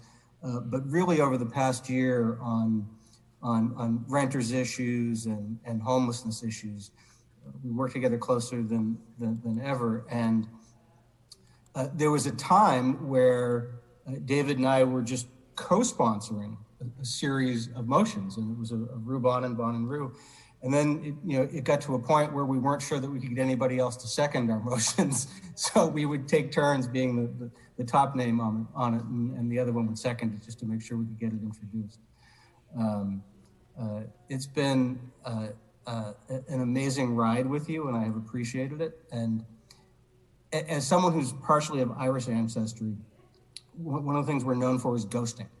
We just disappear. We do not like to say goodbye. You leave a party without saying goodbye. I would much prefer to not have pressed my button. It's just, goodbyes are just something that are awkward and anathema, and you want to run and just hide from it. But I decided to press my button despite the urge to ghost, because I'm confident that this is not goodbye, that this is the beginning of a new chapter, and we will continue to work together. And your days of service to the people of Los Angeles are far, far, far from over. So thank you, and thank you, Regina. Mr. Buscaino? David, Regina, how are you? Hey, Regina, good to see you. Yeah, this is it's a bitter day for me personally, because I've grown to have a profound love and respect for you, David, over these last 5 years. Just want to thank you for your friendship and support over these years, and your partnership. When you first introduced Regina to Jay and I, we went straight to Trainee's restaurant and broke bread. But before that, we brought you to this house here, and we had limoncello together. We had your first cannoli together. And that is the beauty of who we are as Angelenos, right? Connecting two cultures together, even as city leaders. We shared the story of your immigrant parents' story coming from South Korea, and my Italian parents coming from Italy. And I'll never forget those moments. We also legislatively worked together on some key issues. But even as Marquis said earlier, you know, as local leaders, we want to do all we can to leave a mark when we're done. And your Opportunity LA initiative, helping children in our city set up their first savings account, was leaving your mark in this city. Even with your last motion that you just introduced, using those discretionary dollars and put that deposit to help kids open their first bank account. Be proud of that. Be proud of that, David. I also valued the time that we spent overseas. We've took a couple trips together, as you and I spoke about this morning. But the one, you know, we led our first business delegation to Italy, and it was an incredible opportunity to see and experience some of the initiatives in goods movement, in art and culture, and solidifying an agreement with the Port of Palermo, and introducing you to some of my family members was really cool. Then we represented the city in Pyeongchang in the Winter Olympics, which I asked IT to put together or to post that photo of on the screen.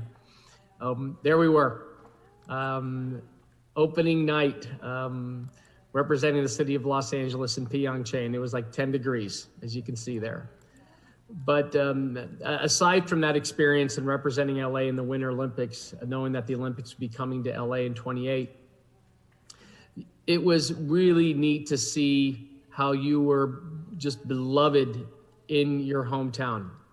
You were the pride and joy of Seoul, Korea. You were a rock star, as I told you.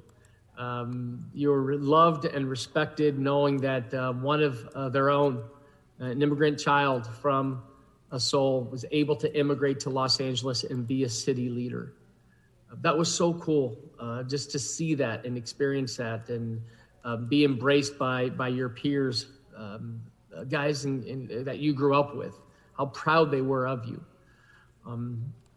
So David, as I told you this morning on the phone prior to today's council meeting, I love you, respect you, and you know, our doors are always open, and appreciate your friendship and support over these years. May God bless you and continue to protect you and guide you in your next chapter. Love you, brother. Mr. Cedillo?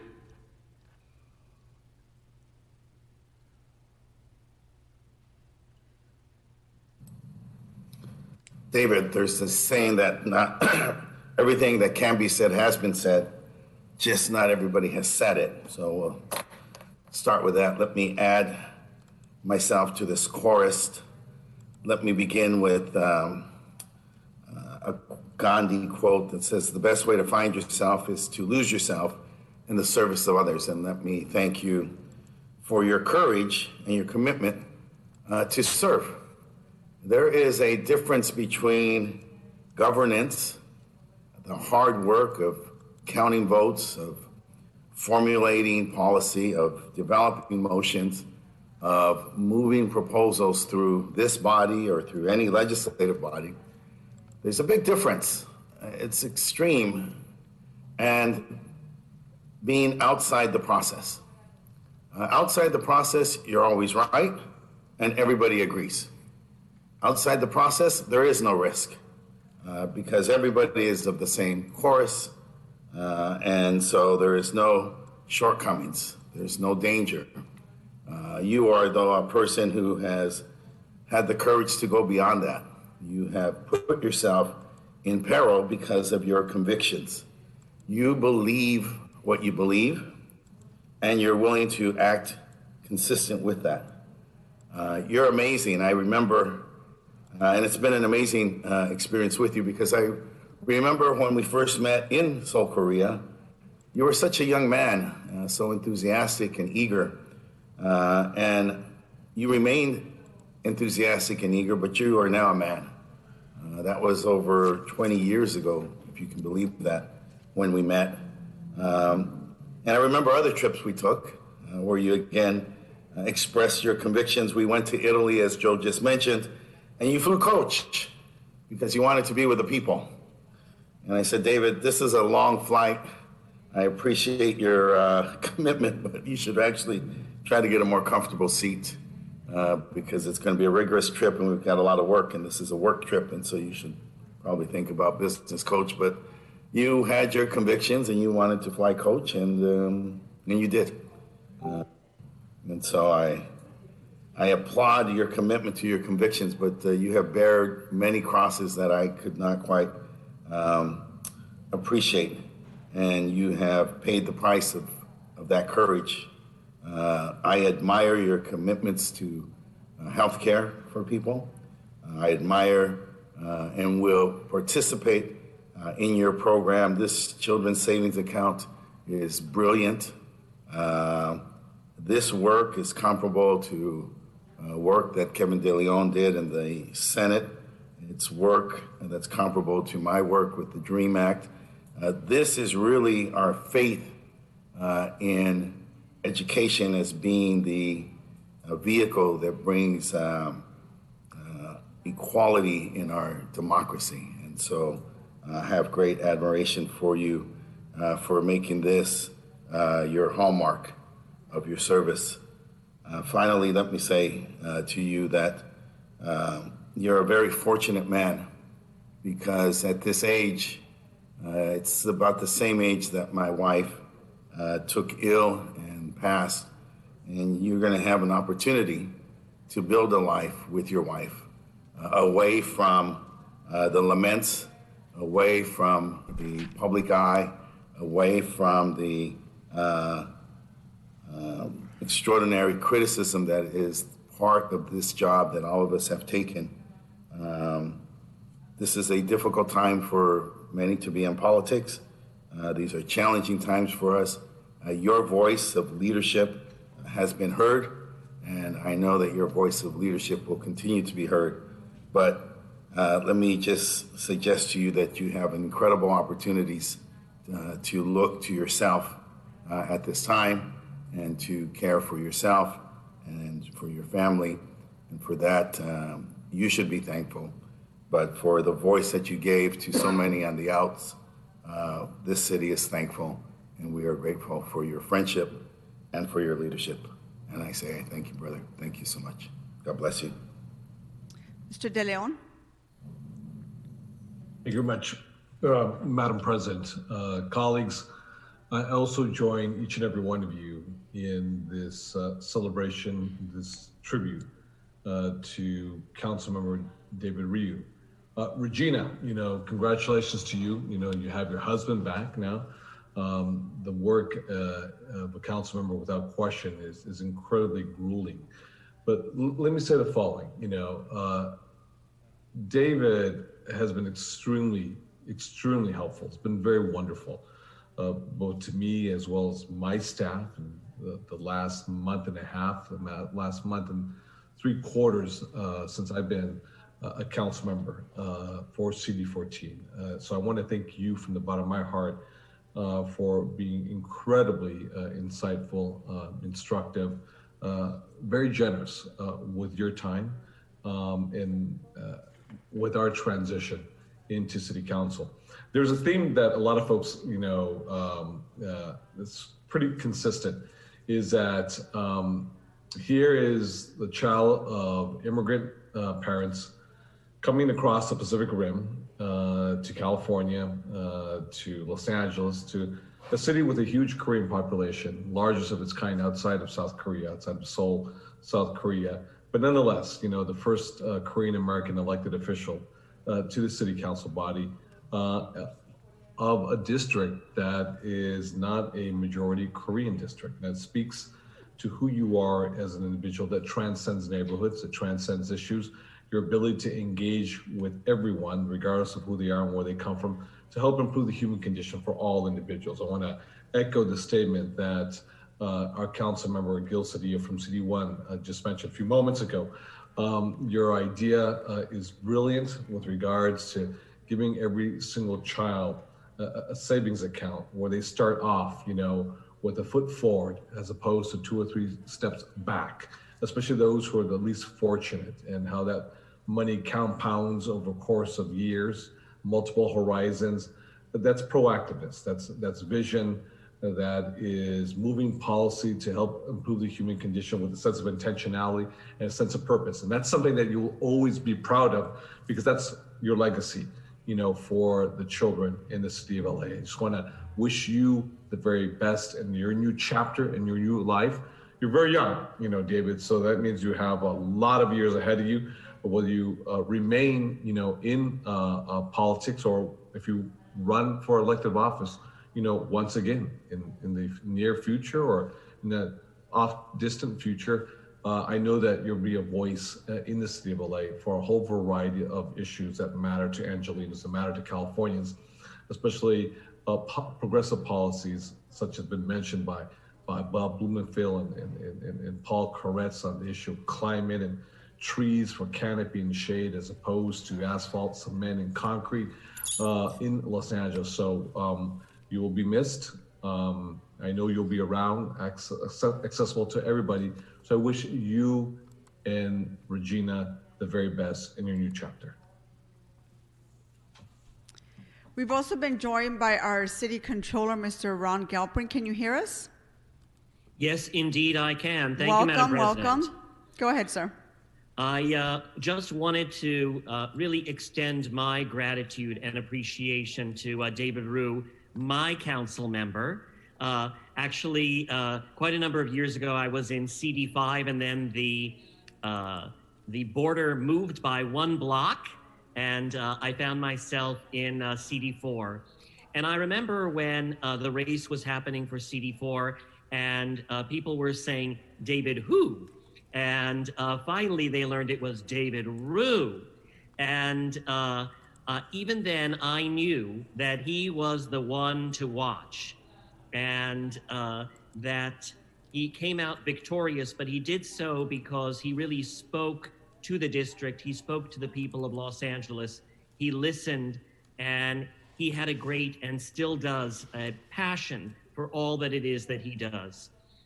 He brings to everything that he does a thoughtfulness and a care and a dedication and hard work, and quite frankly, also a willingness to occasionally annoy and piss people off. And that is a good thing, because the fight for transparency, the fight for ethics in the city, the fight for homelessness and for ending it, and for housing that is much needed in each and every one of our communities. That takes guts. And thank you so much for always showing that. And what you've done for our youth, for seniors, for the LGBTQ community, for the Jewish community. We all seem to think that you're Jewish. And you really have, in every single one of the communities around Los Angeles, made a great difference. I can't wait to see the many accomplishments that are well ahead for you, and wishing you and Regina during this season of light, a coming year of goodness and of health and of success and so much more. And we are grateful to you.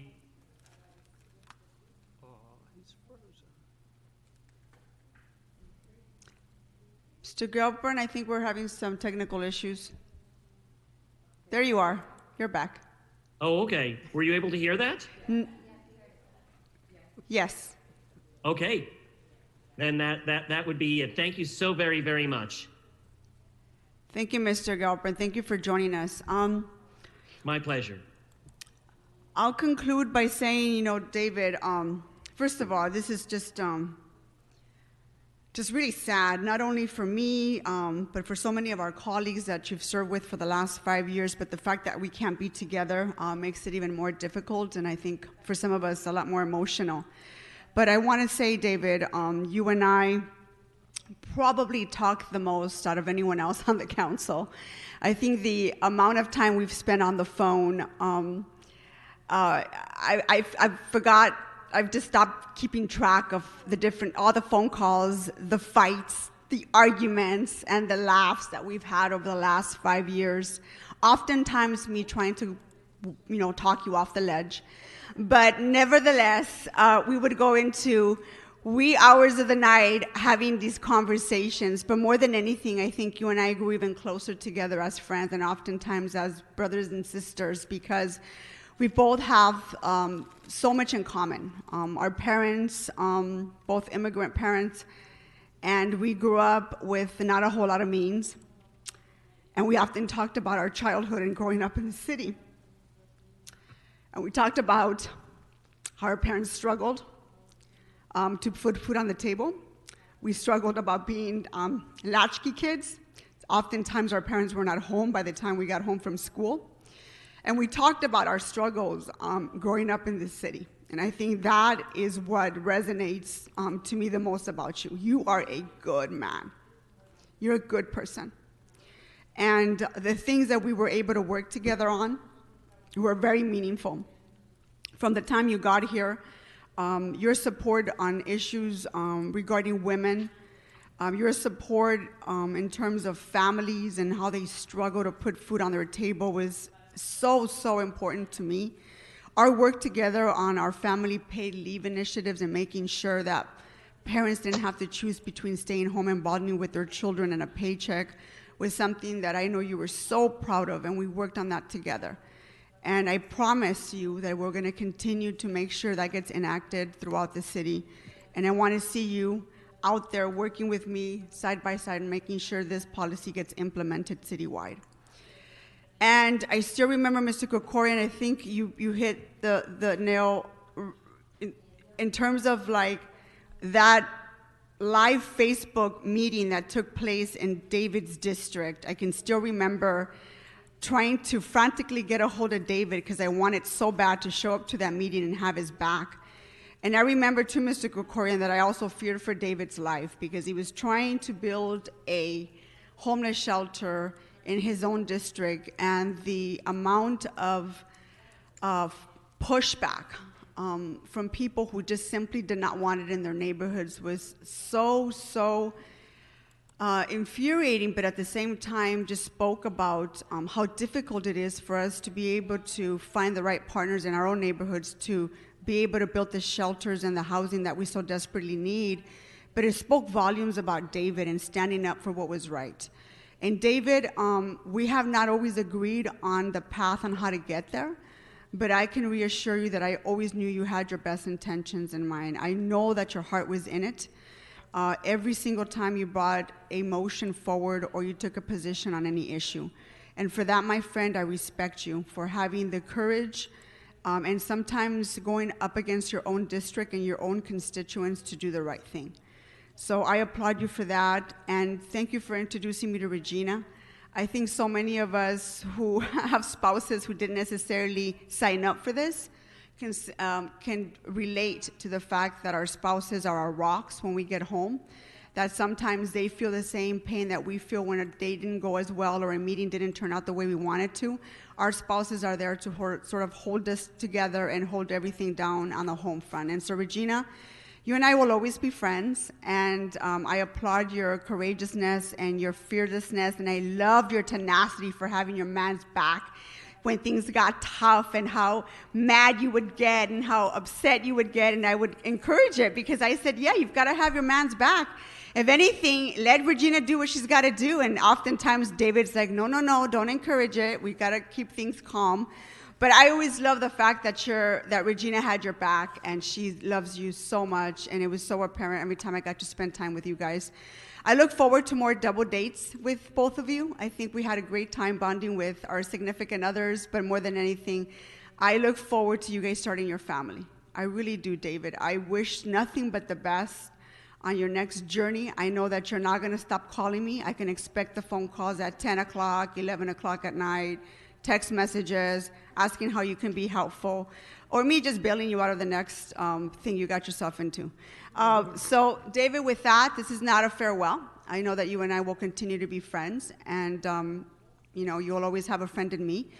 And anything I can ever do in the future, just know I have your back. So with that, Mr. Ryu, thank you for your 5 years of dedicated service to the constituents of Council District 4 and to your amazing staff for their work and their dedication to our city. Thank you both.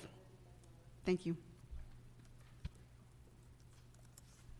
Okay, we're going to move on to our next farewell. Mr. Wesson? I think everyone's giving you a virtual round of applause. Mr. Ryu, you can see all of us on Zoom. We're going to move on to Mr. Wesson's farewell, and I think we have a video.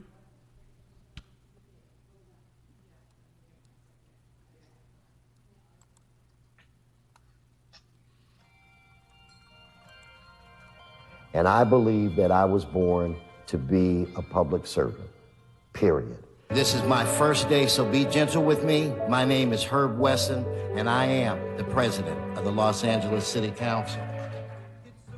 Pursuant to the Garcetti motion, Councilmember Herb Wesson has been nominated for the position.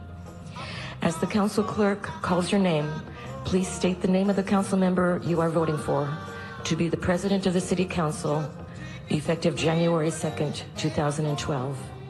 Mr. Council Clerk, please proceed with the vote. Herb Wesson. To my colleagues, thank you for this historic honor that you have accorded me on this day. This presidency is not about me. It's about we.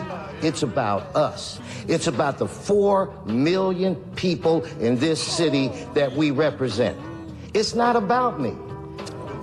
We may have all had different lives and took different paths to get here, but there's one thing that we all have in common, and that's a strong desire to serve. I am an ordinary person who's had an opportunity to do some extraordinary jobs. My dad had maybe an 8th grade education. I was supposed to wind up working on some assembly line, maybe at his side, which would have been a good life. But the Lord leads you in different directions, and never did I go to sleep as a kid imagining that one day I would be the president of the Los Angeles City Council. This council has proven that we shy away from no issue. We have proven that we can fly. We have proven that we can come together and make anything possible. I'm proud that this council decided to not just work on the easy things, that we would take on the hard issues. The day that we as a people get to a place where we can drive up and down the streets of this great city and this great county and not see the hurt and the despair and the people that are living on the streets, that's the day we begin to lose our humanity, and that's the day that we all, Reverend, start headed towards hell. And that day, with this group of people, will never come, because we're not going to let it come. We're going to move forward, we're going to grow, and we're going to have the greatest army of hope that you've ever seen. When President Obama called on the states to take up the charge to raise the minimum wage, that we didn't wait on the state. We were the largest city in this country to do that. While you have states and cities throughout the nation that are doing everything that they can to suppress voter turnout, this city acted to do just the opposite. Criminal justice reform, we were one of the first major cities to ban the box. COVID-19 hit, I didn't retreat to my home, I hit the streets. I was on the front line with all of the people in this community that didn't have anywhere else to go. They were dependent upon me to provide them with the services that they wanted, they needed, and they expected.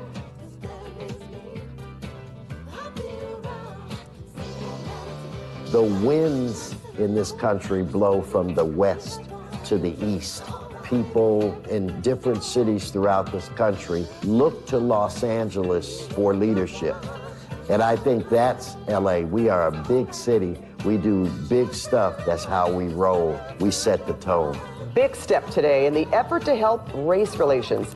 The council voted to create a new Office of Racial Equity. City Council President Herb Wesson spearheaded this effort. Wesson says the new office will tackle big issues like racial problems in housing, schools, jobs, and healthcare, and then develop policies to correct them. It is time for government to recognize the root causes of these issues and do our job to try to correct it. Hello, Honorable Council President Emeritus Herb J. Wesson Jr. In public, you were the Council President and champion of your district. But in person, you were always Herb. You take with you my heart, my friendship, and my loyalty. I have so enjoyed working with you. You will always be my favorite. I have long had an analogy about lieutenants in leadership roles where they are always thirsty, anxious to please, and have to prove their authority all the time. However, by the time they've hit colonel, they've arrived and sit comfortably in their skin and authority. I've always encouraged people to be the colonel, but you, sir, are a 5-star general. I hate goodbyes and I hate to see you go, and I wish I could give you and your lovely bride a great big hug, but during these strange times, we know we can't. So I'll just say fare thee well and until we meet again. Thank you so much for your respect, your service, your kindness, and most assuredly your sense of humor. It has been my honor to serve you, and I wish you all the best. Yours truly, and yours always, Holly Lynn Walcott, City Clerk for the City of Los Angeles. What you want?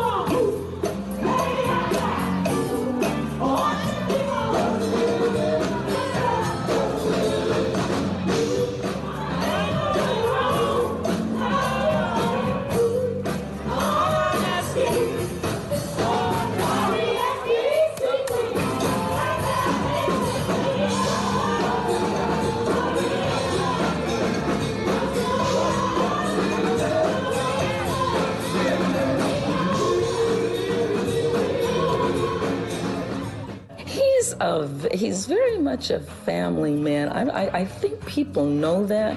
I just don't know that they know the degree of how much of a family man. Family comes beyond anything. He was our coach. Me and PJ, Justice, we all played football. He was our football coach. We played basketball. He was our basketball coach. We baseball. He was the baseball coach. My mother believed that if you can't spend 90 minutes to 2 hours with your family once a week, then you should find another family. Family means everything to me, and I think that I have passed that on to my kids, and I think that's important.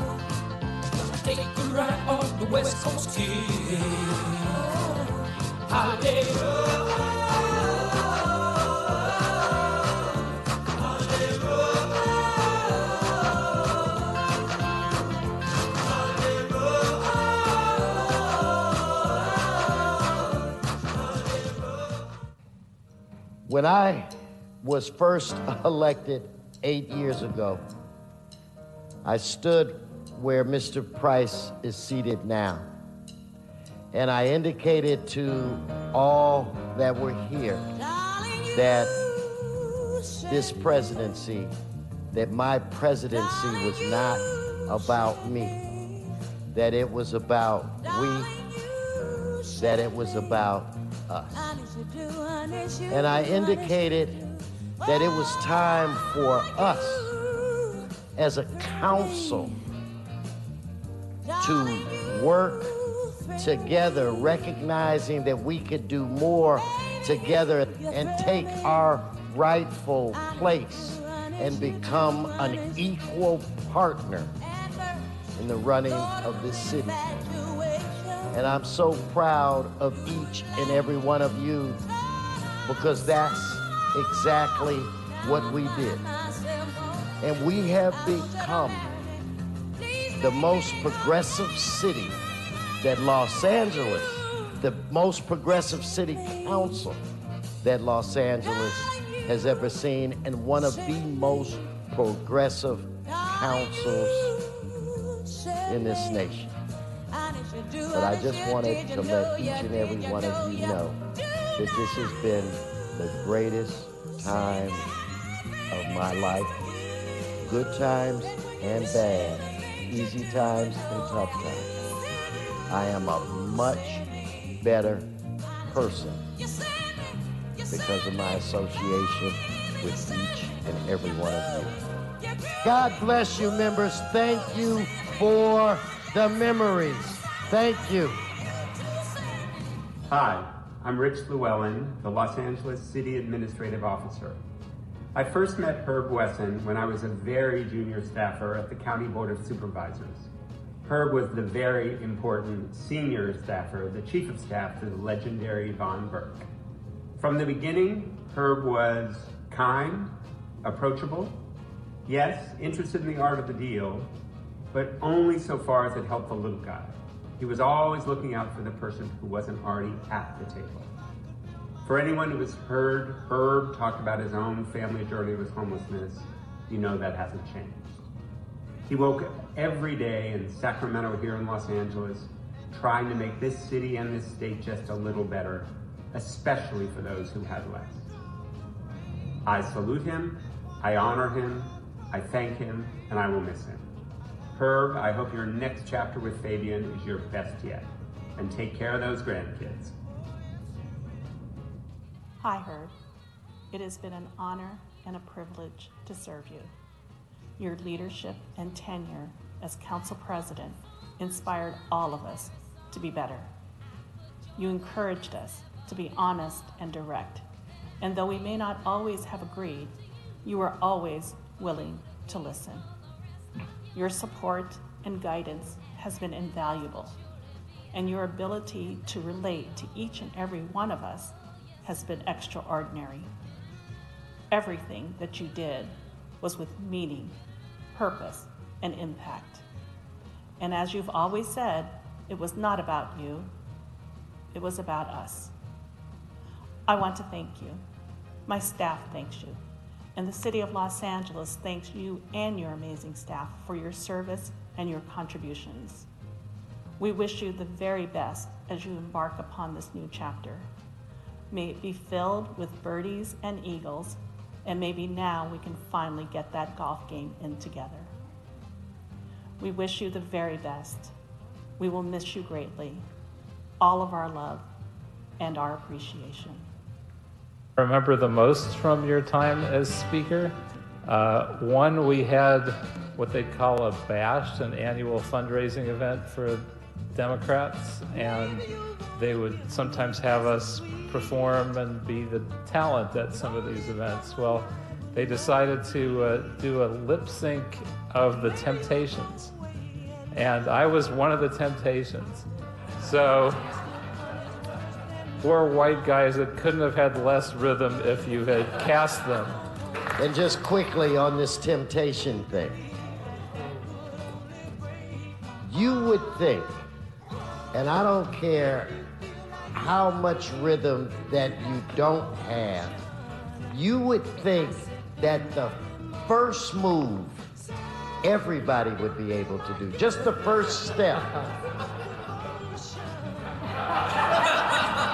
I mean, step to the left. And he like pops, and I'm like, the first. This year, we present to you. Wow. Yeah, I knew this was gonna be tough.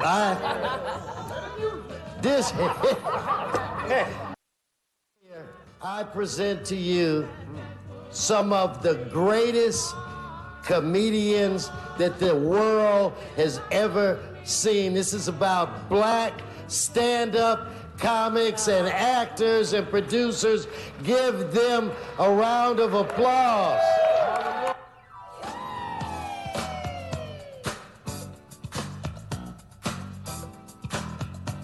You guys are the glue that keeps this city together. Because of you, we're the best city, even with our problems.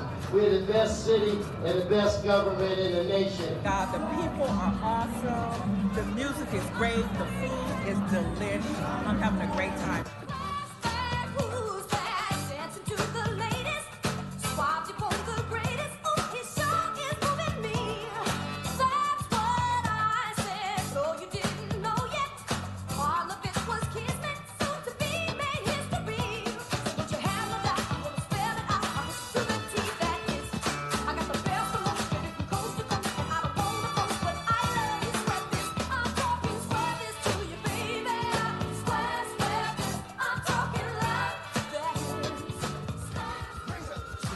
There's a section of the city in the district that I happen to represent where then United States Senator Barack Obama came to officially kick off his presidential campaign in California. Rancho Cienega Park, which was located on Rodeo Road. Imagine what it would be like if we took this road and changed the name to President Barack Obama Boulevard. What? All right! To have the first black man to be elected president of the Los Angeles City Council create a street for the first African-American president of the United States of America, that brings me joy. Okay. Joe? Did you ever see a cat sitting on a hat? Well, it's funny to me. I thought that was funny.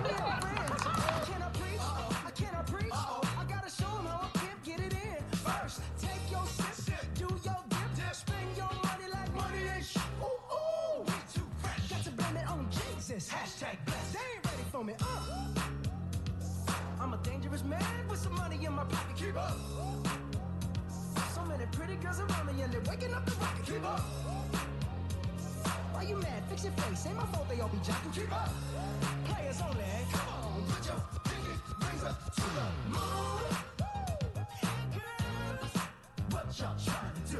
What you trying to do? 24 karat magic in the Now, what happened to one take her? What happened to one take her? You were able to go through this, to kind of be a...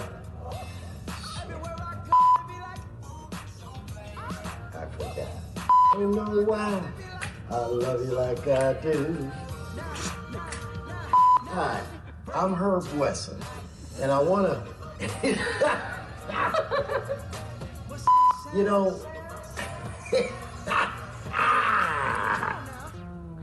why, Sophie, is it so hard? You know, being, damn, I was rolling. Hi.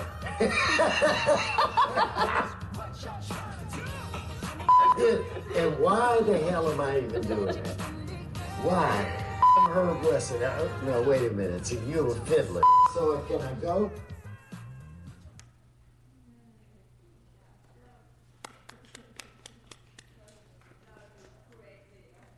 That was a great video. Congratulations to all the producers. That was really fun. We have a couple of guests that have joined us to bid farewell to Herb. So I want to invite Mayor Garcetti to join our meeting.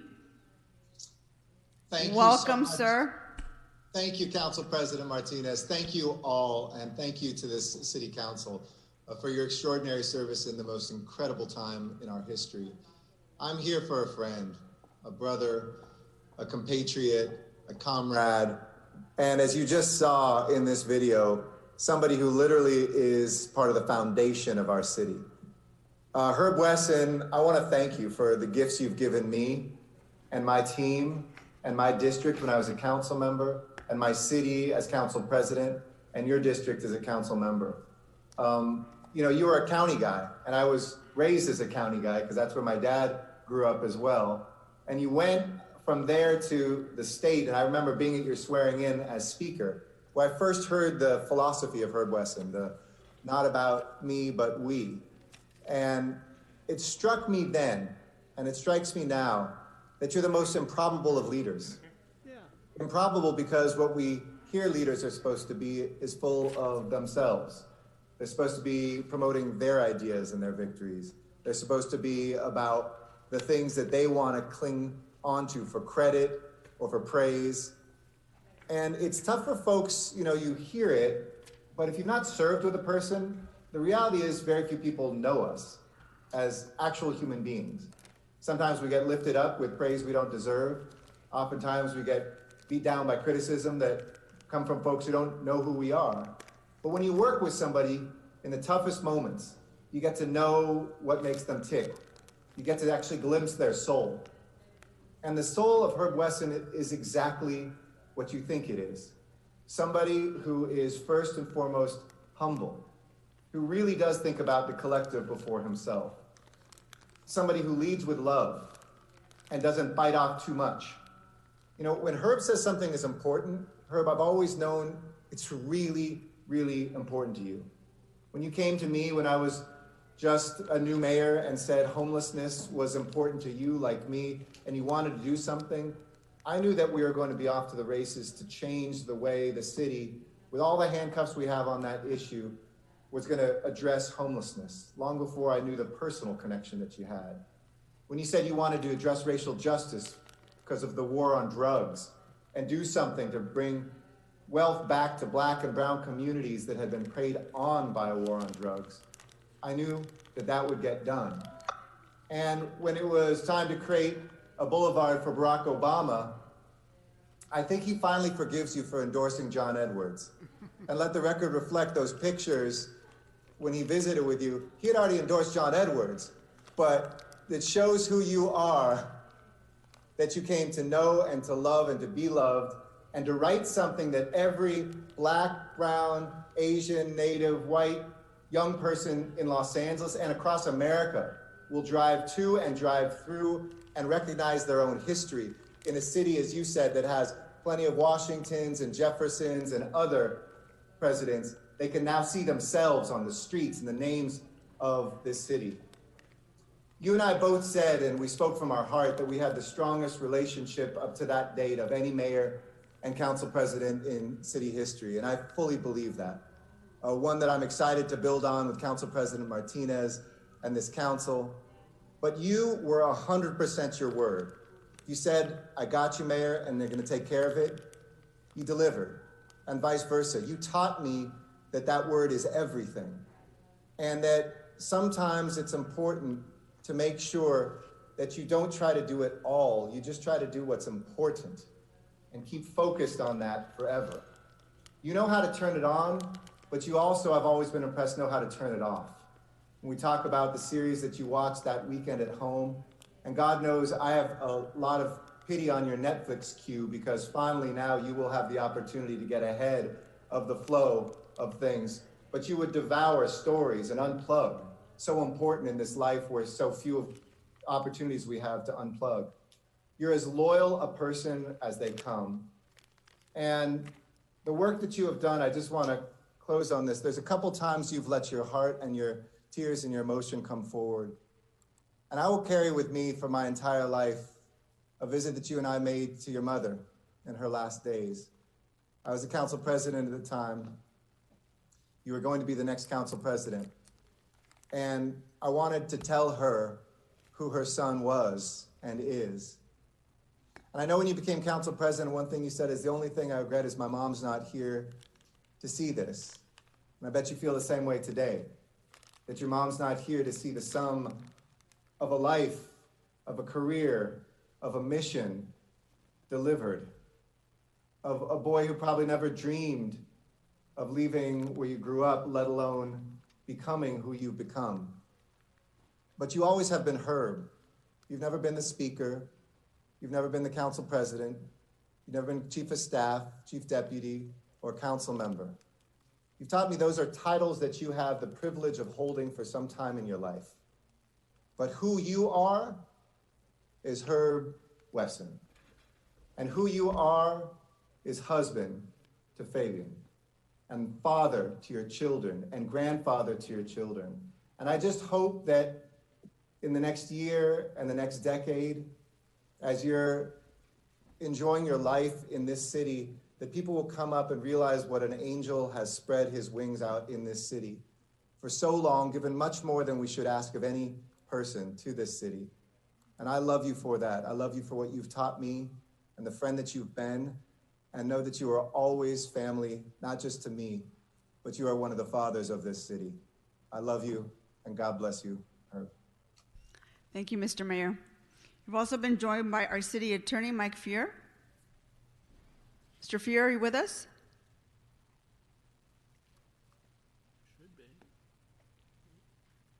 Okay, how about that? Can you hear me? Yes, we can hear you. Welcome. Very good, very good. Thank you, Madam President. And before I talk about Herb, I did not understand the protocols in the previous presentations. I do want to be sure to extend my very best wishes to David Ryu on what will be a very exciting next chapter in your life, David. And for Herb, let me begin with a story that both Herb and I have told over the years.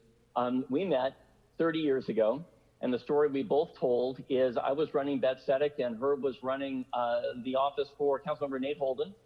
And we were trying, there was a woman in Mr. Holden's district, and both Herb and I cared about her a lot. I was running Bethesda and trying very hard to save her home. She had had her furniture from her apartment taken by her landlord and put on her front yard, and she had about a minute to stay in her apartment. It was completely illegal, and we were grappling with how to intervene quickly with her furniture literally on her front yard. Herb gave me his personal cell phone number and said, if you need this to help this woman, her name was Jessie Davis, remember her well, Herb said, use it.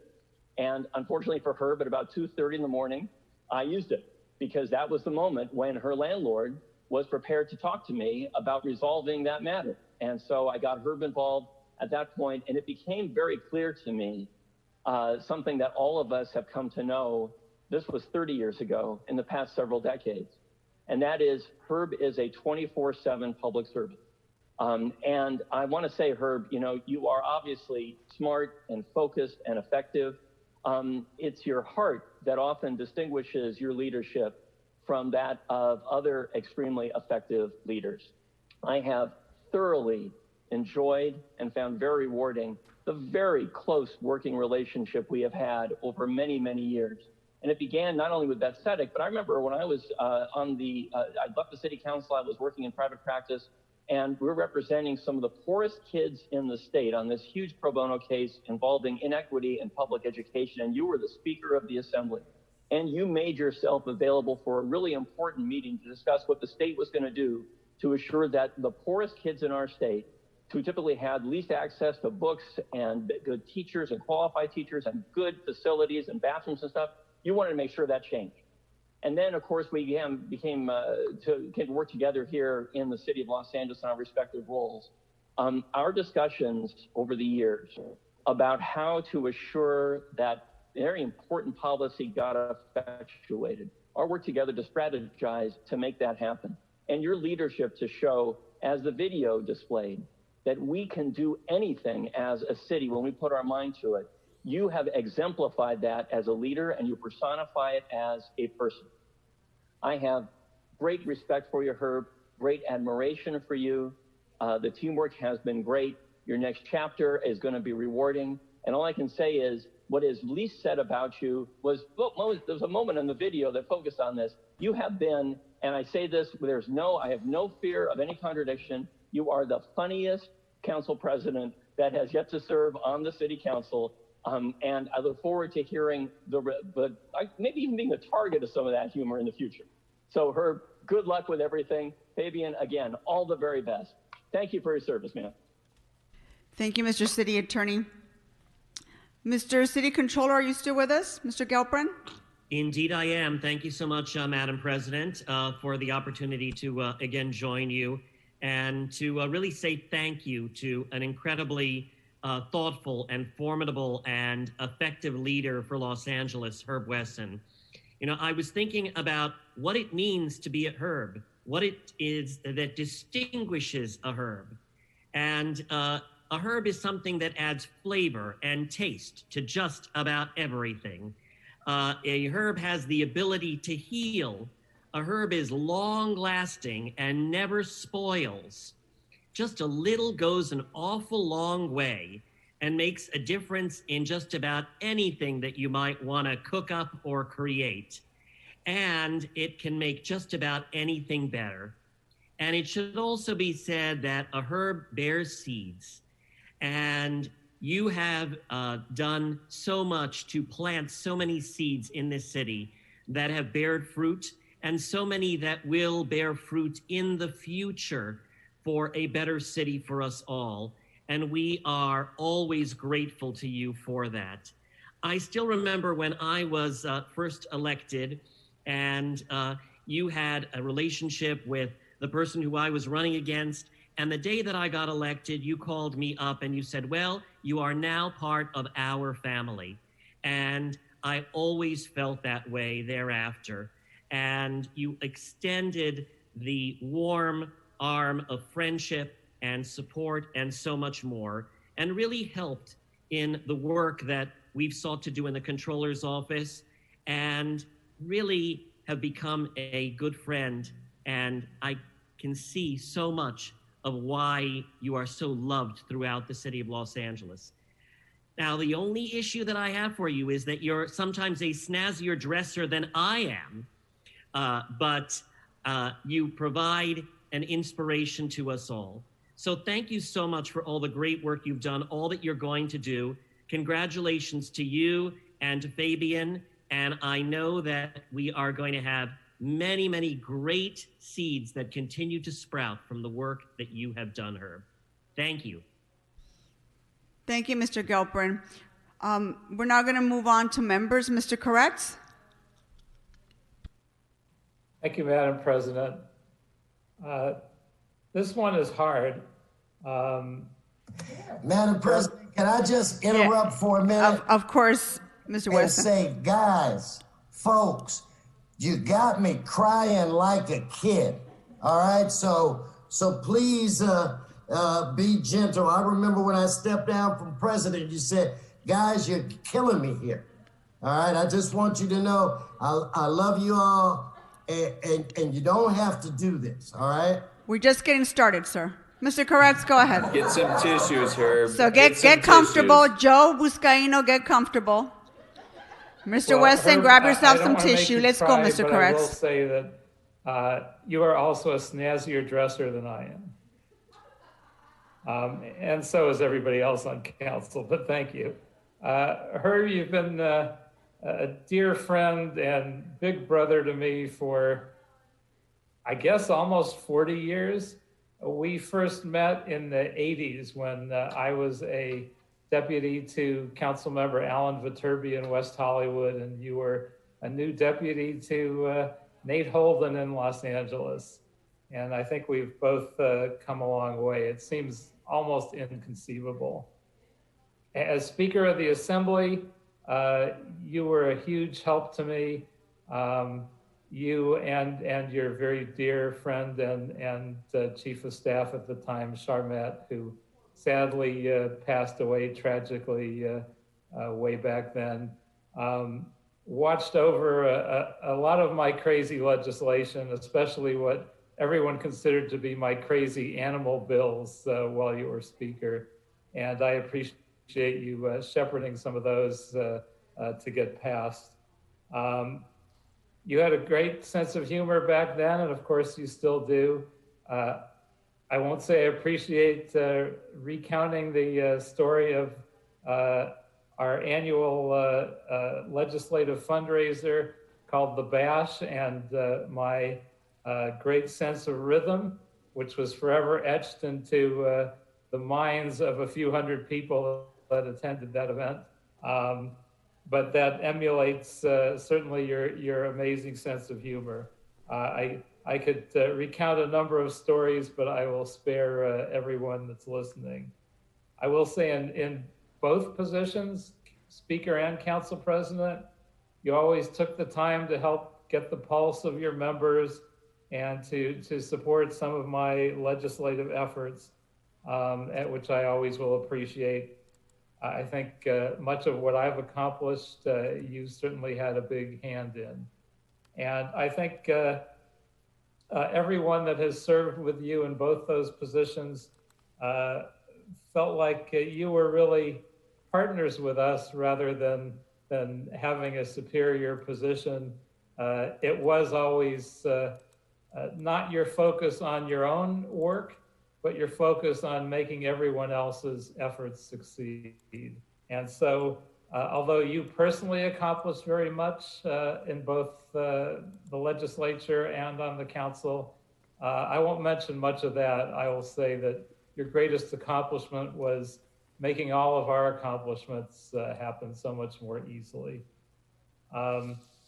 Gail and I both thank you and Fabian for our friendship, which will go on and on no matter where we wind up. I thank you for the laughs, and I thank you for your big heart, and I thank you for the love, and I look forward to much friendship and collaboration in the years to come. Mr. Buscaino? Steve to you, Madam President. I don't know where you got that one from, but God, Herb, you know, I often remember coming into city council chambers for the first time, 35-year-old coming off the streets of LA here in my hometown. I'm an LAPD officer, and you took me under your wing.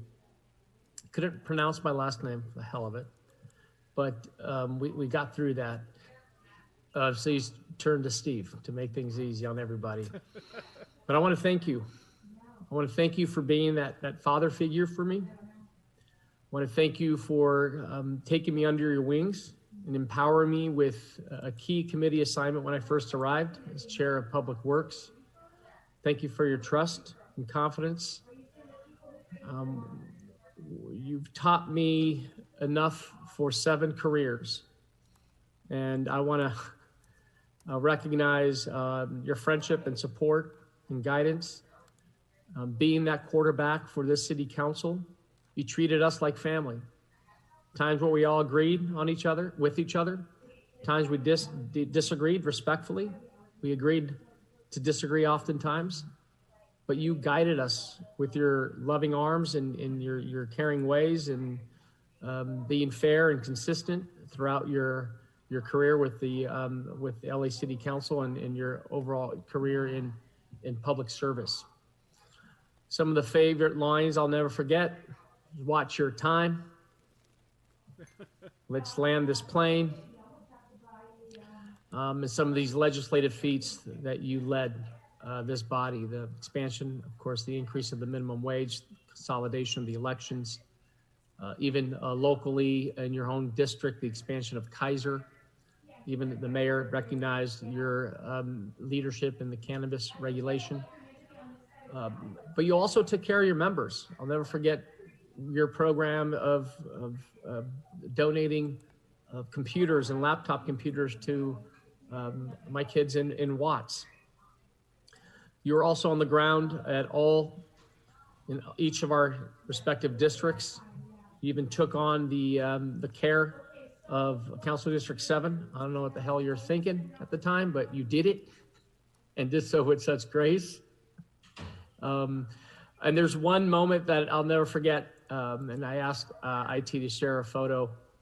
I believe they're going to put it up, when we gave J-Rock the key to Watts. Believe they have it, or maybe not. Give us just a second, Mr. Buscaino. I almost called you Steve.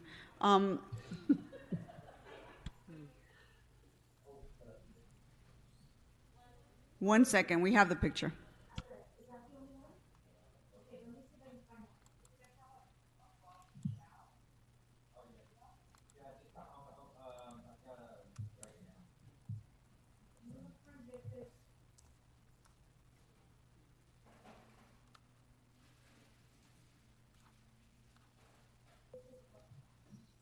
that the picture you're referring There to, it is, Mr. yes. Vizcaino?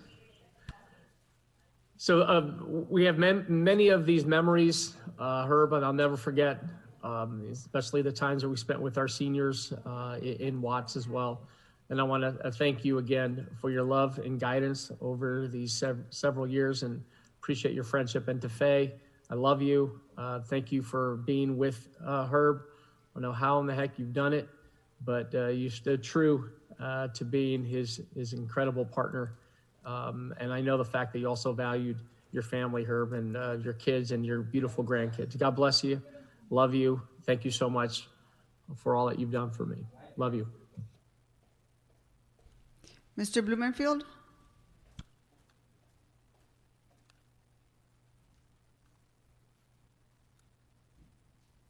There we go. Sorry, had a little technical issue there.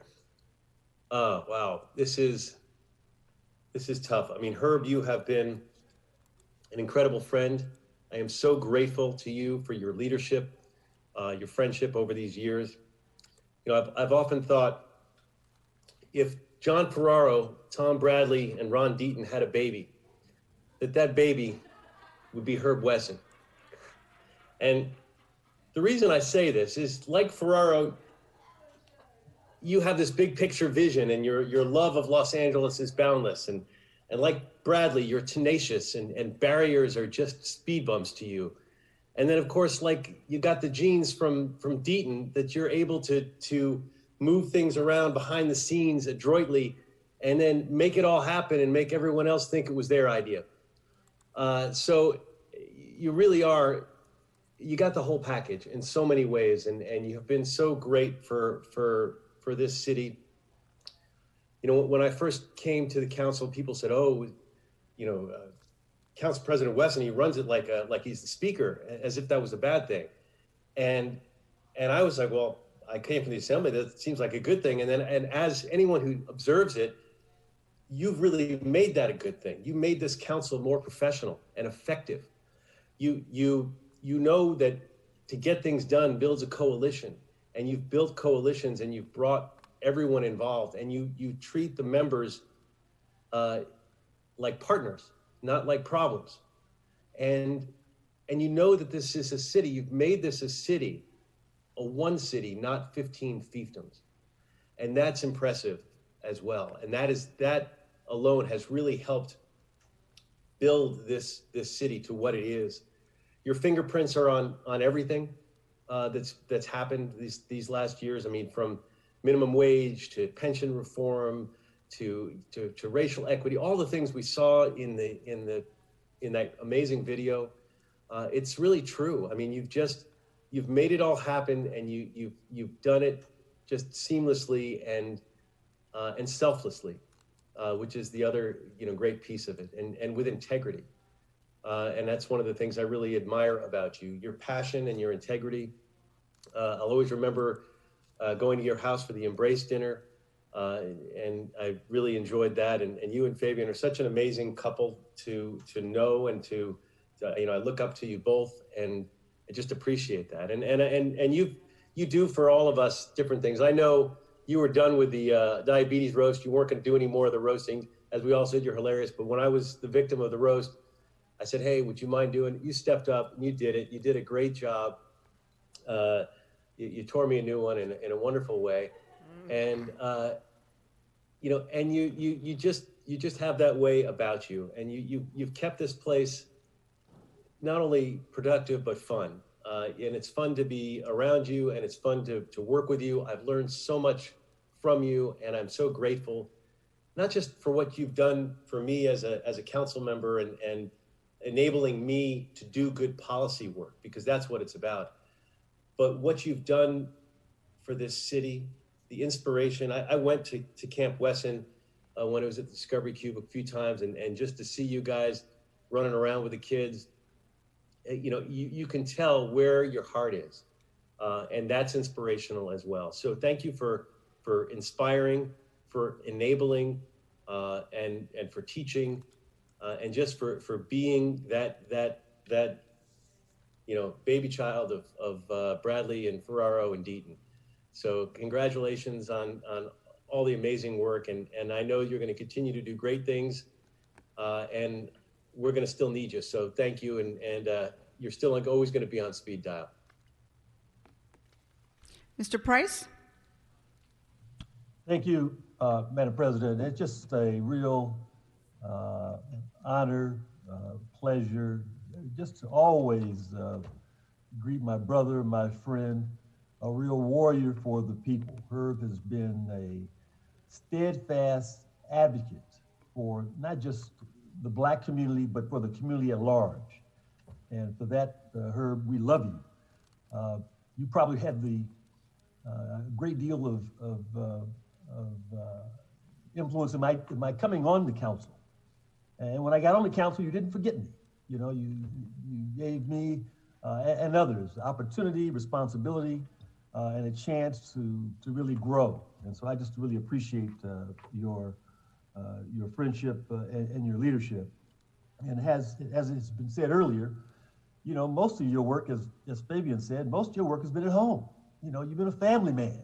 And that certainly is evidence through your work with your boys and your kids, and all of your kids. You know, we know that you're a football coach, you're a basketball coach, baseball coach.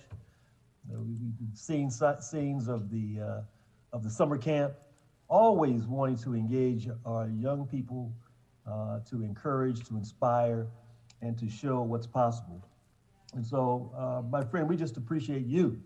You know, the leadership that you've shown before you came to the Assembly as a community activist and as a staff person, certainly in the Assembly as Speaker. And when you left there on the City Council, you left your mark, and you left it in a real way, whether it's minimum wage or ban the box or paid leave, or you know, the Embrace dinners that I hosted a couple of, or reimagining police. You've just always been there, Herb. And I just want to say, man, we love you. We thank you. We know it's not over yet. We know it's not over yet.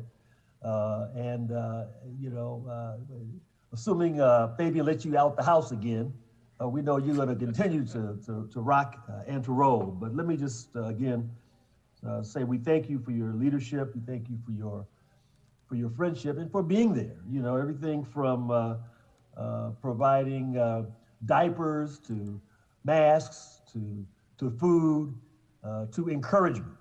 As you have done for us all. We love you, we appreciate you.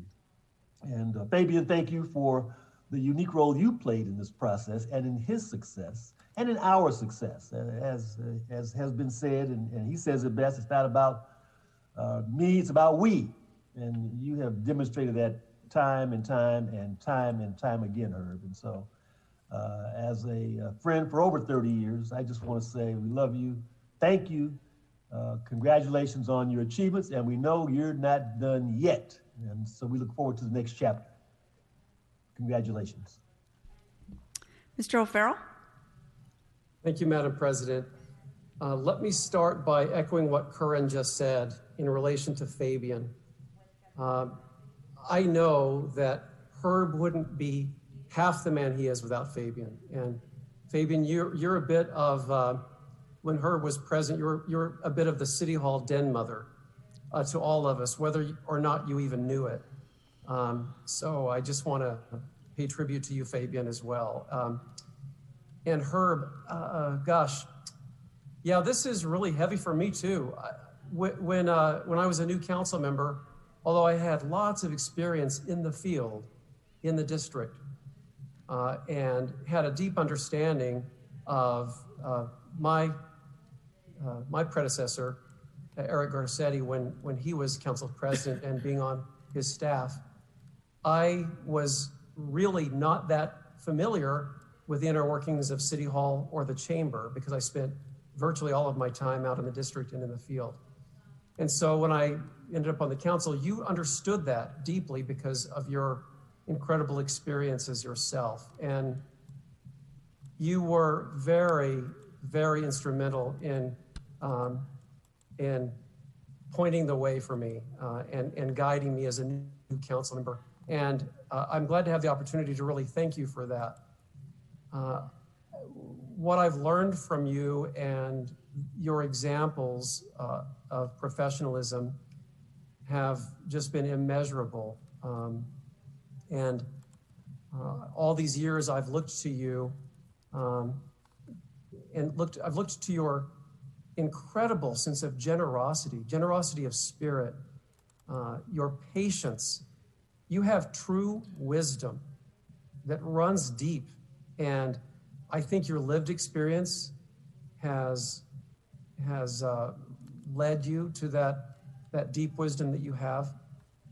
And you were always very protective of the body, of us on the council, but also very, very protective of your district, the community, but always with a sense of fairness and equity across the entire spectrum of race and religion and orientation, everything. You are such a fully realized human being, and you brought that into your role as council president, and we've all benefited from that.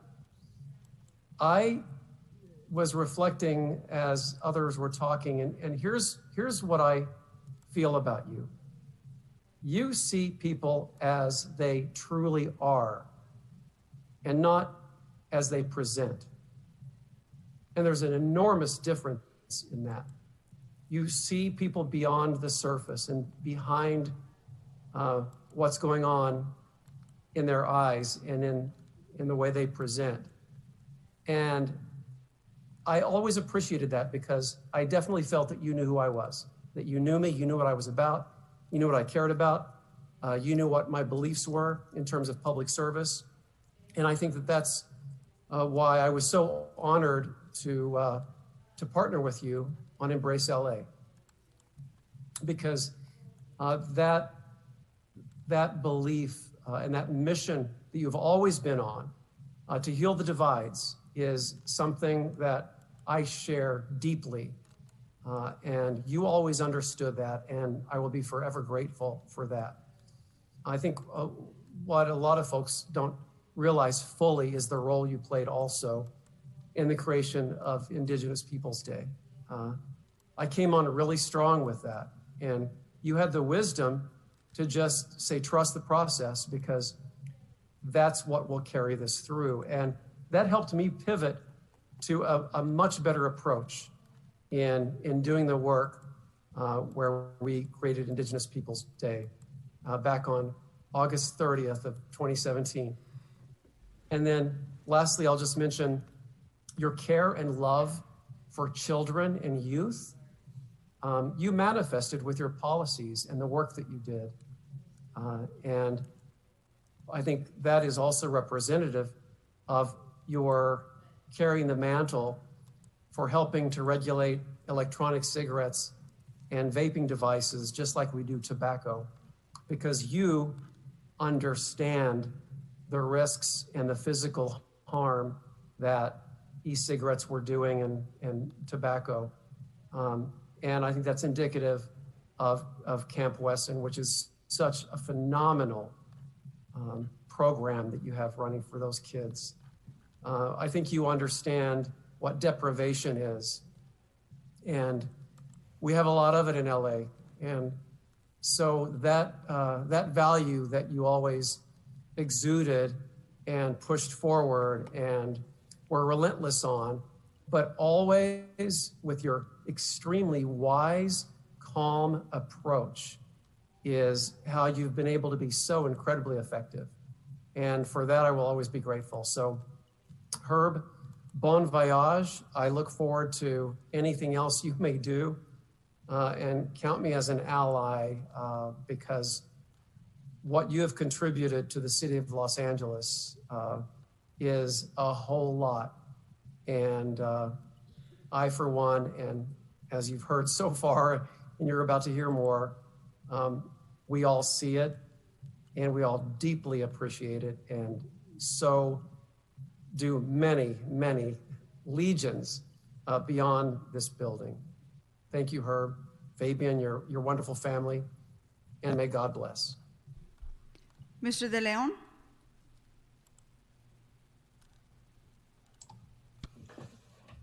Thank you very much, Madam President. Now, before we talk about Herb, because everyone's been talking about Herb for some reason, I want to, follow through on what Mitch, who Mitch was talking about, and that's no other than Fabian Wesson. Because bottom line is this: without Fabian, Herb wouldn't be where he's at today. He wouldn't be the President Emeritus of the great City Council of Los Angeles, nor would he have been the Speaker of the California State Assembly. So my hat goes out to you, my tribute to this strong, powerful Black woman who stands strong and proud. And I can say so much more about Fabian. And I've been honored, Fabian, that you have worked with me in our California State Senate. And I thank you for all of those years that you have given us and the great state of California.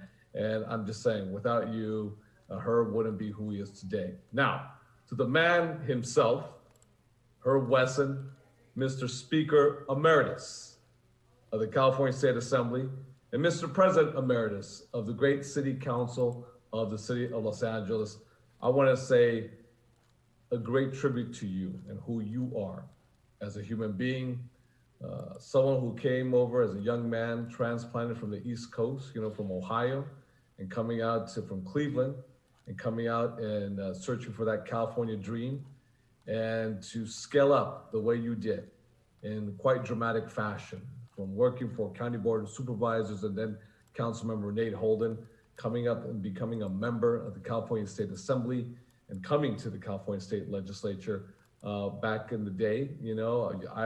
When you were leaving, I was coming in at that time, and I never had that opportunity to serve with you or serve under you. But I want to say, what I witnessed from the community and everything that you did up in the state capitol to move policies and to facilitate the dreams, the goals, the aspirations of 79 state assembly members was nothing short of fantastic.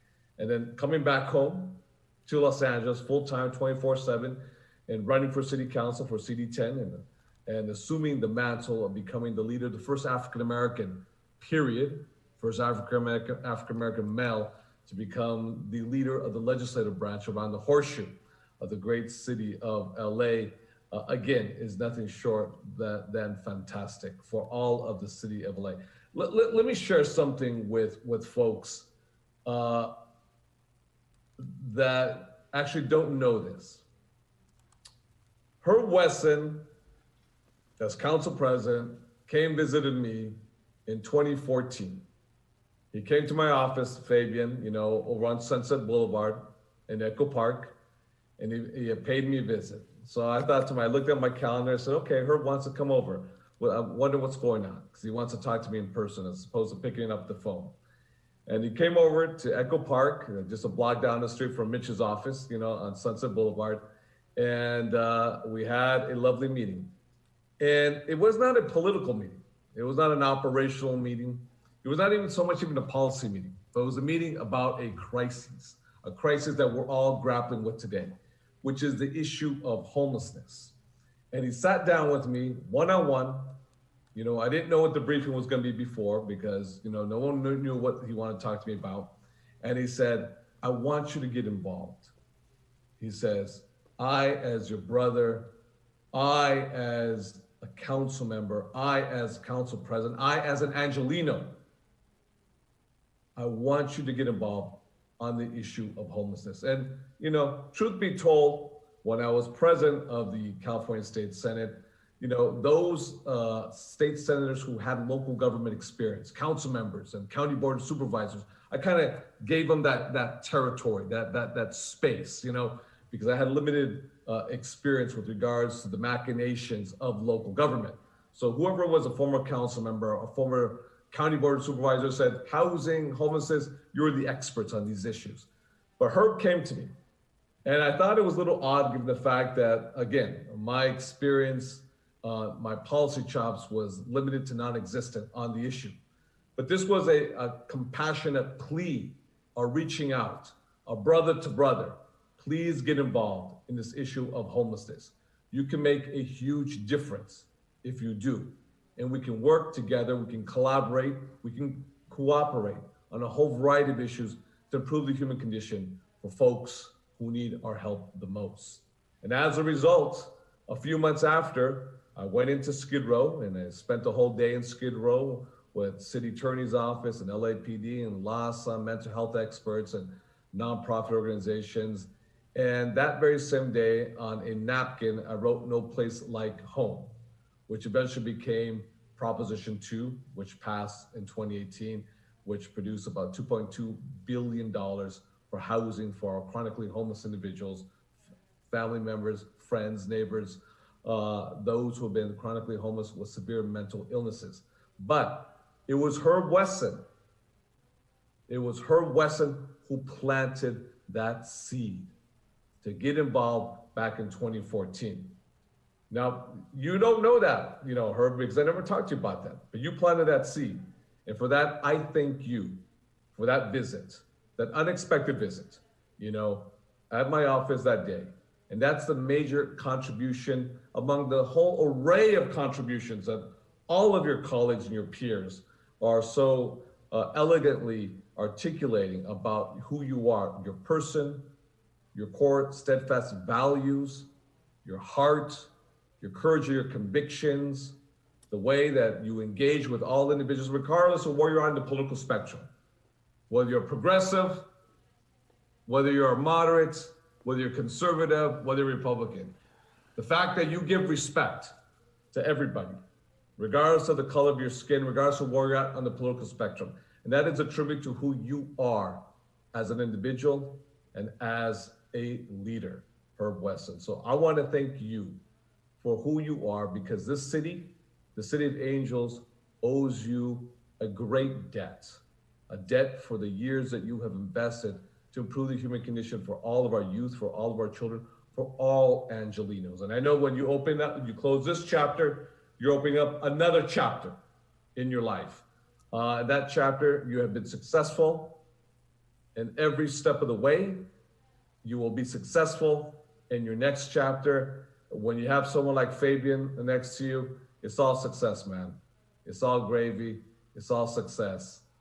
So I thank you from the bottom of my heart for everything that you have done and the impact that you've had in all of our lives as elected officials. And also, too, the first time I ever ran for office in my entire life for the California State Assembly back in 2006, it was a young African-American male who was in charge of my field operation, Herb III.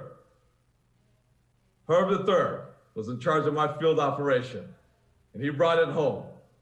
He brought it home overwhelmingly. So I want to give a big shout out to the Wesson family, and everything that you do. So thank you very much, my brother. Herb III, my brother.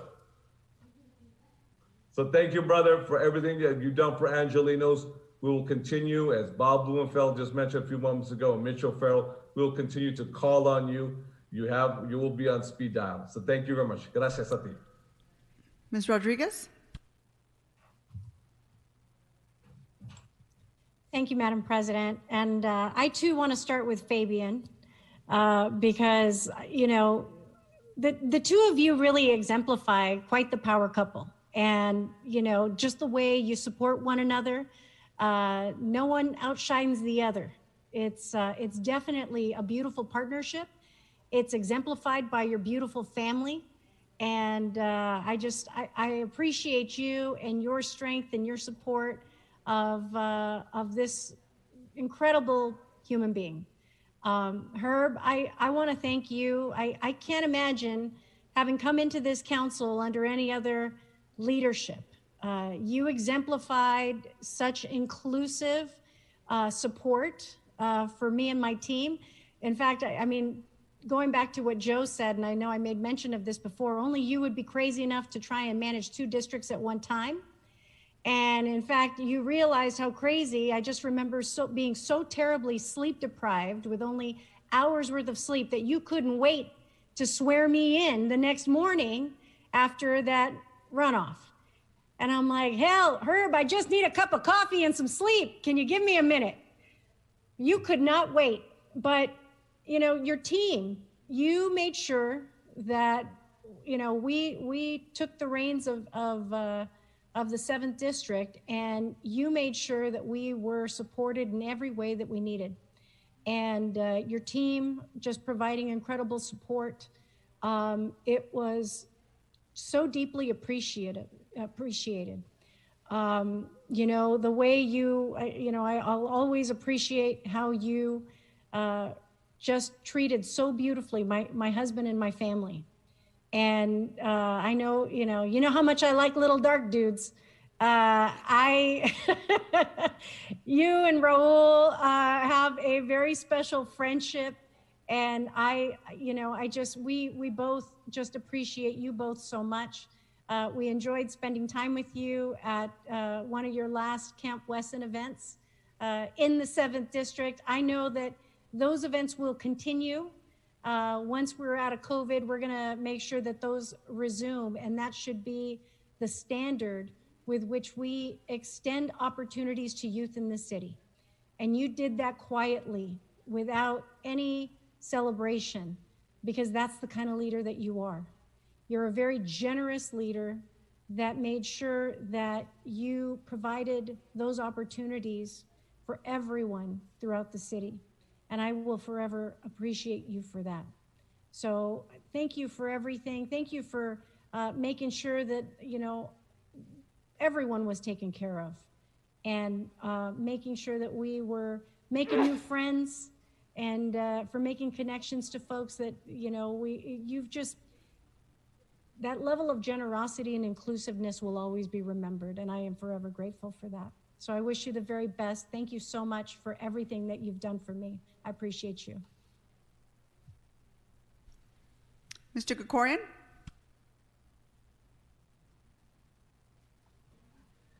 Thank you, Madam President. Well, I think as some of my colleagues have said, this is Fabian's day, really. She's thinking it's about time. And Fabian, I just, on behalf of everyone in California and everyone in Los Angeles, thank you for allowing us, Herb Wesson. Thank you for the sacrifice that you and your family have had to make to allow him to do the service that he's done for all of our benefit. I know it's hard, and it's always hard on families when we do this work. But you've been such a central part of everything that he's done. And we'd have heads of state come into the council chambers, and it wouldn't even register on Herb's face. But as soon as Fabian Wesson walked into that chambers, man, the entire atmosphere changed. It was the only time I ever would see Herb nervous. So, thank you, Fabian. Herb, I'm looking at this picture of you right now through Zoom, and I hate that we're doing it this way. But as I'm looking at this picture of you sitting in your office in City Hall, and I see those shelves behind you that are empty, it's a hard thing to see, because those shelves are usually filled with the mementos of a lifetime of service, the mementos of achievements, of things that you have accomplished and delivered for the people of this city and of the state of California. And it's weird. It's weird for all of us to see that. But I want you to know that there's no question in my mind, or any of our minds, that those mementos may not be in those shelves now. They may be in your boxes heading for your garage, but those accomplishments remain.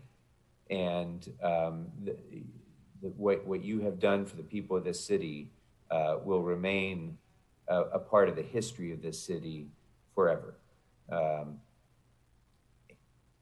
And I guess on a personal level, I want to talk a little bit about our relationship and your relationship with all of the members. I know when I joined the council, it's now been almost 11 years ago. Some of you may not believe this, but before he was council president, Herb was actually pretty low key. He didn't talk a lot. In fact, this was one of the things that I first learned from Herb as a mentee of Herb's, that you don't have to speak about everything. don't have to talk a lot. And Herb was kind of like that old E.F. Hutton commercial. You know, when E.F. Hutton talks, people listen. Well, that was kind of with Herb. When he didn't push his button that much, but when he did, everybody stopped to listen to what he had to say. And like that, everything could change because of some bomb that Herb threw out into the council chambers that, you know, just changed the whole direction of everything. But then when you became council president, I'm so glad that we had that the video to start this off, and we were taken back to that day, because I know that I will never forget that speech that you gave when you talked about not being about me, it's about we. And it's a nice phrase, and that will be part of your legacy, and people will remember that for a long time. But it's not about the speech, and it's not about the phrase. It's about how you led, because every single one of us who've served with you have, you know, our list of things that we're proud of. And some of them are really big things, because as you've said many times, this council takes on the big things, and we don't have a choice. They're sometimes thrust upon us, but everyone on this council has the things that, you know, they want to tell their grandkids about, that they accomplished for this city. And as long as you were council president, every single one of those things, without exception, has your fingerprints on them. Every one of those things that we as members have been able to achieve, we've been able to achieve because you've been there to make sure that it could happen. Sometimes you bent it a little bit. Sometimes you had to massage it a little bit or change it a little bit, but it happened because of the kind of leadership that you showed and the trust that you showed in members to do what we needed to do. And on that subject of trust, I will never forget the day when you summoned me to your district office shortly after you'd become council president, and you told me of this idea that you had to make me the budget chair. And if you'll remember my response to that, it was, because this was in the middle of the recession, my response to it was roughly equivalent to, oh, hell no. And that response continued to stay the same for some time. But when Herb has something in mind, it tends to happen. And so eventually that happened, and you entrusted me with that. But it was more than that. You were standing next to me every step of the way. We worked as a team. The mayor's comments about working with you, every single thing that we did, good and bad, in those budgets, you were a rock of a partner, and you covered my back when I had to do things that were difficult. You gave me credit for things that we all did collectively, and that's, I think, the way you have dealt with all members, and it means more than I can say. In the time that you've been president, we've had incredible highs and we've had incredible lows in this council. We've had hard things to deal with. We've had great accomplishments. We've, collectively gone through, as a family, we've gone through illness and death. We've gone through marriages and births. We've gone through, great victories, great losses. And all of those felt like we were doing it together as a family, because that's the kind of leader that you were to us, to all of us. And I think a number of members have mentioned it, but I just have to say, you have a storied place in history. When people write the history of this city, they will write a chapter about you. You came to this council as the former Speaker of the State Assembly.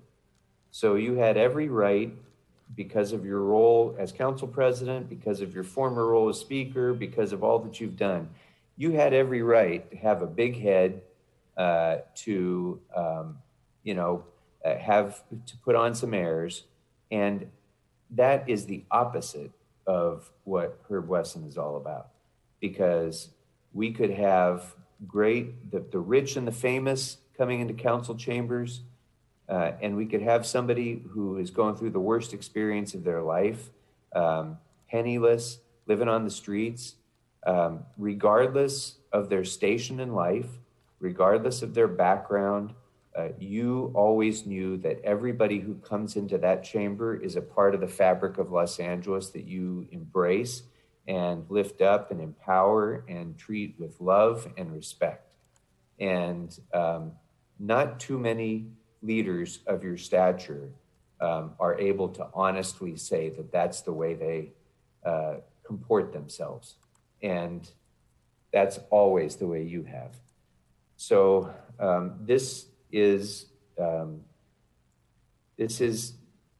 a lot. You're not being a part of this council is going to be a very different experience for the city of Los Angeles. It's going to be a loss for the city of Los Angeles. It's going to be a loss for each one of us individually. And it's going to be hard, not just to lose you as our colleague, but to not have you there in those difficult times, as a friend, as the source of warmth and humor that you've always been, to make us laugh, because this is hard work. And there's never been a time in council where, even in the most difficult of times, we didn't get through it because of one hearty Herb Wesson laugh or one slap of the back. You always made it better. And sometimes it wasn't easy for you to deal with us. I think we would be out of our budget crisis right now if we had $1 for every time Herb Wesson told me, yeah, I got to go deal with Koretz now. And, that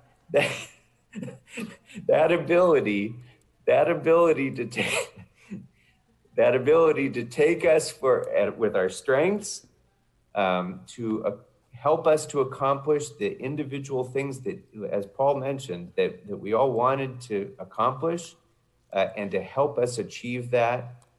By your doing that, you've helped this council to achieve, to be more than the sum of its parts. And that, I think, is your great legacy, and we'll miss it. And I will miss you, my friend. So please, I want you to please come around and visit at least as often as LaBonge does. That was great. You, Herb. Thank you. God bless you. To you and to Fabian. Best wishes in your next chapter. That was great. Mr. Lee. Mrs. Wesson, Councilman Wesson, and no, I will not call you by your first names. I never have in the past, so I won't start now. Just want to share a similar story to Councilman Rodriguez about the day after I first got elected. You're up all night and you think you're going to finally have one day to sleep in, and then you get a call from Herb. You get a call from him and he says,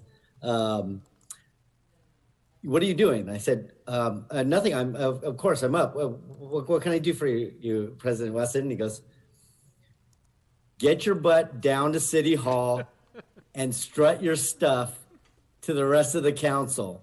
And I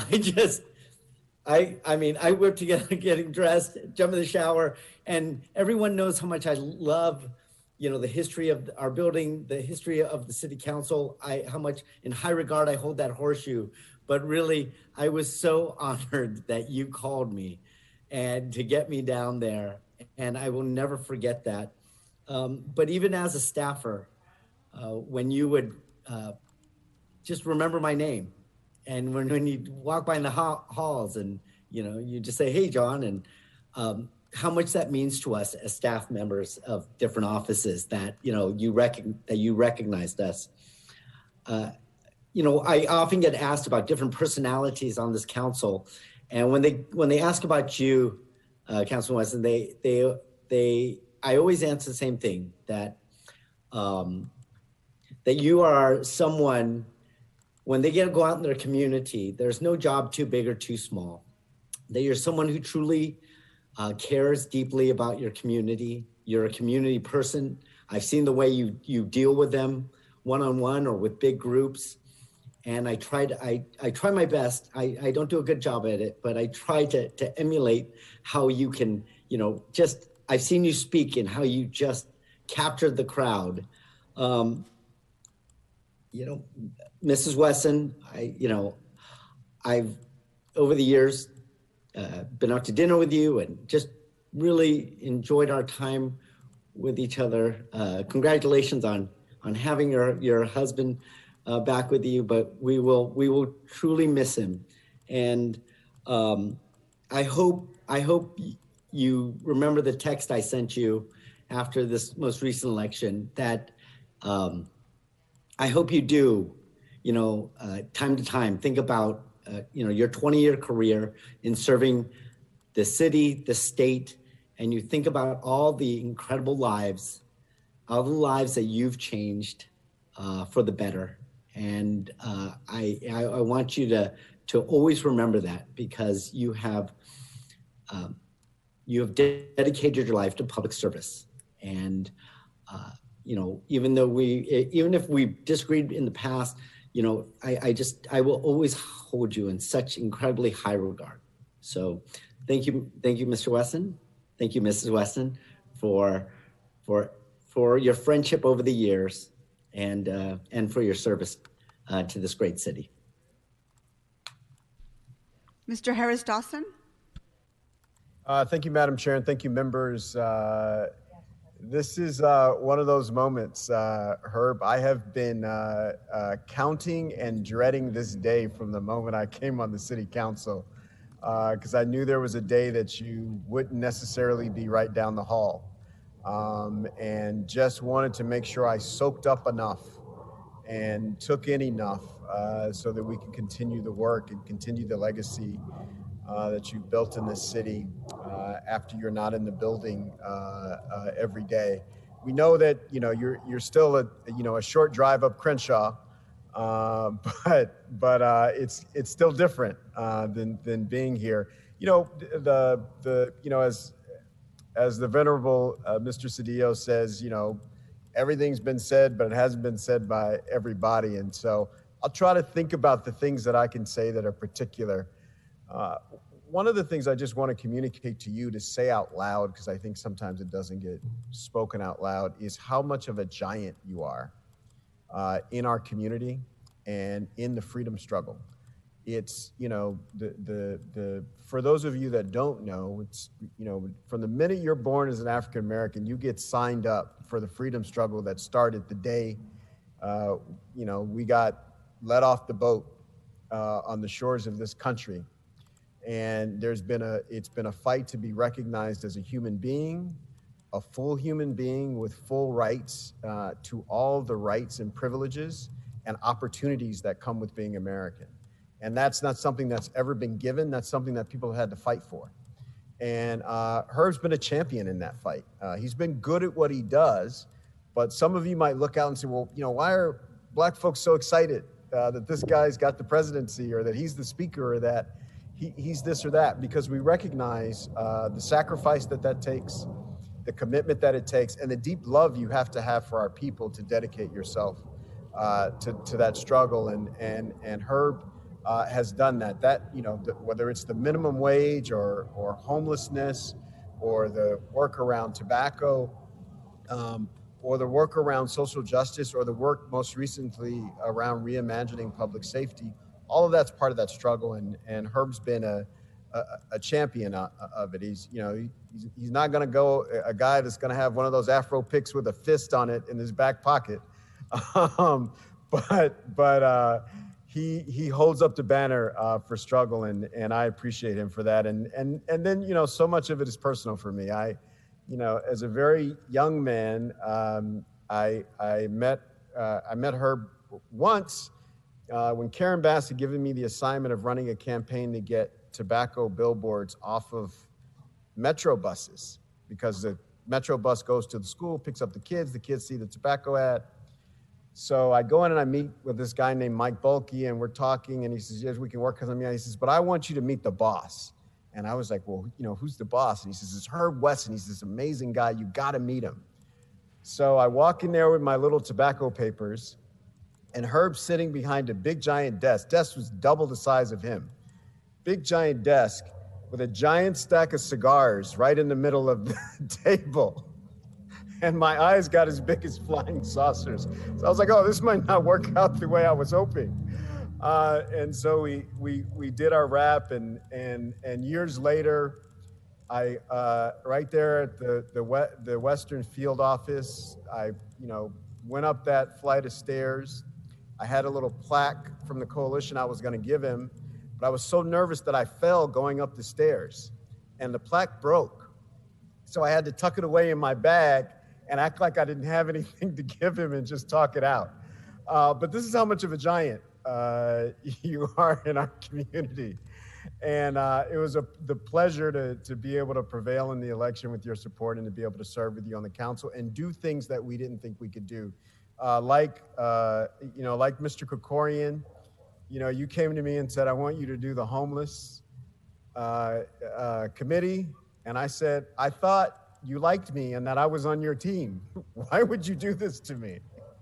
And as a result of that, which I resisted, I remember in this very backyard, I was on the phone with you and just pacing back and forth, trying to talk you out of it and explain to you why I had no business doing this. I wasn't qualified. I didn't know anything about it. I didn't have what it takes. I didn't know I didn't know the ins and outs. And it provided me with one of the greatest opportunities and an opportunity to provide one of the greatest difference makers to this city. That first homeless housing bond is going to have a young, wet behind the ears council member's name on it forever, and that's because of you. And so we're very, very appreciative of that.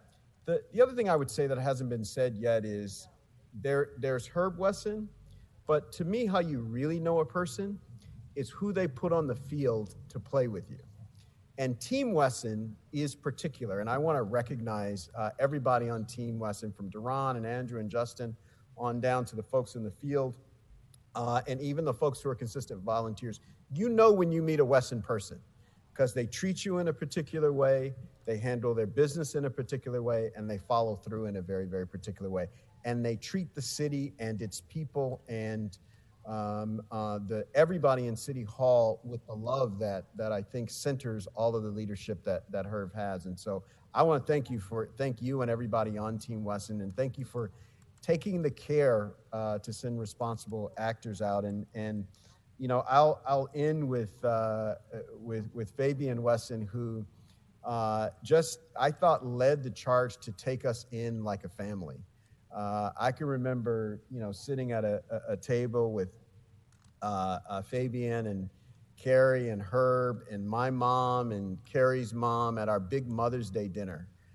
We have everybody, for folks who don't know, we have a big Mother's Day dinner, Councilman Price, Wesson, and I, about 1,200 mothers from the district, sometime around Mother's Day.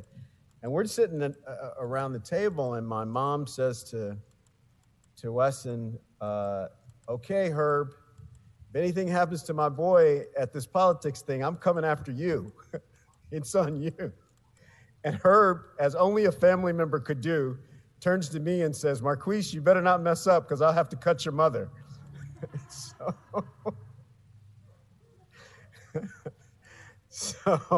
But that meant, that's only family can have that kind of conversation. And Fabian immediately called Carrie to these dinners. And I don't know about you, Herb, but I've never been able to find out what happens or gets talked about at these dinners that the women have. But I know they mean a lot to Carrie, and she looks forward to them. And she felt so much more comfortable in the role after being connected to you and the care that you've given her, and the investment that you've made in her, in the contribution that she would make. And so we're just extremely grateful to you. You'll get a package in the mail from us. Don't be scared. It's not anything dangerous, Mr. Wesson, but it's a pair. I got you a pair of. They had to make them special. They're Air Jordan golf shoes. So when you're playing golf, you'll get to have on your Jordans.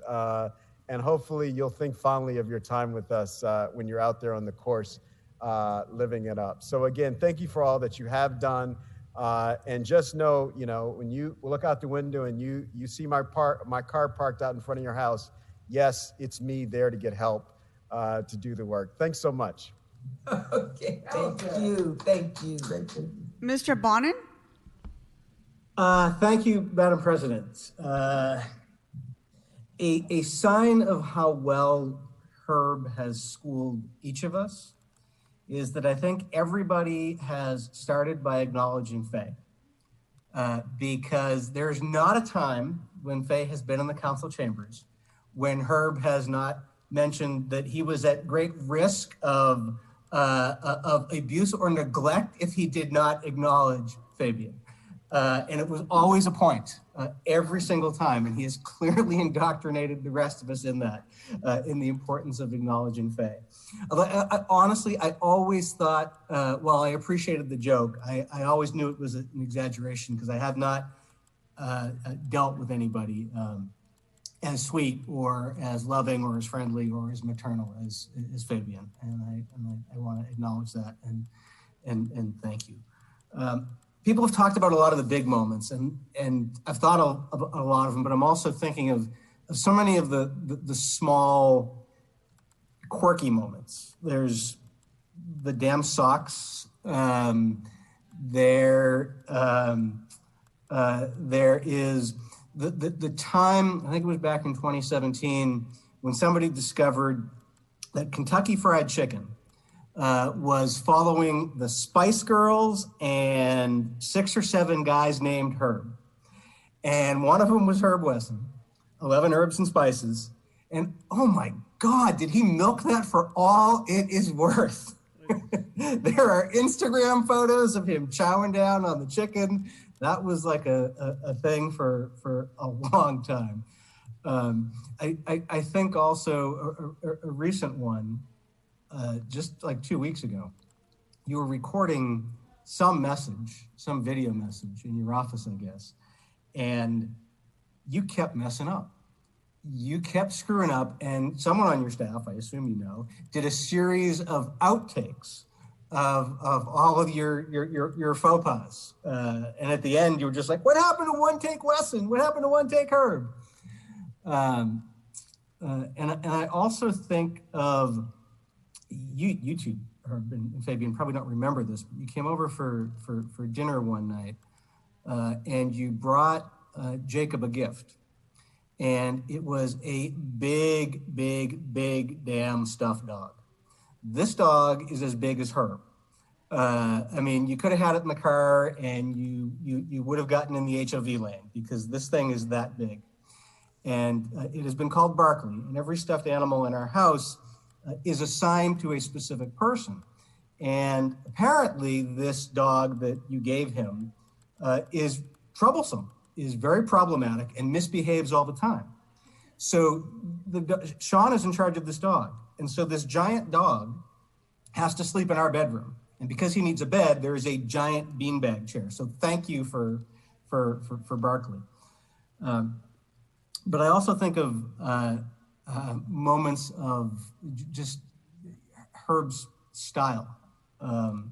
One, I'm in awe of your ability to bring people together and to reach consensus. I've noted, particularly over the past year, that you and I could walk into the same room in the middle of the same heated controversy with the same goal and the same vote at the end of the day, and both sides think you're a hero and both sides are pissed at me. And I just, I'm in awe of that skill. And, you know, I've watched now, I guess, 6 different council presidents, and everyone brings their own unique style and their own personality. And it's been noted that you brought sort of the perspective and the style of a speaker. That's true, but I always thought of it as you brought the temperament and the style of something that your three sons talked about in that video, of a coach. Whether it was making Marquise or Paul run a play that they did not want to run, you always looked out and tried to find what is the particular talent or what is the particular skill of this member of the council, and how do I utilize that to make them shine and to make the whole body look good. And it really was a coach's perspective and a coach's mentality. Your speech that you had in that video about this isn't about me, this is about we, you really did try to make each of us shine on the issues that we cared about and back in our districts. And I just really appreciate that. Sometimes I know that Mr. Koretz wasn't the only one who exasperated you. I think I exasperated you more as the years went on. I often say that, the thing I remember most about Herb is coming over to me around the horseshoe and putting his hand, not backslapping with a joke like Mr. Krikorian, but putting his hand on my thigh and saying, Michael, and then trying to explain to me how he's trying to protect me from getting into trouble. Sometimes it was protecting me from getting into trouble, and sometimes it was protecting him from getting into trouble by me getting into trouble. And one of the moments that stands out to me most is when we were voting on Indigenous Peoples Day. And Joe and Mitch and Gil and I were the only four who spoke. And I got up to speak on behalf of Indigenous Peoples Day, and it was in the middle of all the recall stuff where John and Ken were going off against me every single day. And I get up and I spoke about Indigenous Peoples Day. And when I was done, you called me up to the top of the rostrum and you sat me down and you looked at me and you had a combination of exasperation and bemusement. And you said, Michael, do you have a political death wish or what? And I got that look from you fairly often. But I said moments stood out for me, and there's three in particular, and I've talked about some of them before. One of them was when Bill Rosendahl got sick with cancer, and I was Bill's chief of staff. And Bill sent me down to City Hall before he made an announcement to talk to you and to tell you what was going on. And I had remembered the way John Ferraro was a father to the council in his years. And I sensed that in that moment when I went to you to tell you about what was really a horrible family tragedy for us, that you were going to be there in every possible way. And just you stepped up immediately. You were there for Bill personally and professionally. You were there for me personally and professionally. You immediately asked, what can I do for your district? What can I do for your team? You were there. And the other one, I wasn't there for this moment, but I saw video footage of it later, is in a documentary about Sheila Kuehl and Jackie Goldberg. There's a moment, they spend a lot of time about how brutal and homophobic the assembly was at a time when you and Sheila were serving together. And some really, really horrible, disgusting comments were being made by members of the assembly, comparing one of their bills to bestiality and all sorts of horrible, the worst homophobic right-wing tropes. And you got up and you spoke on that issue. And you said to Sheila, you looked at Sheila and you said, this isn't just your fight, this is my fight. And you talked about how important this issue was for everybody. And it was incredibly moving for me personally, knowing the role that you played in fighting for my civil rights and the way that you were there, not just on the issues that affected you personally, but that you were there really as an ally and really standing up in solidarity. And the final moment, several of them really, is when I became a dad. Fatherhood is an incredible challenge, and I signed up for a lot more than I realized, a lot more than I realized. And you and Fabian have been there for me and for Sean and for Jacob, and we deeply, deeply appreciate that, even though Jacob is still annoyed that you think his middle name is Caleb. You have been, godparents, and we just love you for that. And I hope you don't give up Camp Wesson, because I want there to be another one, and I want to see Jacob go into that. So thank you. Thank you. Mr. Cedillo?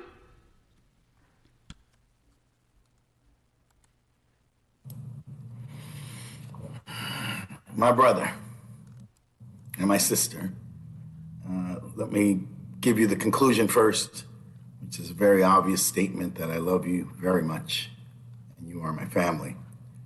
Let me, as I like to do, start with a quote. My favorite quote, I think, is, "The measure of a man is not where he stands in times of comfort and convenience, but where he stands at times of conflict and controversy." This is a quote from Martin Luther King.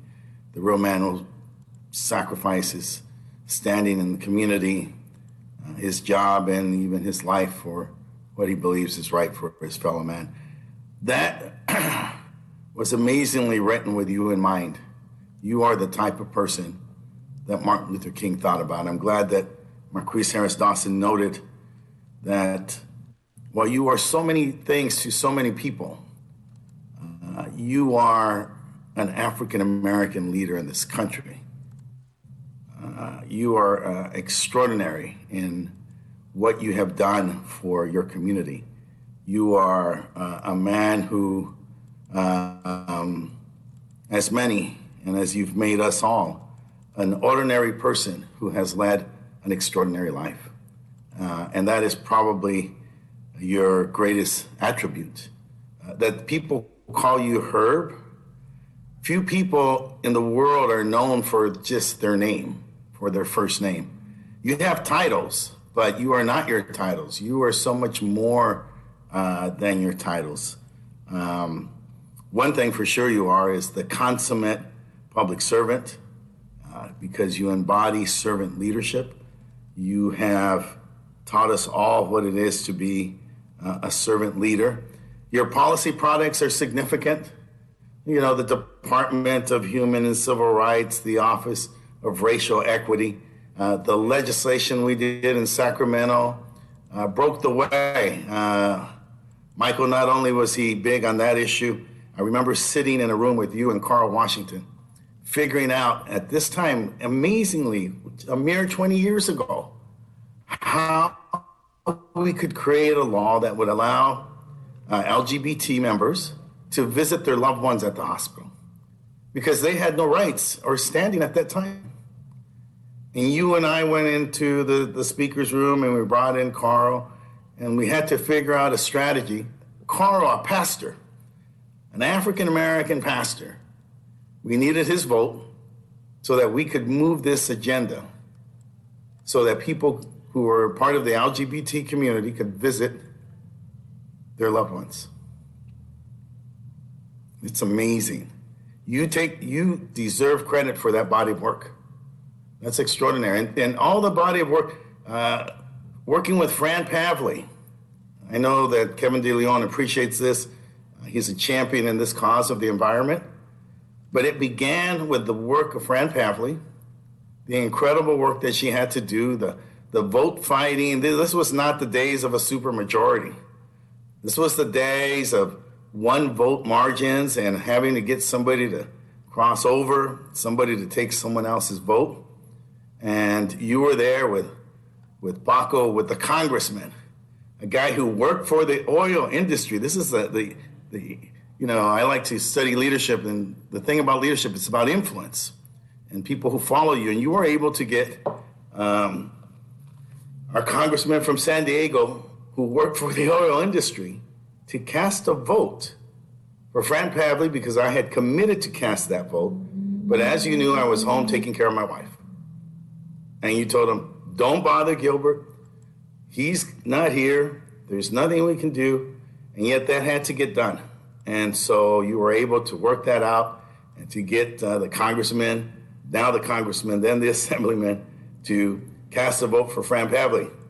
And he got up and he explained that he was there not casting his vote, but casting a vote that I had committed to. That is an art that few people can master. That art of governance that we talked about earlier, that is the challenge of governance. That is the art of governance. It's so much more than mere advocacy. You are an advocate, obviously. You have your values, you have your beliefs, you hold them strongly, but you are a master of governance. And that is what makes you one of the most effective and significant civic leaders that exist in this country today.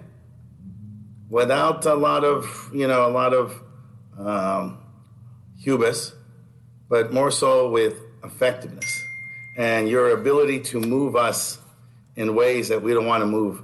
I can talk a lot about other accomplishments, but I want to say one thing. I'll say it now publicly, and people know this. You're one of the few persons who can get me to do things I don't want to do. I don't appreciate that. And you're also a person who I can't be mad at. And you can get me mad. You can get me angry. And you will do things I don't like. But I can never be angry with you. And that's a good thing. It's a good way to be as we age. You know, we have such a rich history. Pop Warner football, we cross paths. East LA King Conference, Baldwin Hills. And then later that meeting in my office at 950 West Washington Boulevard, where, as usual, you had the right plan. You said, Gil, do a dual endorsement. Everybody wins, no conflict, it'll be great. And of course I agreed, but I could not move my board to do that. And so, of course, we had to have one of those mega battles that exist during that time period. But that began our relationship. You were very, as people talk about joking, I remember I took Henry Walton to your office, and you brought out those brochures we had printed, and you had everybody sign them, and then you goofed us for a while. Now, you took me to my limit at that time. I was much younger. And then, of course, you just broke out in a big laugh and said, okay, we're good. And then we were. And that was the beginning of an incredible journey. I, if it's not obvious, and let me say this publicly, I admire you so much. You are such a gentleman. You're old school. And that's what I love about you. You're a gentleman. You're a scholar. You do the work. You're very casual. That's why everybody likes you and adores you. But don't let that casualness have people think that you don't do the hard work. I mean, you're up late, and then you're up early. And you're waiting for me to get to the floor. I cannot tell you how much my staff would fuss me over that, you know. But as you and I would say, well, you know, that's Gilbert, you would say, or I would say, well, that's Herb. I remember when you were going to be the speaker, and there's so much going on that you hadn't stopped by, right? You're counting your votes, and then somebody said, well, how about Gilbert? And you're like, Gilbert's going to be good. He's going to be fine. And you did what Michael mentioned. You just came by the floor and said, are we good? I go, yeah, we're good. There's no problem. We're going forward. You are, in terms of politics, I would say you're a long-distance runner, Herb. And that's why you are efficient with your energy. And I mean that in a very broadest sense about the energy that you have, that you bring to the floor, whether it's the city council floor, whether it's the state legislature, when you convene people. And in our lives, you know, we've met a lot of prominent, powerful, famous people. But you are truly that person that everybody feels good when they meet you.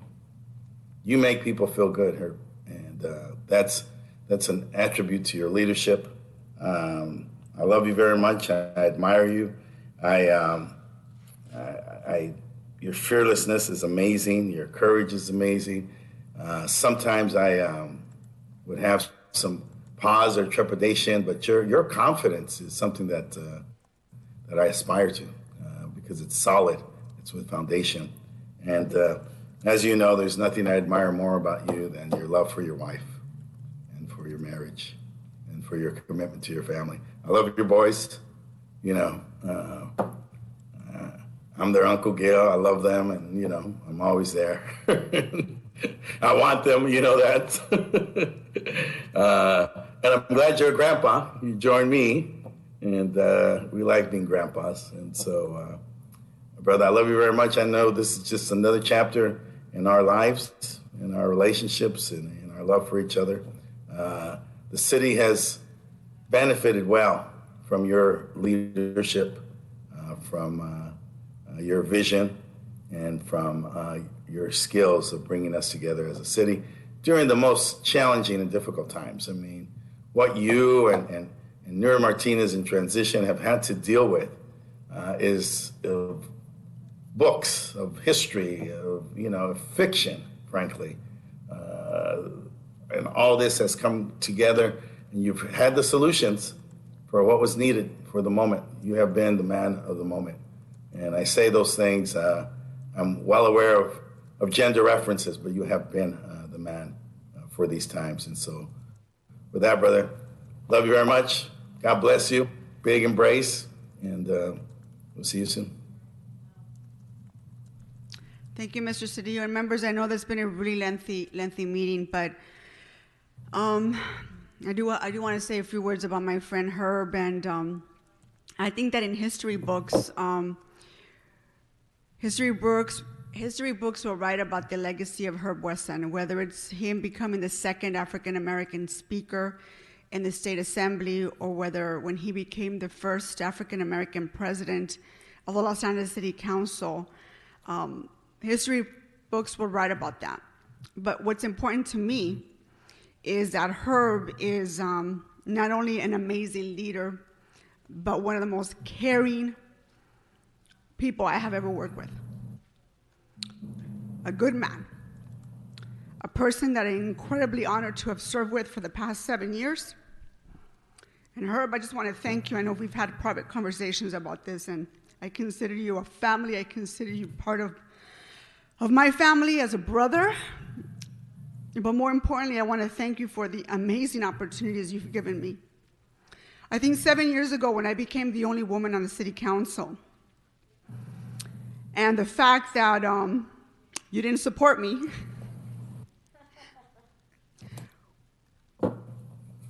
our relationship could have been very different. But I think you and I had a heart-to-heart, and we became the model of what it's like to work through that. And we became the model of how not to become a sore winner. And we became a model of how we can work even through that, and making sure that I was effective as a councilwoman from the 6th District, but also that I could become a partner to you in moving things forward on the city council. And we were. We were not only partners, we were incredible allies together to move this city forward. And it would not have happened without your leadership. The things we were able to do on this council, and I tell you this in private conversations, are oftentimes that we get criticized for even things that we were not responsible for. I think you took so many hits for so many of us on this council when you were council president without deserving any of it. You often shared the credit with so many of us without necessarily deserving it. And you often made sure that so many of us were protected. And those are things that are incredibly valuable And often the public does not understand because they see a persona, they see a politician, they see public servants, but in reality, we're just like everyone else. We hurt, we feel, and you are one of those people that no matter what was going on, you made sure you kept this body moving forward.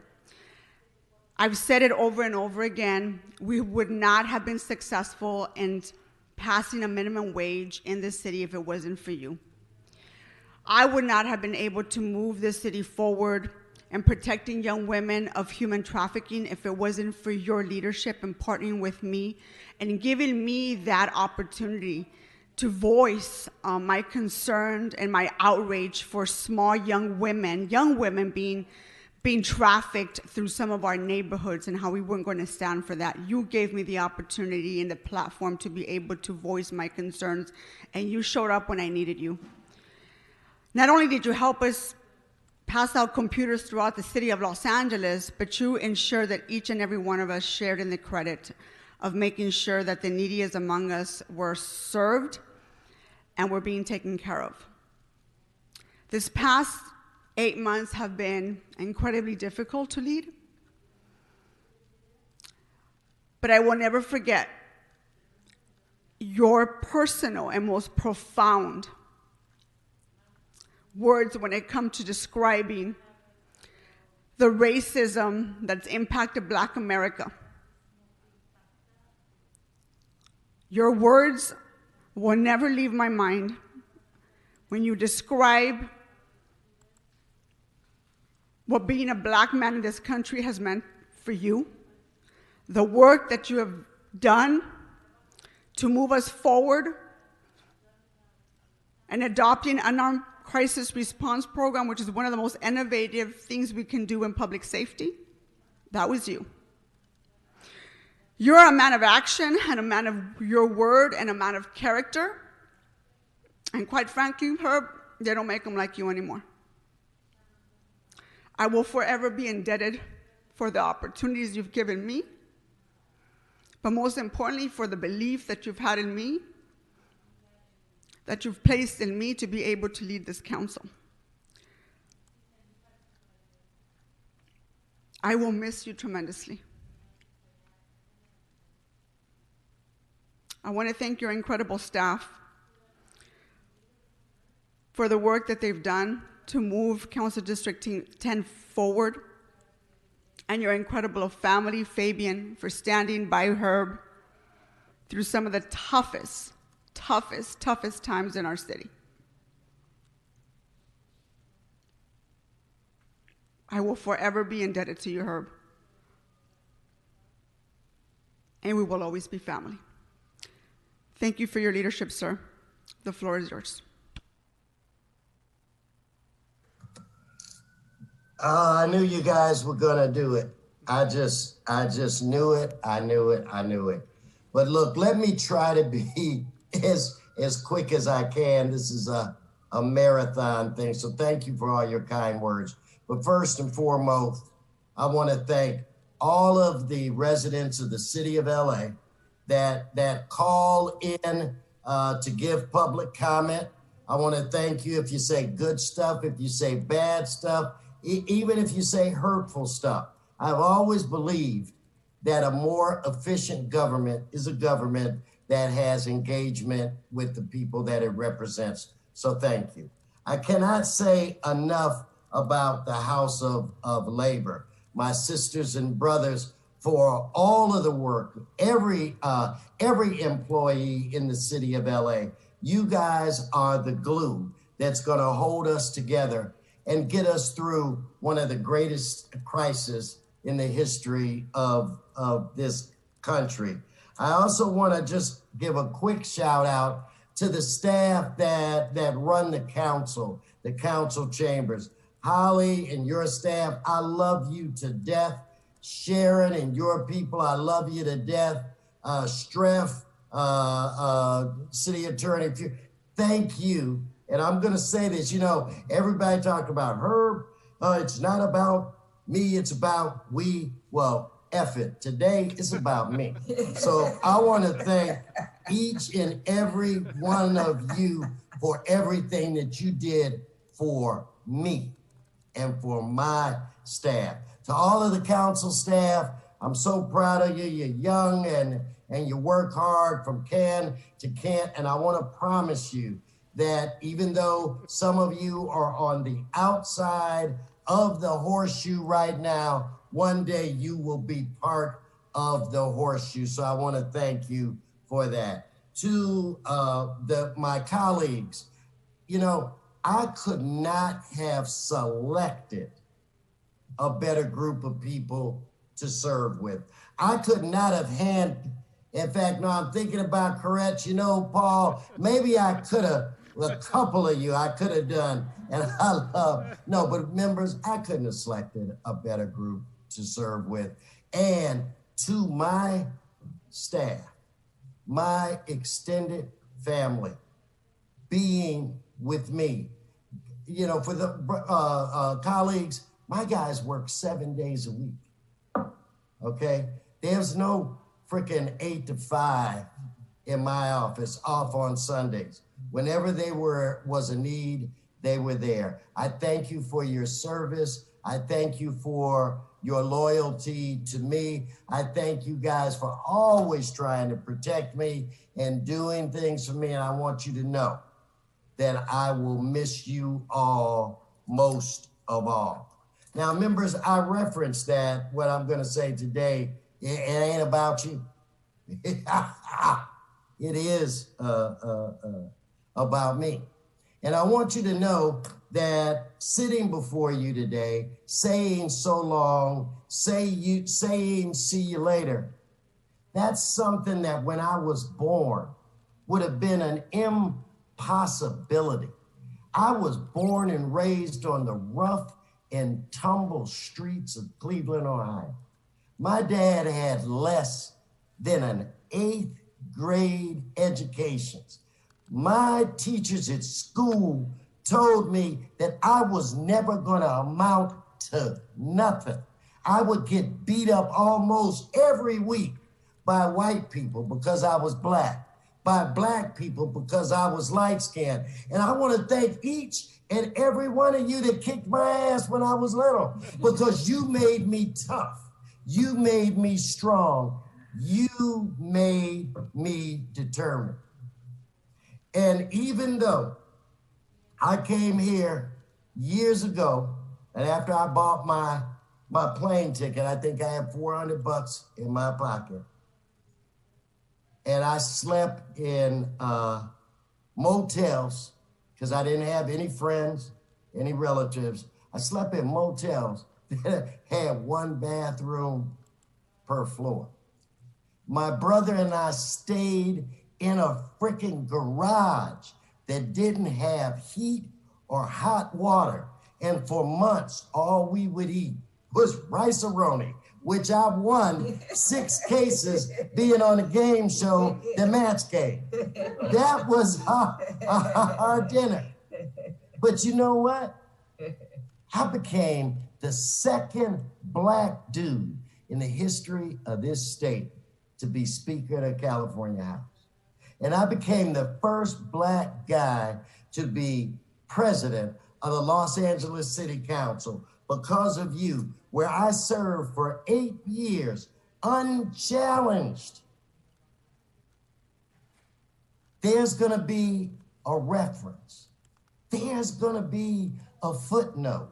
There's going to be a paragraph that has my name, where people that didn't look like me said I would never amount to shit. All right? It's gonna be there. My grandkids are gonna see. We have done some phenomenal things, members. We have changed the world. Minimum wage. When we changed the election cycle, when I was elected for re-election the last time, 15,000 people in the 10th district voted. This last time, over 92,000 people voted. Hey, what we did was right. We've done so many things, and you have highlighted them, so I'm not going to focus on them. But I am going to say that I expect an invitation to come back and to give an honorary I vote when we vote to put in place trained, professional, unarmed response. Because members, I believe that this is going to change this country. Police officers are not the problem. It is the system of policing. And that's what we're gonna change. And I expect for you to call me back to give my honorary I vote. So professionally, don't cry for me. I have had a wonderful life and it's getting better. Don't be sad. I got all these people calling, oh, Herb, we're so sad. Don't cry for me. I've done all that professionally. Personally, I am a Wesson. And we Wessons, we are lovers. We are incurable romantics. And I am proud that I have loved one woman my entire life. And I promised her, if you marry me, I will be your partner for the rest of your life. I am a good man. Yes. And in June, we will celebrate our 40th wedding anniversary. I have four sons that I love with every fiber of my being. I have had a wonderful life. Now, that's not to say that life isn't hard. That's not to say that life isn't challenging, but I've had a wonderful life. Don't cry for me. Do not be sad for me. And I want to give a quick shout out to LA Can and to my brother, Pete White, who's the leader of LA Can, for helping me evolve mentally where it relates to how I deal with houseless people. And for those of you that know about the challenges that we've had in our life with my oldest son, Doug, this November 24th, that sucker celebrated 1 year sober, 1 year clean, and 1 year living in a stable housing environment. And my family believes that he has a shot to make it this time. And that's the first time that he has done that in his entire adult life. That, don't cry for me. Give me a hand clap on that one. I have 4 grandchildren. And believe it or not, they are all prettier than me. And I know that is a challenge because I am 5. But I have 4 grandkids that are prettier than me, that are 20 times smarter than me. And guys, don't cry for me because last year, 3 of my grandchildren wrote a report for Black History and the report was on me. How many people will have that opportunity? All right? And don't cry for me because members, for 33 years of my life, I had an opportunity to do exactly what I wanted to do. I didn't want to be a lawyer, didn't want to be a doctor. I wanted to be a public servant. I had 33 years to be able to do that. I love dogs. You guys all know that. We've, Paul, adopted over 160 plus since I've been here. I got 3 good dogs waiting for me when I get home tonight. I'm blessed to own 2 properties in the city of LA. I'm gonna get some kind of a pension. I am gonna survive. And even though this is a bittersweet moment because I'm gonna have to leave you, I am finalizing the last touches on this chapter in my life. I want you all to know that I am unbelievably excited about my future. An opportunity to maybe start my own business with my sons, and maybe together we can change the financial trajectory of the Wesson family forever.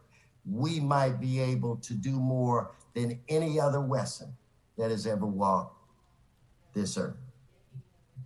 I can't thank you enough for working with me and being by my side, I basically leave you with this. My entire life, I've been a leader. I'm a doer. I get things done. That's what this council does. Never forget that. Governing is not about doing what you want to do. Governing is about doing what you have to do. Leadership is about taking people places where they don't think they want to go. Leadership is about telling people what they need to know, not what they want to hear. So going forward, I love you all. Pull for me, but I pray for you. And I'm certain that you're going to lead this city in a positive direction. And even though coronavirus has hit, you guys are going to hit back. God bless you. I love you. Thanks for the memories. I'll see you.